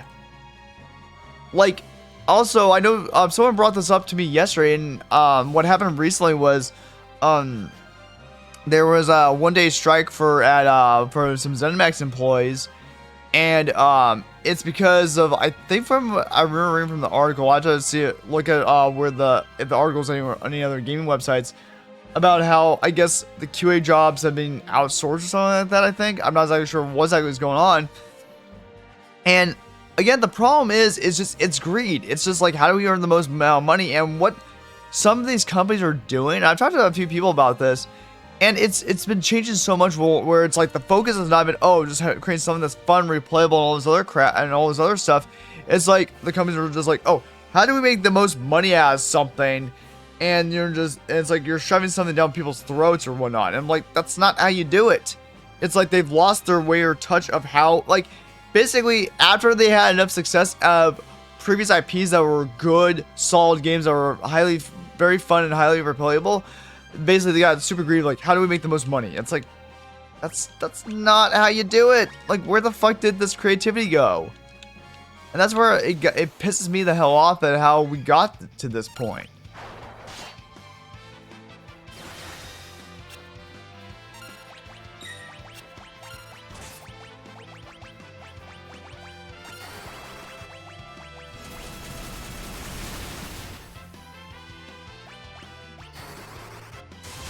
The lack of originality and creativity is also losing the money in the long run too. Are you talking about both game industry and film industry, or just one?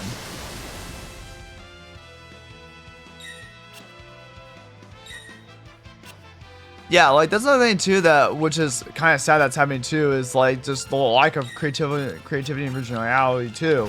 I agree with that.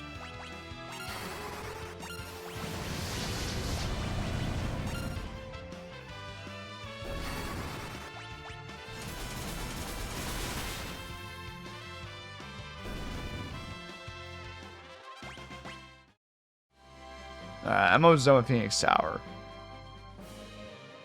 I'm almost there. I almost can get Phoenix. I'm at.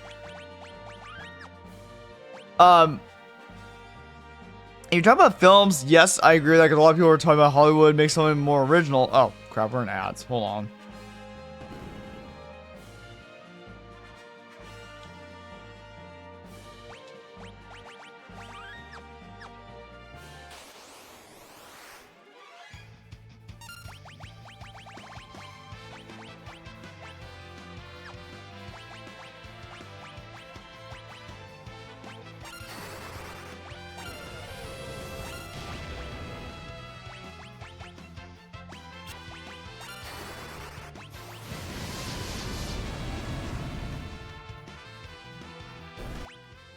But yeah, are you talking about TV and films, or are you talking about video games, or I don't know, unless you're talking about both?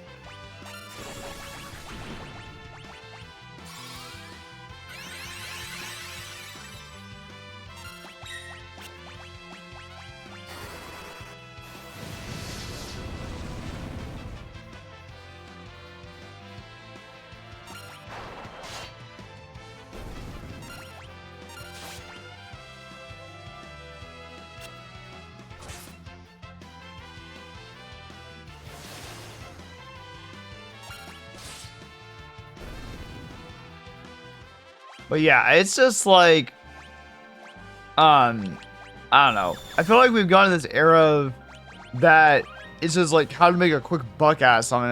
And that's so stupid.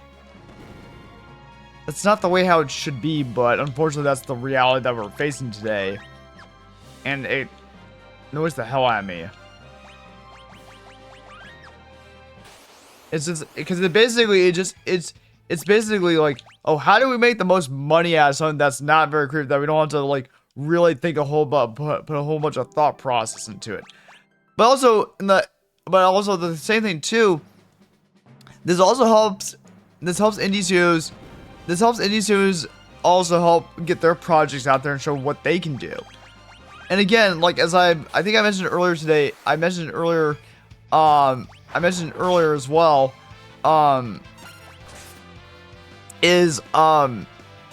indie studios are becoming like the new type of companies that, like, when these companies didn't have as much money, they're starting to create all these cool IPs and ideas. So it's like we're restarting the cycle of the process again, where new studios are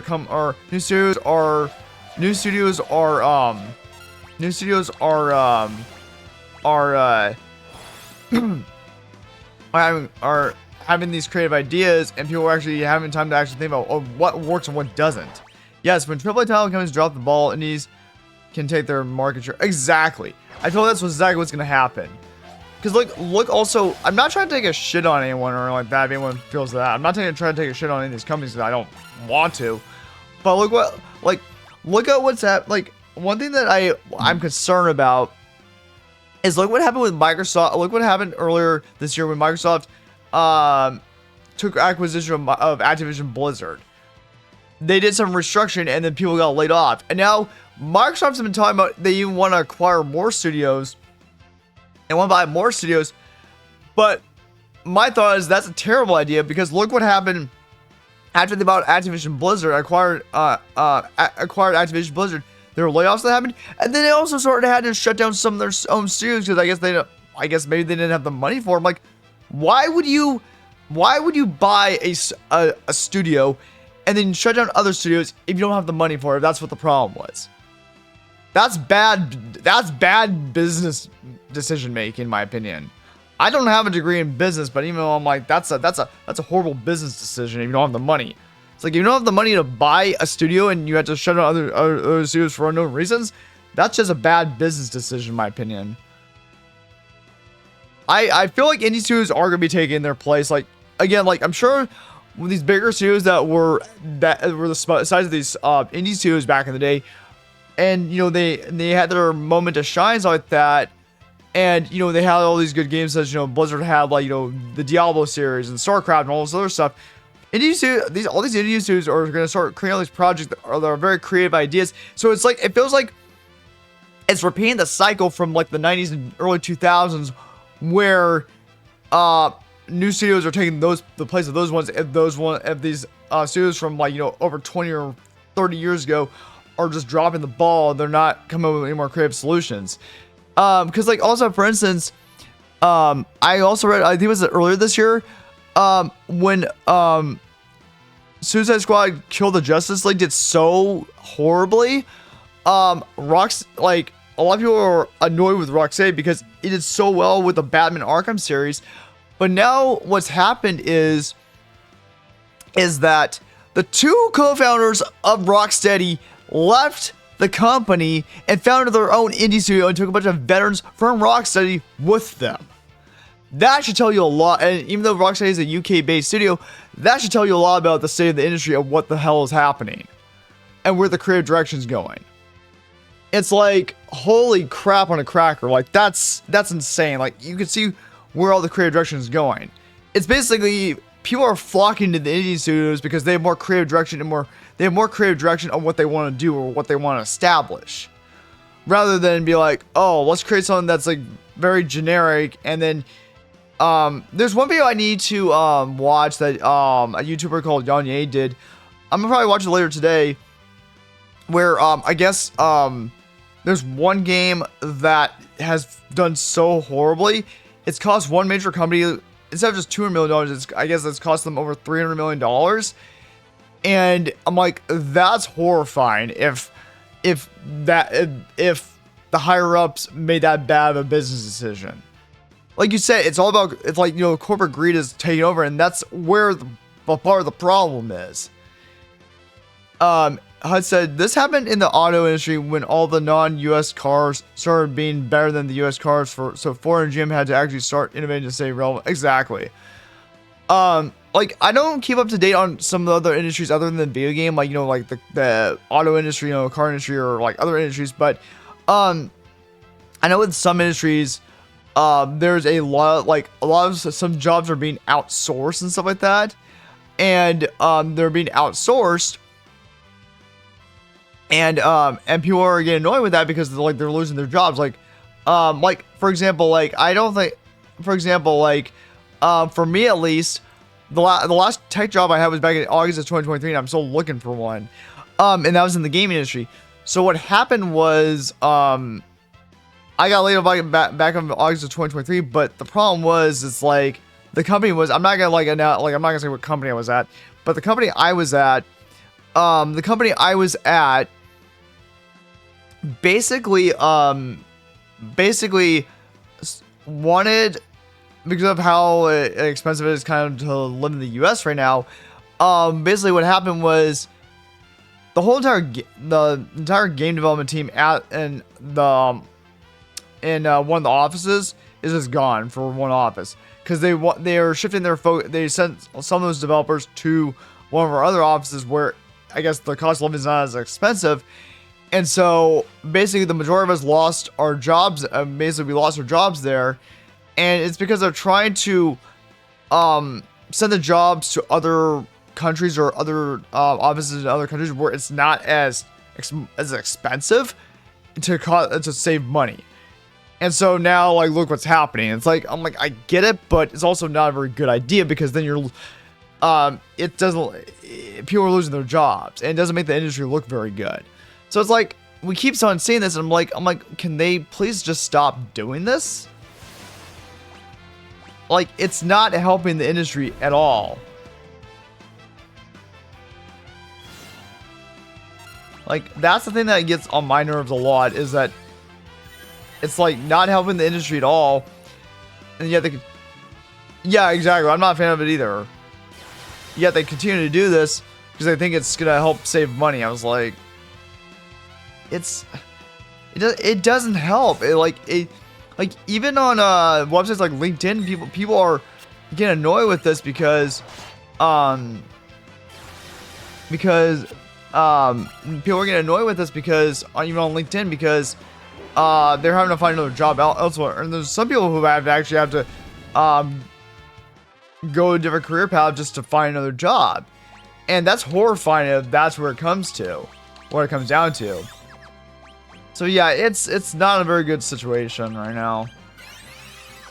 I want to get back in the industry, but I'm also open to like any other type of job or industry that I can actually do a entry-level position in.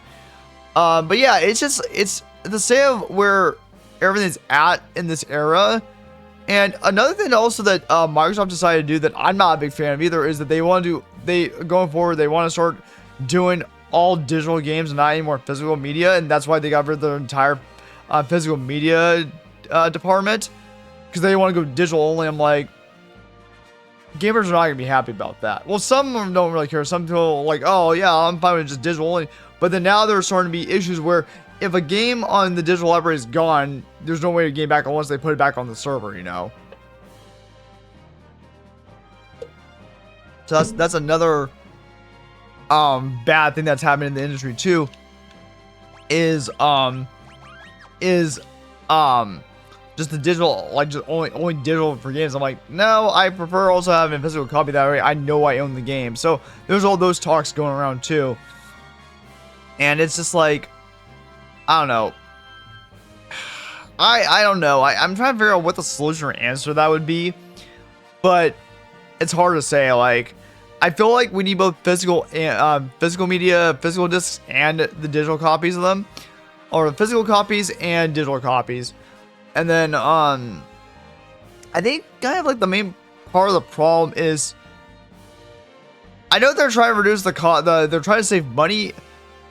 Oh, I've got to go, but it was great talking. Okay, yeah, no worries, Huts. Thanks for stopping by. I appreciate it. I hope to see you again soon. But yeah, talk to you a little bit later. It was great talking to you. Again, sorry I went on a bit of venture ranting there. I'm kind of passionate about this stuff a little bit. But yeah, it was great talking to you. I'll hope to see you again soon, and have a great rest of your day.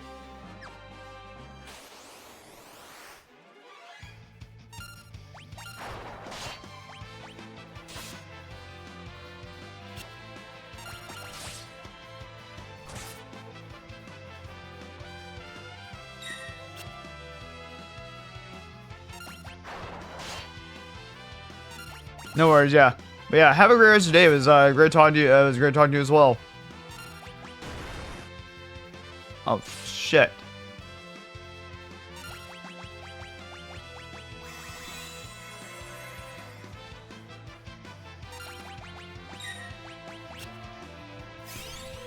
I'm gonna do this. Flare.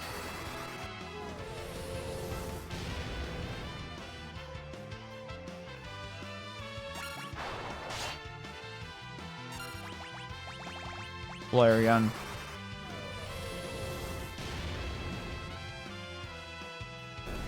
Nice.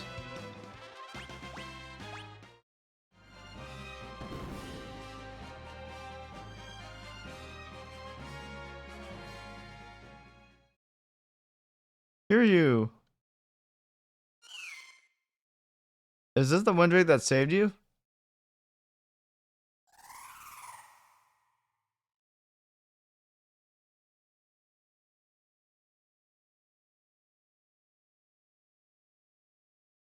Hey, Hero, what are you doing? He says he wants to help you. Hear you.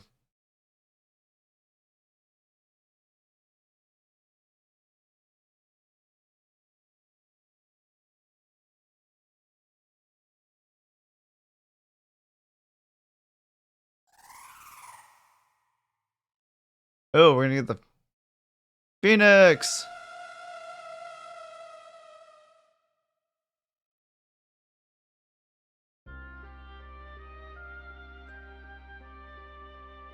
Lena, Hero knew he didn't have much longer to live.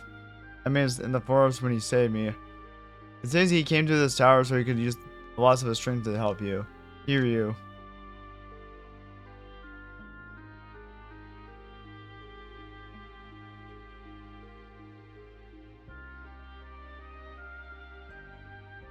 What do you mean Mother's not going to make it? Dear, the doctor did his best. It seems the only thing that can cure is a wind drake's ton.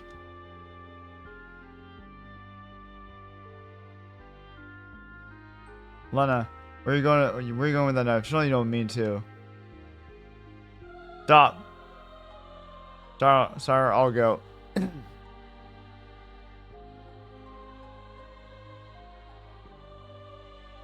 Princess Lena, kill him and you kill the last two of the Windrakes. What's more?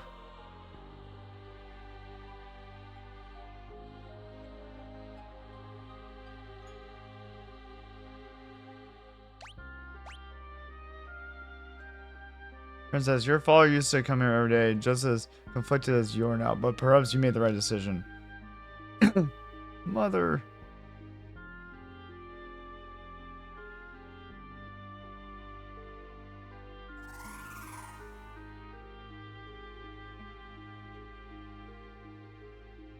The Windrake Hero became a phoenix and tries to shrink soul alone to the summer monster phoenix. Nice. Hear you. Thank you.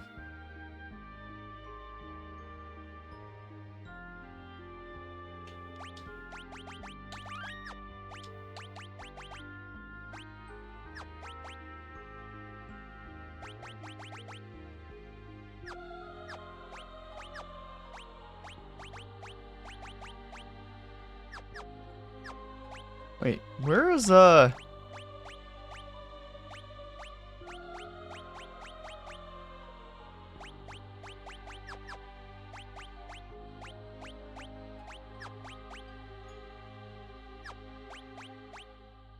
Meteor.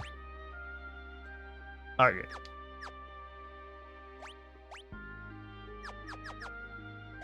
Okay.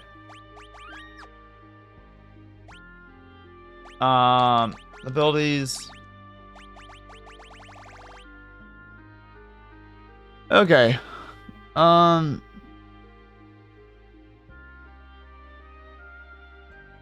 Okay. I'm pretty sure I have the abilities. Whoops.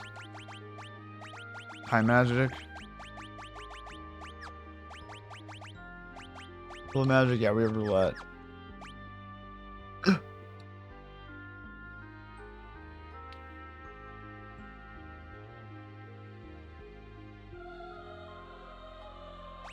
Okay, magic, high magic, teleport.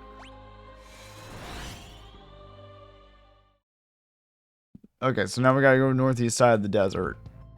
I'm gonna use a cottage first, cause we deeply need to do stay first. Alright, I'm gonna use a cottage first to heal everyone, and then I guess we're going to the North Mountain really quickly to get Bahamut, and after that we are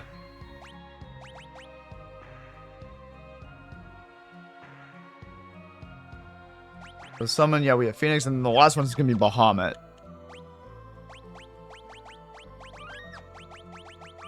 Okay, cool. So let's go up here. Let's go to the North Mountain and go get Bahamut, and then after that, we're gonna go to the last dungeon of the game, and hopefully finish this game off.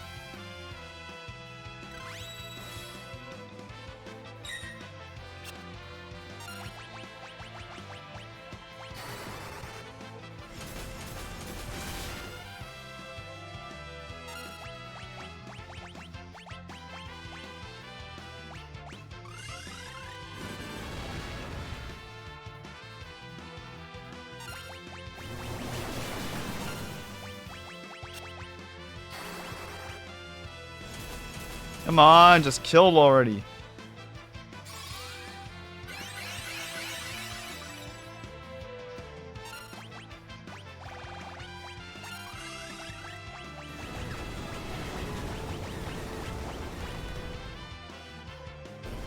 Nice.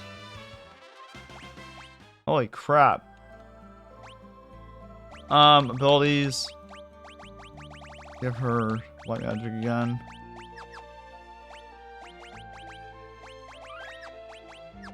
Oops.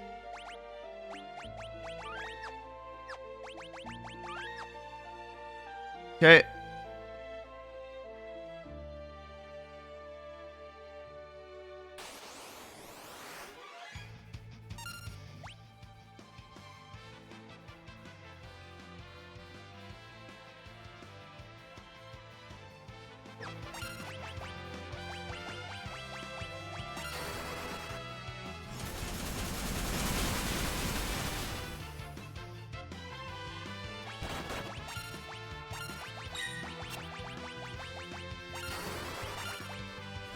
Okay.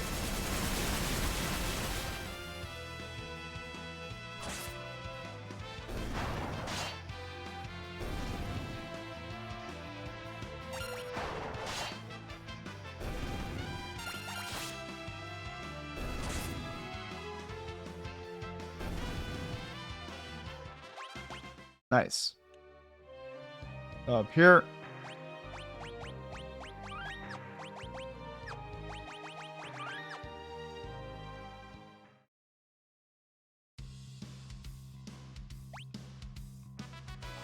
Okay, it says now go to fight Bahamut. Fire spell blade rapid fire combo works sure well. Okay.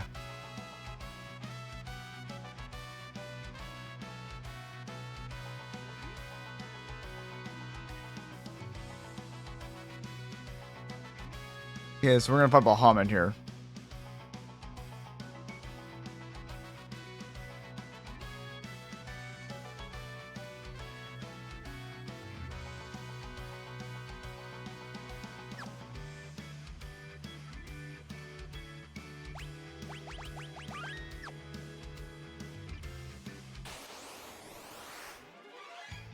Here we go.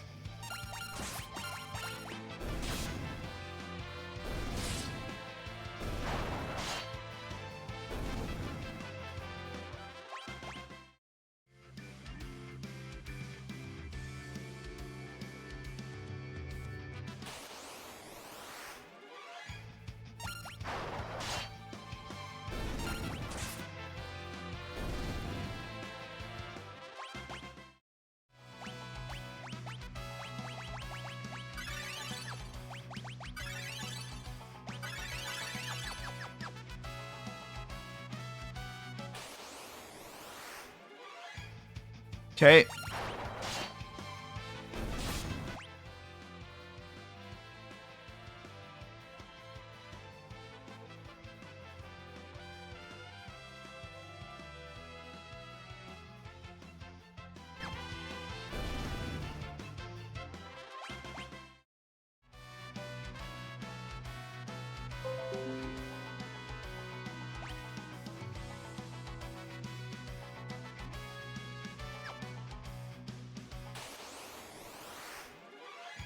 Here we go.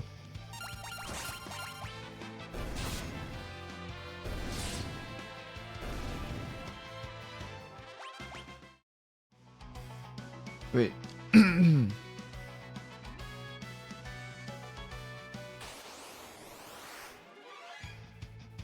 A cockatrice, huh?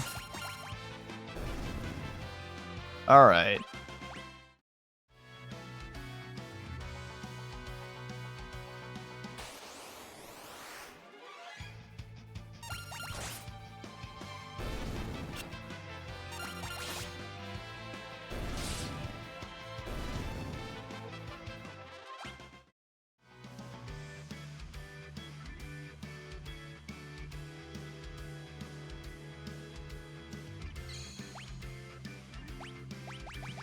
Cottage.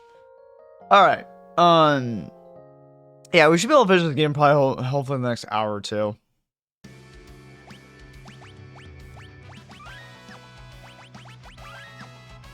Because then as soon as we get Bahamut, we're going to the last dungeon of the game.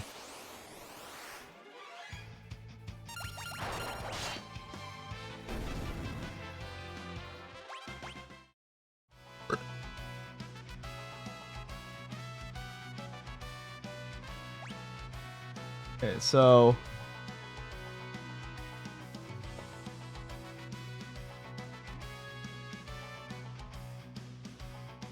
it says Fire Spell and Rapid Fire combo. Okay. Abilities. Rapid Fire. Actually, you know what? I'm gonna do this. I'm gonna have Crowl's gonna be a ranger.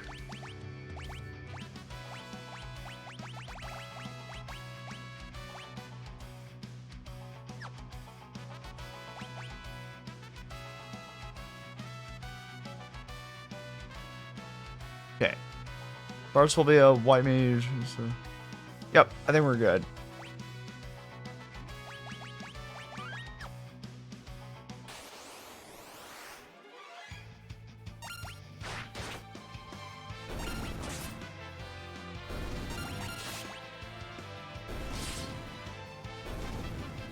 There we go.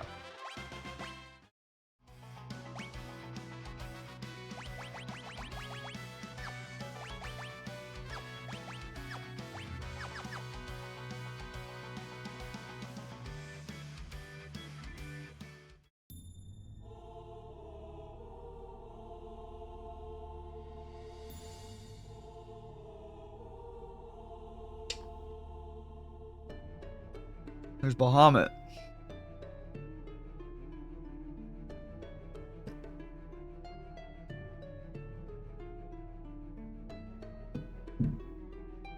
You who have broken the seal, if you can best me well, I shall reward you my power.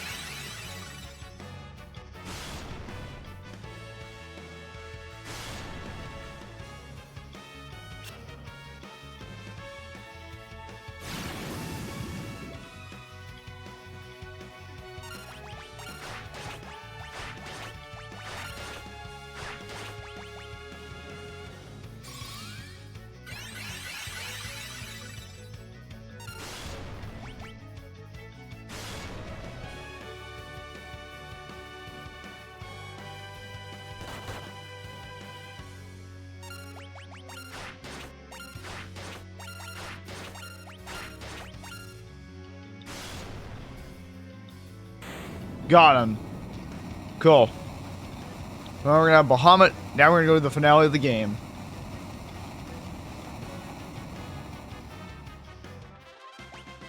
Oh, yeah.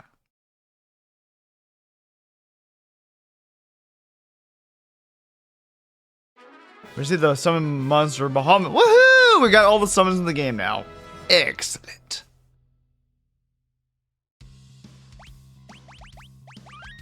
Alright.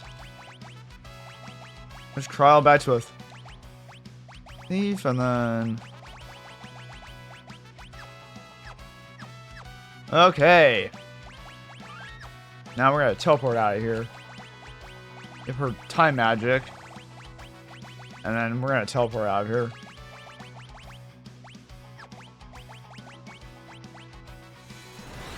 Onwards to the last, we're gonna be going onwards to the last, dungeon now.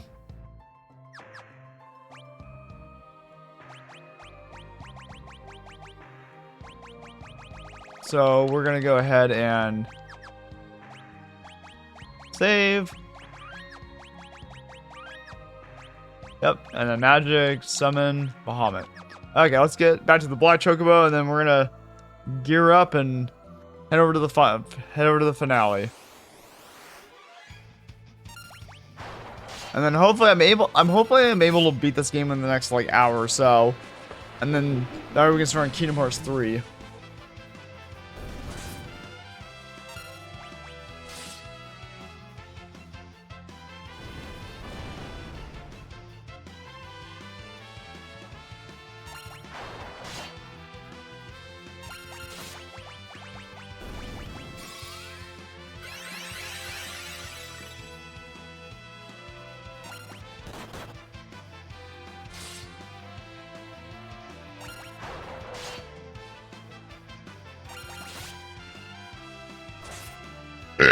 Excuse me.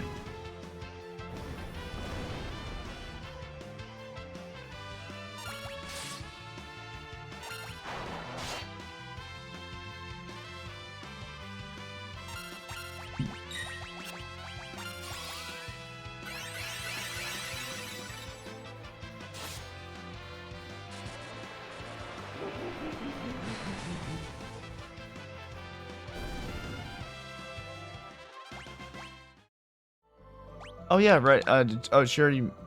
Oh no, she has not mastered yet. Okay.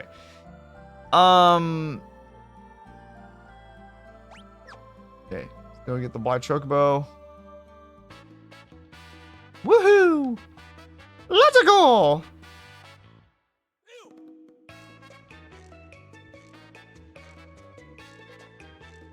We got our airship, and then it's time for us to go to the finale.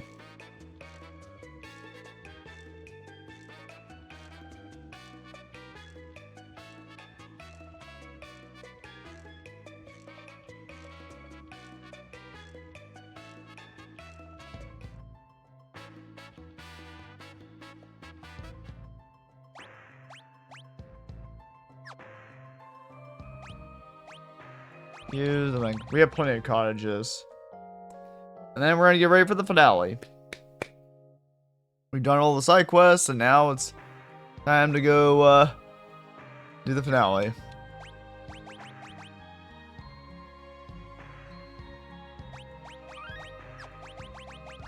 Y'all ready for this? Okay, time for us to go finale time.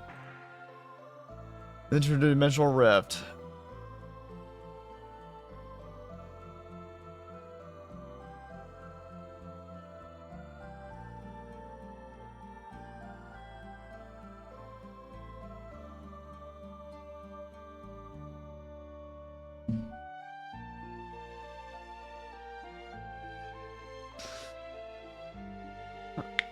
Okay.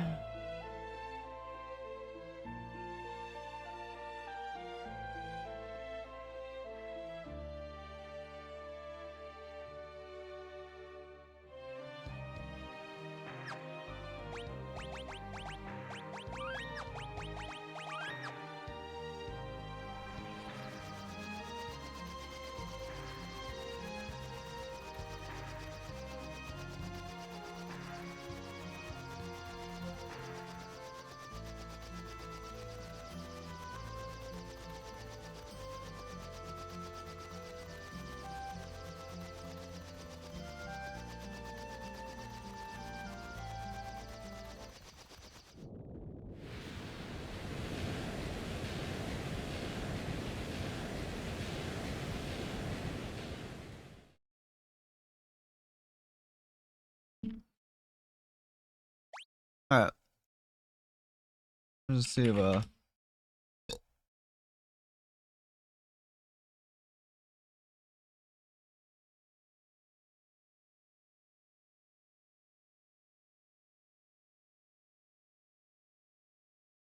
I'm just seeing what if I miss any gaming news or whatnot, but we'll see.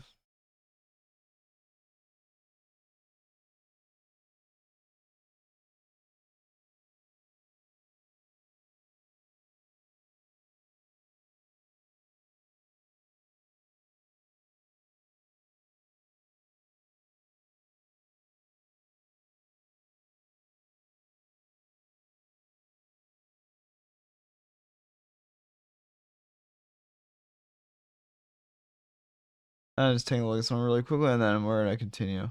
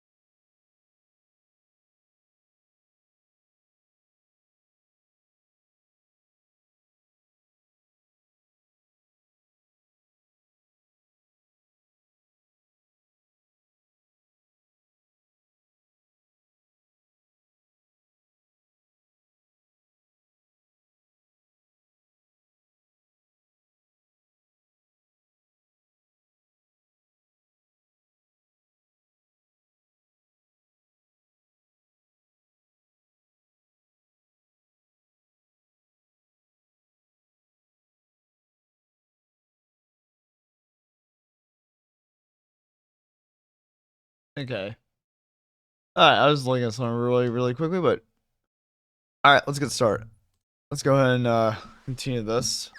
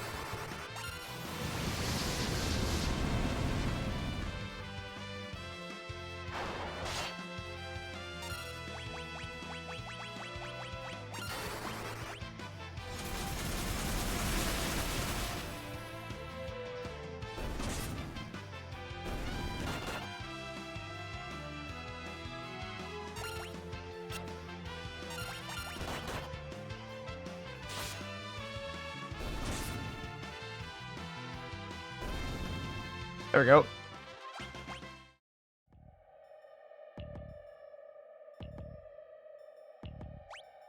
Nerd, hi. Hey, CC, how you doing? What have you been up to?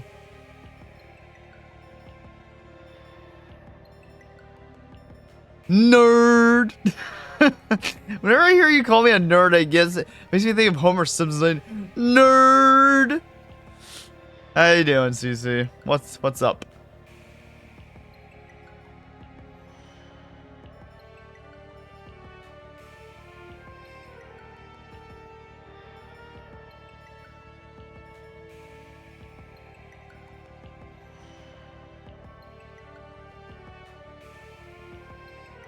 Oh, it's easy. I'm gonna send you something. Hold on 1 second.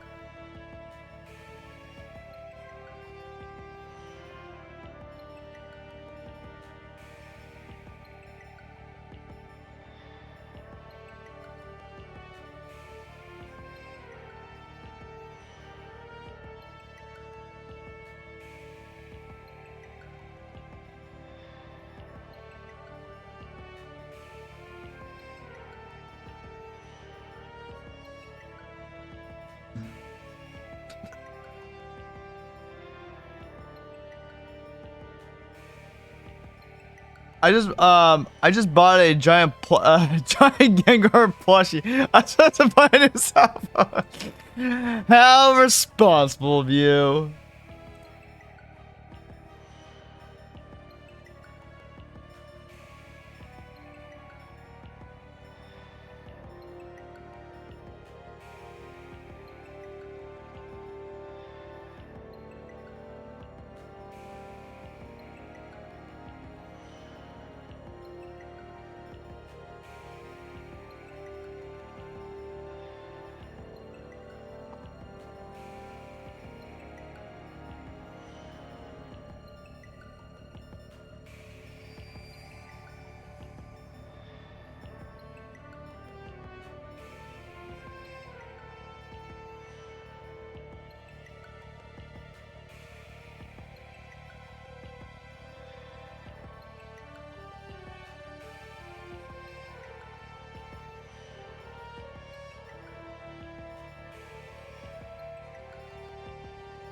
But yeah, how you doing? Yeah, I saw that post in Discord, and I was just like, holy crap! Like, really? Come on. This person's admin on this. I'm like, what the hell? Like, it doesn't work that way.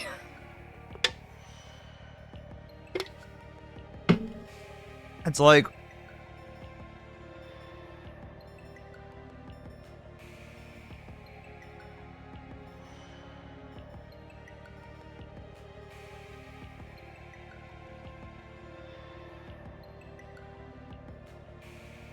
well, hi. How's your day been so far? Wait, do you work today or no?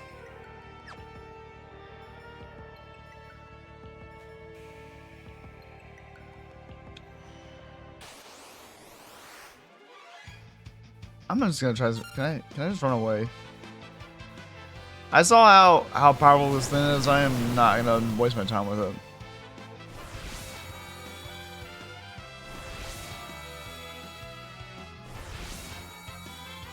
I don't work today. Oh, well, that's cool. Nice. I'm off this weekend. Nice. What you you got any specific plans? Are you just gonna chill at home or? Oh crap. Please let me flee.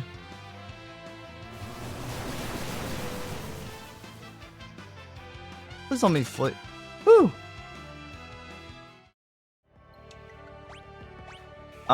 Phoenix down. Yeah. I thought it was gonna. You're like, I loved how your response to me, and the DM was like, getting laundry done and then going out for the Mike Tyson and Jake Paul fight. Oh, I heard about that. I've heard about that. Yeah, I've heard about that. I heard about the Mike Tyson and Jake Paul fight.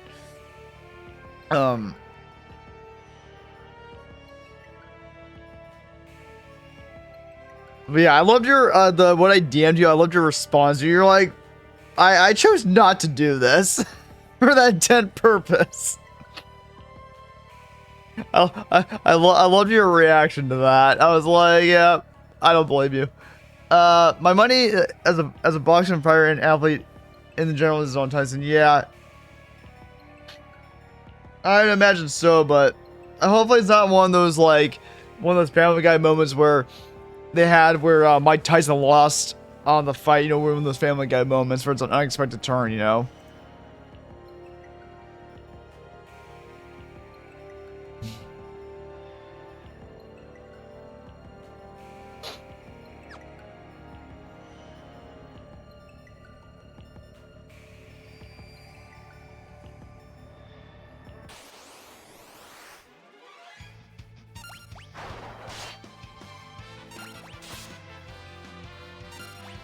Yeah, I would think that, well, because I remember there have been comments about people were saying that, like, he's, like, a seasoned boxer or something like that, but also, you know, he's, like, 58 years old, so it's, like, he's kind of at the age, but, like, I don't know. We'll see. Oh, shit. I think we're just gonna get the hell out of here.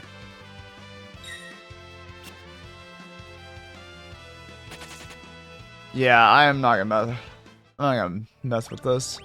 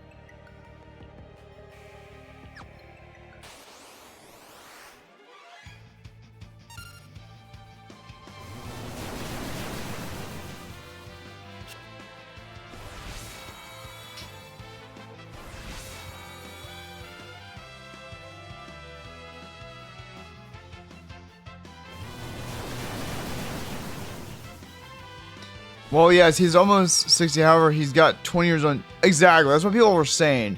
He's got 20 years on.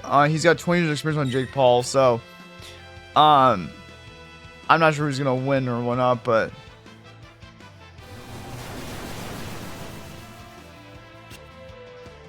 And also, how long has Jake Paul been involved with boxing?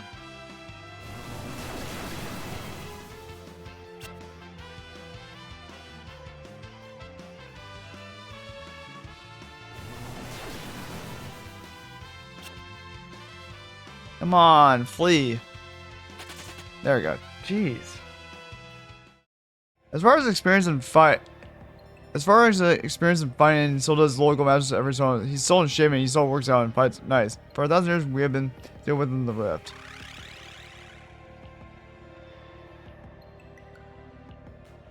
Once Xeth obtains the power of the void, our new home, a world of darkness will be born.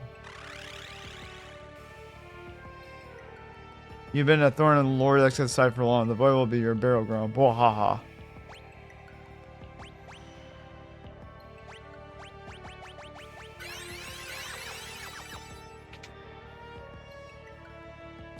Jake Paul has only been a boxer for 8 years and switched from being a YouTuber. Wait, so wait a second. Yeah, I thought I remember hearing about this. So, wait a second. Oh, this guy. Oh, I think I remember. Wait a second. I think I know who this guy is. There was another community I'm part of. We were watching some boxing matches. I think from who were taking place like. It was either in Las Vegas or was in Australia or something like that. It was either in Australia or it was in Las Vegas. And somehow he was able to take all these punches and stuff like that. And so he's going to go and take on Mike Tyson. Yeah. I am not sure. We'll see what happens. Oh, I remember that guy. Oh my god. Like, why does his name sound so familiar? I'm like, oh, that dude. Yeah. That Jake Paul, yes, the one with the huge shit around. Yeah. Hold on, let me DM you exactly which Jake Paul that is. Okay, go for it.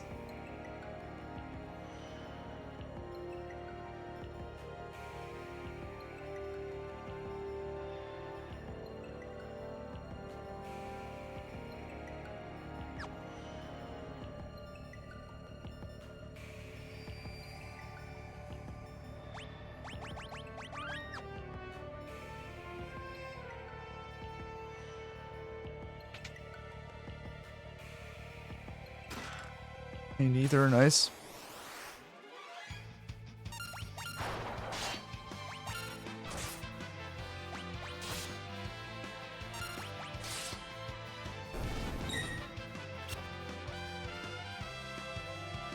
Oh, not roulette.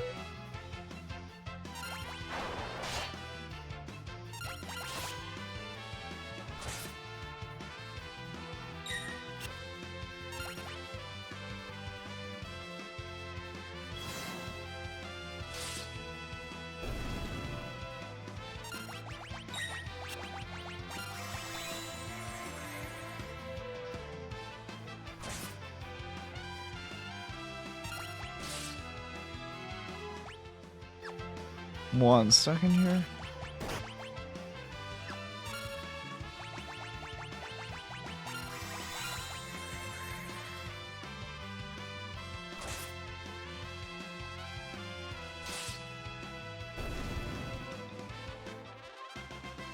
Nice. I think she's she's master being a Mystic Knight. Nice.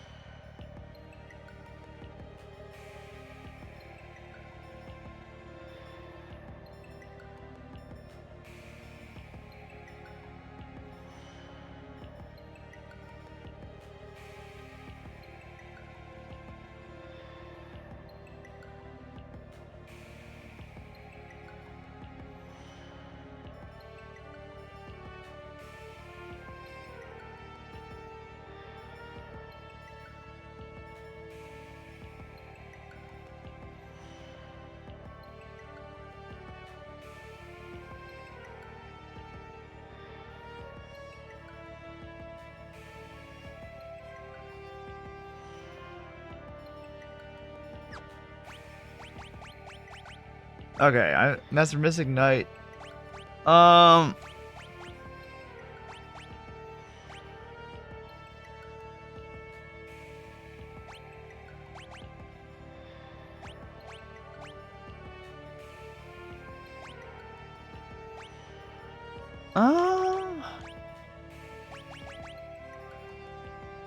guess I'll make her a dancer.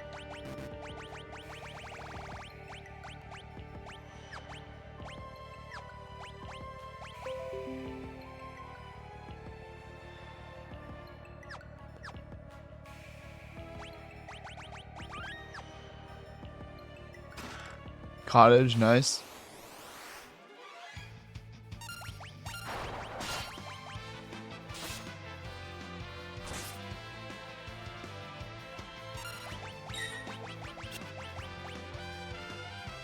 Damn it, that super roulette move.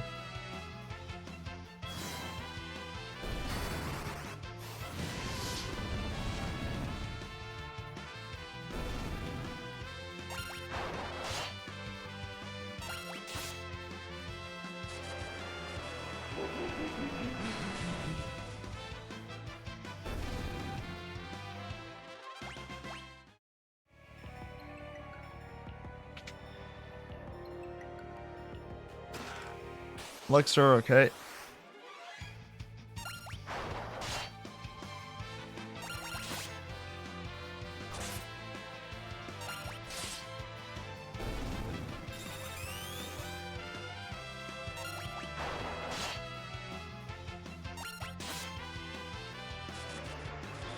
All right.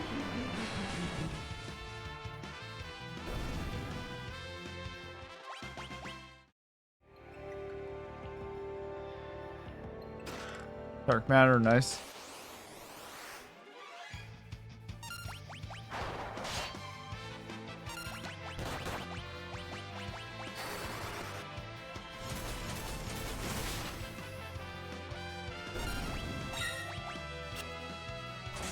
Nice.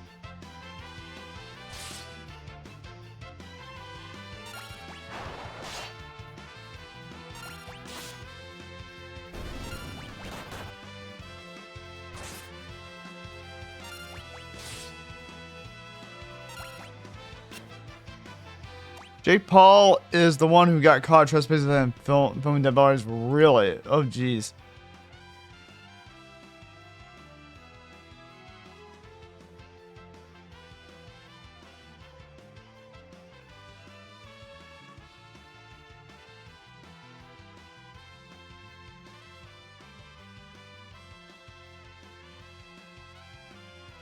I'm like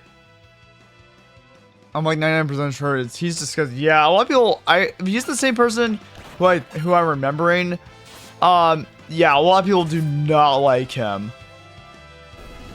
A lot of people do not like him at all.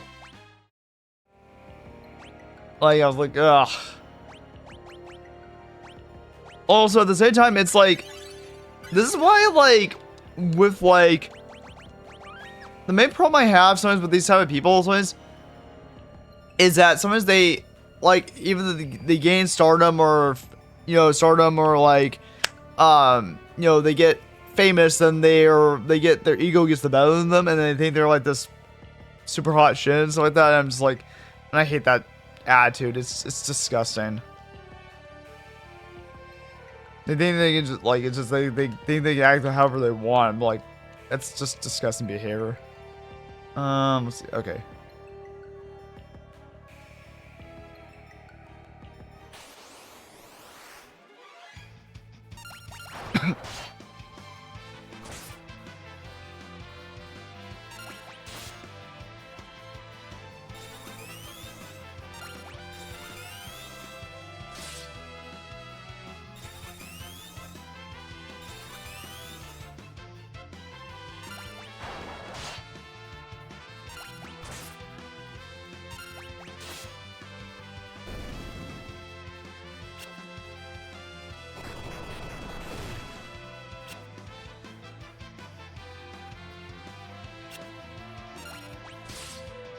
Here we go.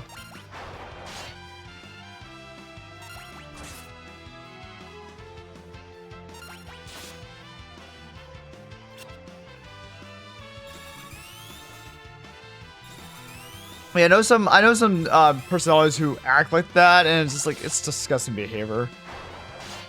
Like, even if you become sort of famous like that, it doesn't get the right for you to act like that, you know?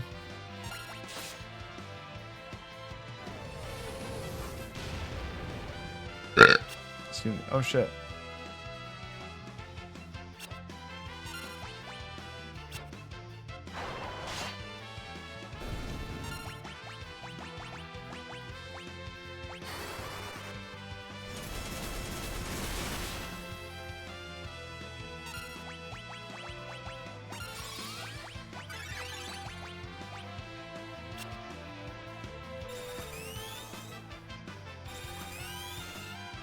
All right.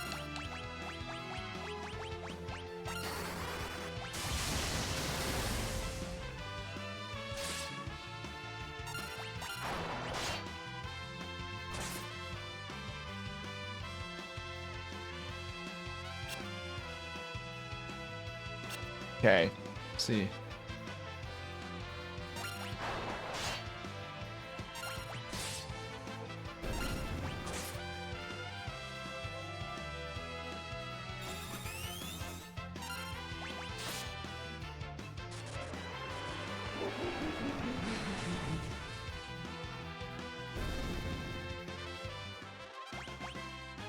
Nice, another elixir. Hell yeah, let's go.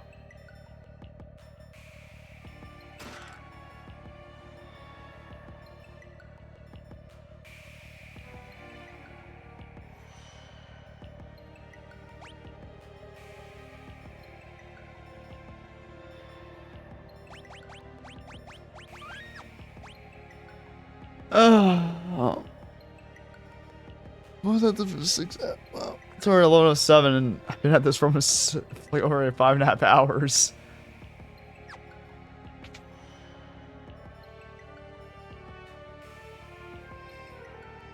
The fact I'm from the same city as Jake Paul even makes it worse. Oh no. I'm sorry to hear that.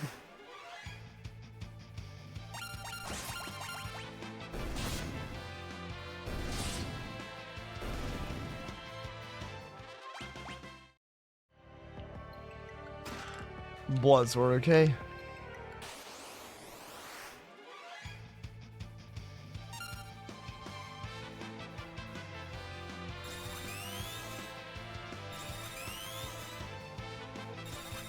Yeah, like I remember that wrestling match, for Jake Paul, at least I know that people wanted him to lose so badly. Like people were like, why won't someone knock him out, you know? And I'm like, wow, like people despise him so badly.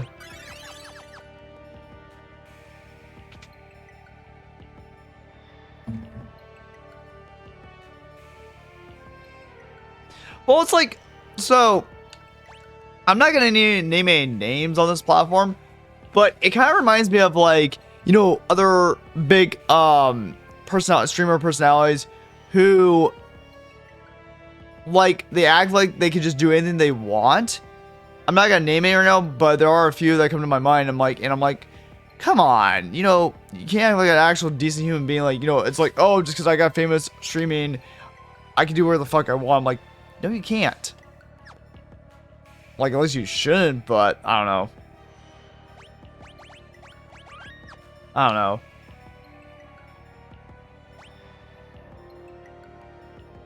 I'm gonna get rid of this map because I don't need it anymore.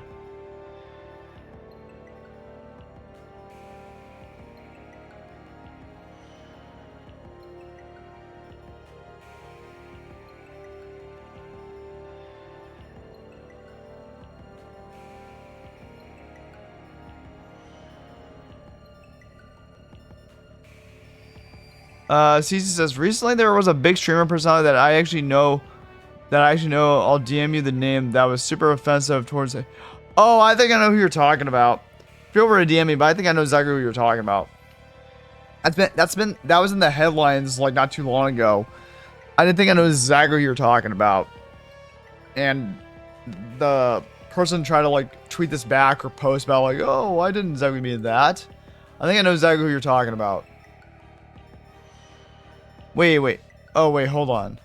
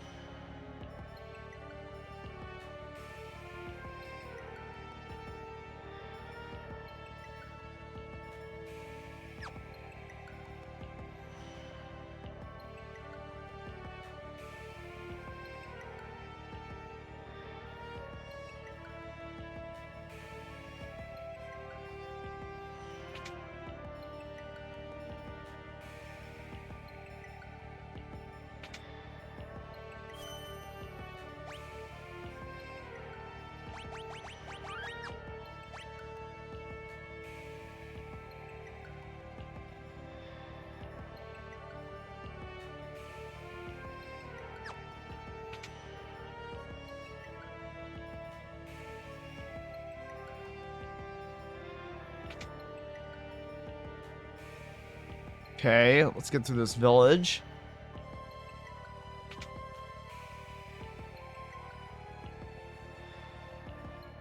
Never mind, the provo got removed.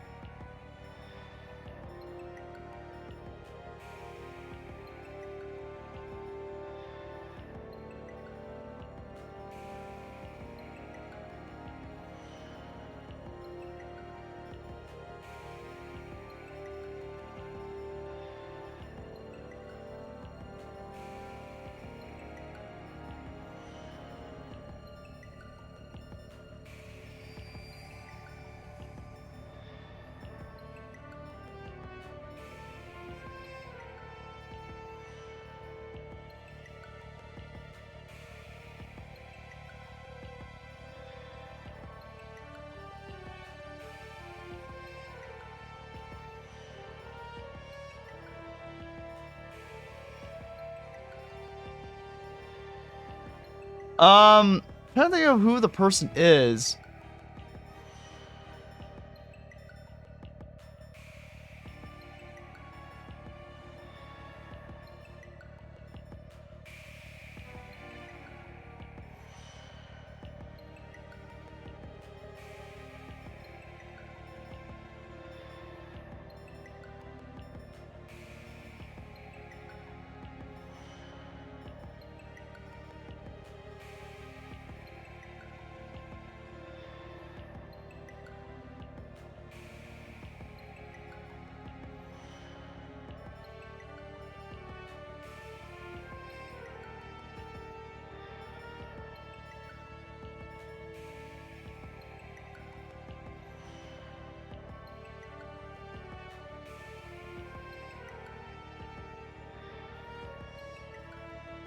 But I guess yeah, I don't know. My whole point was that like there are some people who and there have been some people who some people like who just straight out like will just say whatever the fuck they want, and it's like, no, please don't. Like, that's just not the right attitude. It's just like they just think that there will be no consequences. I'm just like, I don't know. I feel like as a society we need to feel that we need to have that to higher regard, but here we are.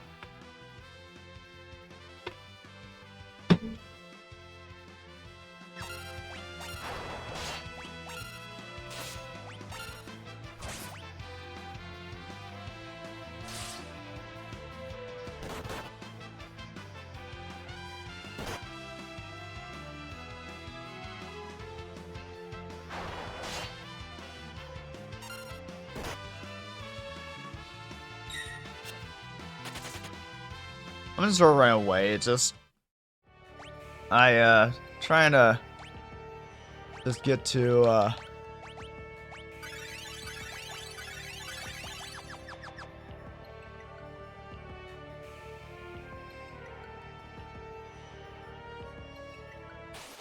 yeah.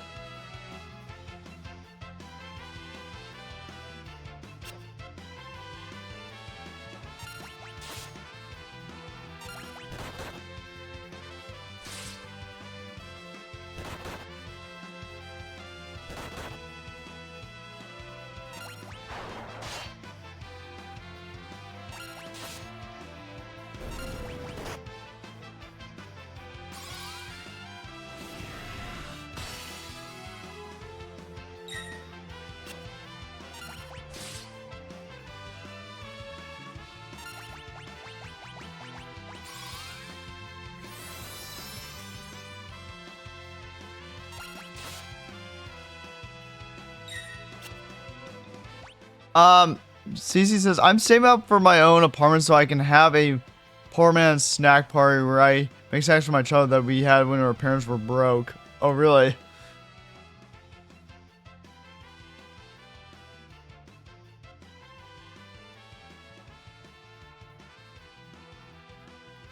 Like, I know that, like, when I was growing up, like my parents had, like, a okay amount of money, but, like, you know, we had to, you know, manage with the stuff we had, too.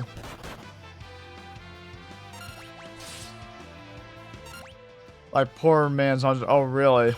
Oh, damn.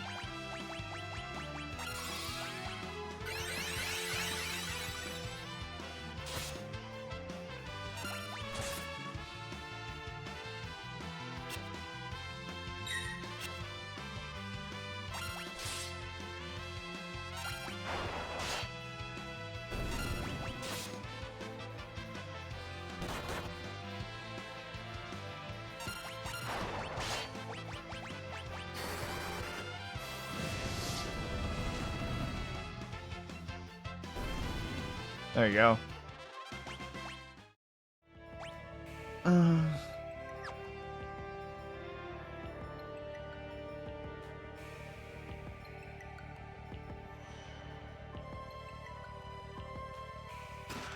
Dragon Fane. I'm just trying to get the hell out of here. I'm just trying to get to the next area.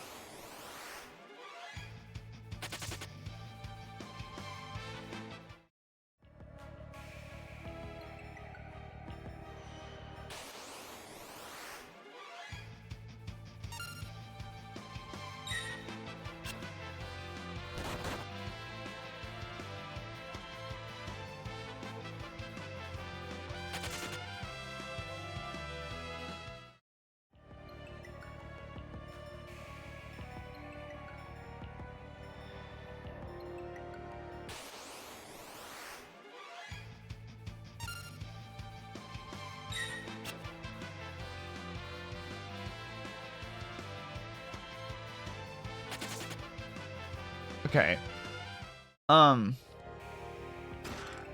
Another ribbon, nice. Now before I do this, quick save. Clothes rod, okay.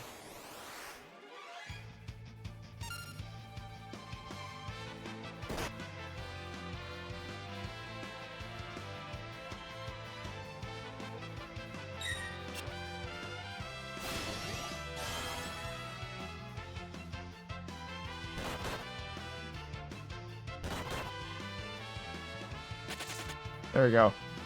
Okay.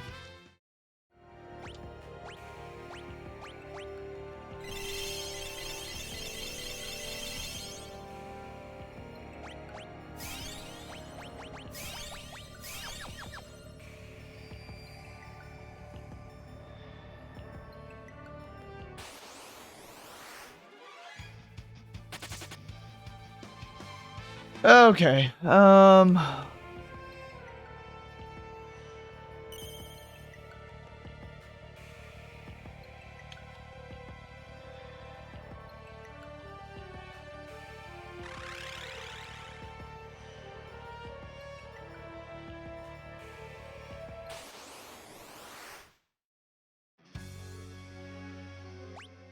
Okay.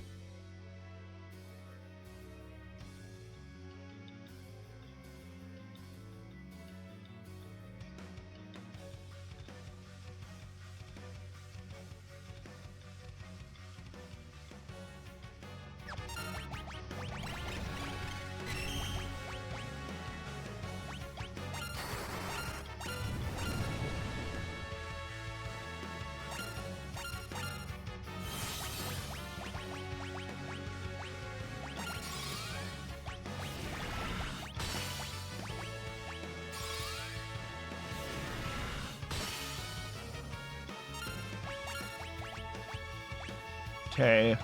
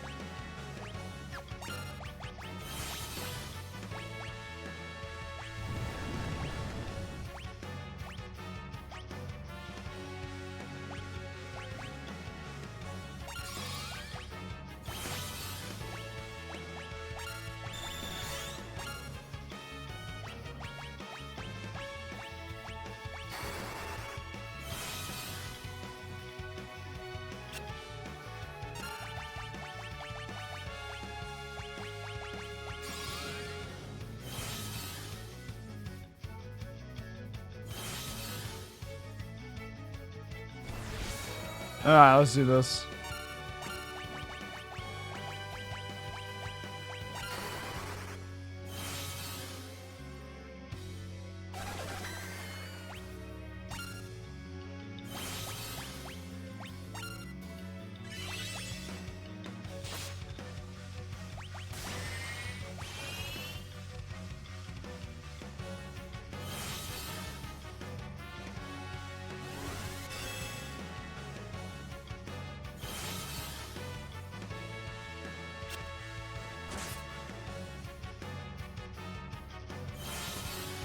Oh, I know what I can do.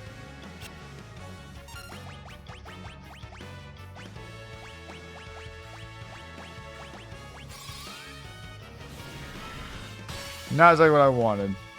Not what I was aiming for. Oh, okay.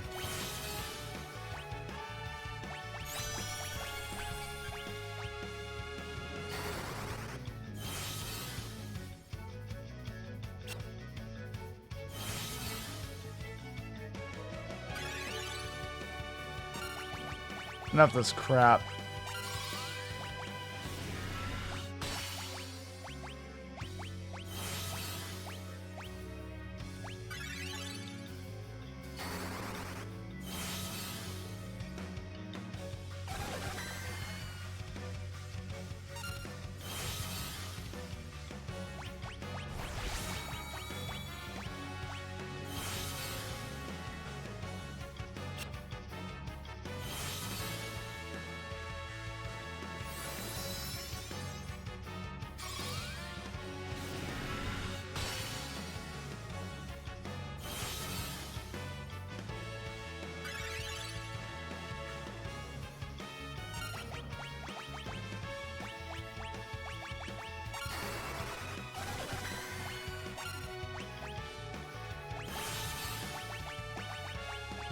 Sometimes I have to do this stupid shit.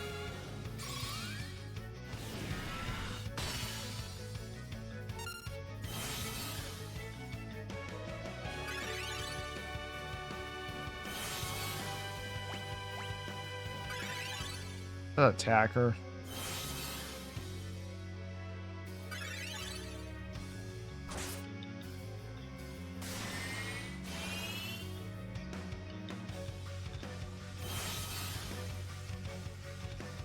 How many turns does she fucking have? It's like she has like 5 turns in a row. This is stupid. Bio your ass.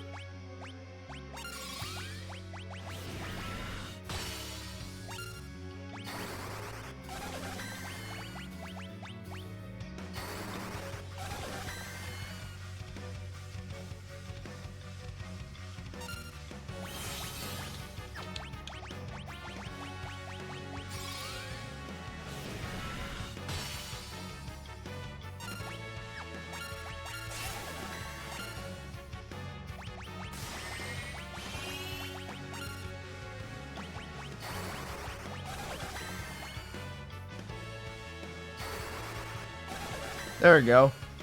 Come on.